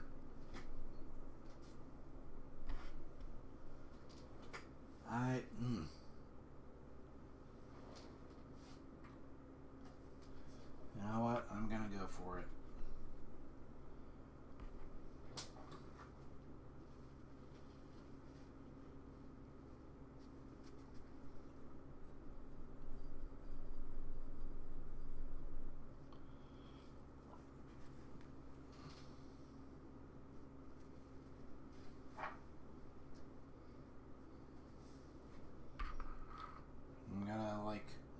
up a little slogan that'll tie it all together.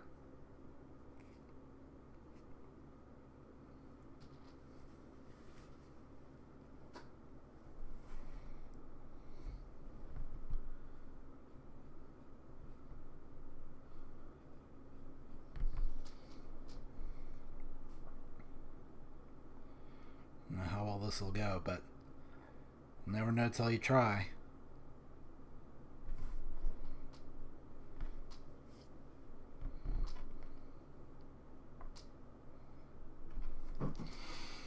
I'm just not sure.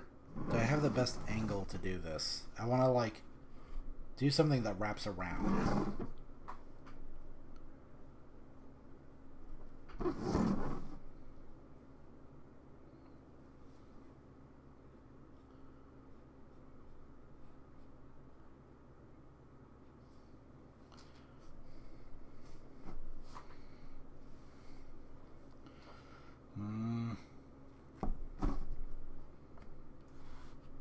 Gotta plan my move.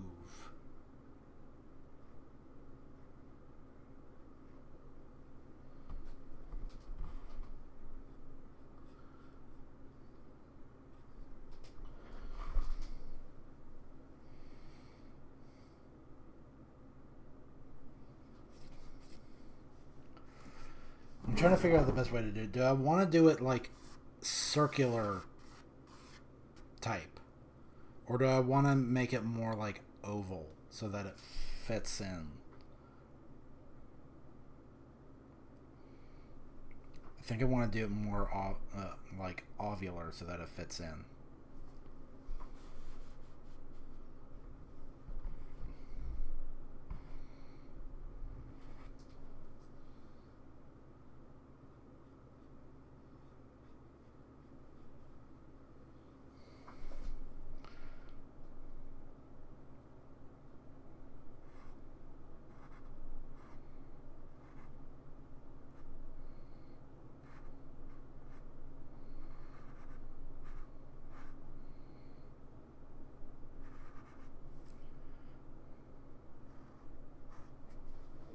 Why is this not like going on super even like?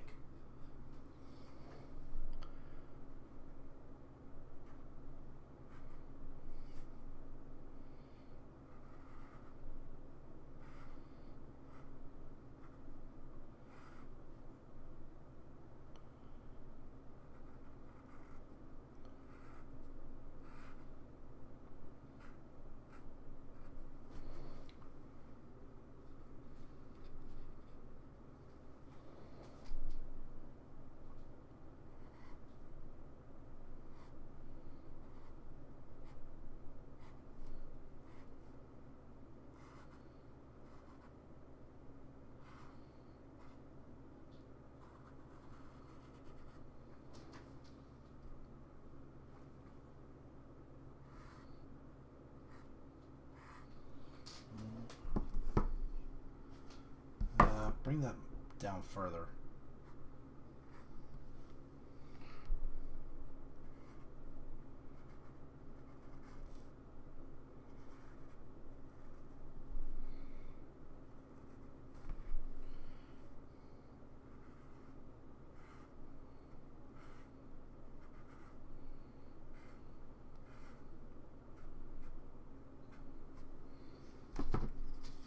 We are each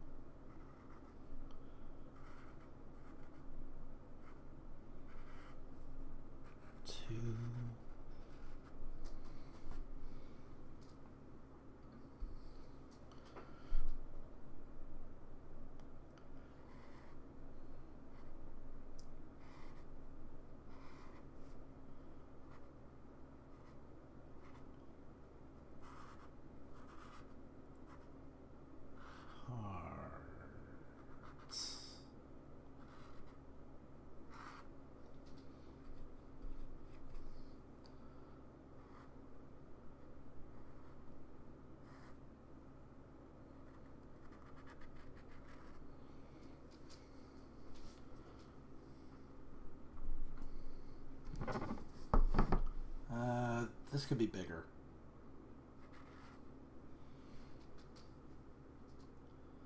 And so could this.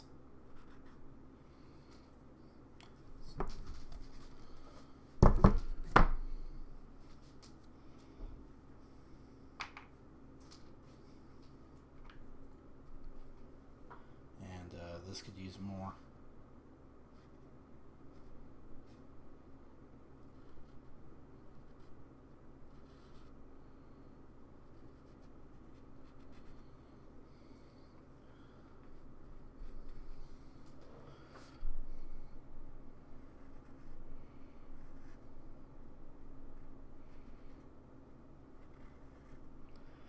I think this will about do it. So, thanks for checking this out.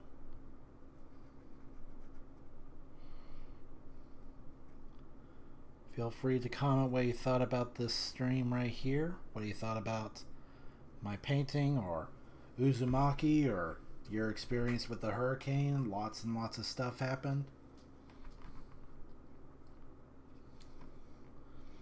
A like would be appreciated. Subscription would be even better. The closer we get to monetization, the more you can count on bigger and better things coming to this channel. Reviews, collabs, more gaming stuff, more art stuff, more animation stuff, all kinds of things. But until then, y'all have a good day, and we will be back next Sunday, same time. So October 13th at 1 p.m. on Sunday. That's when I'm planning on streaming again.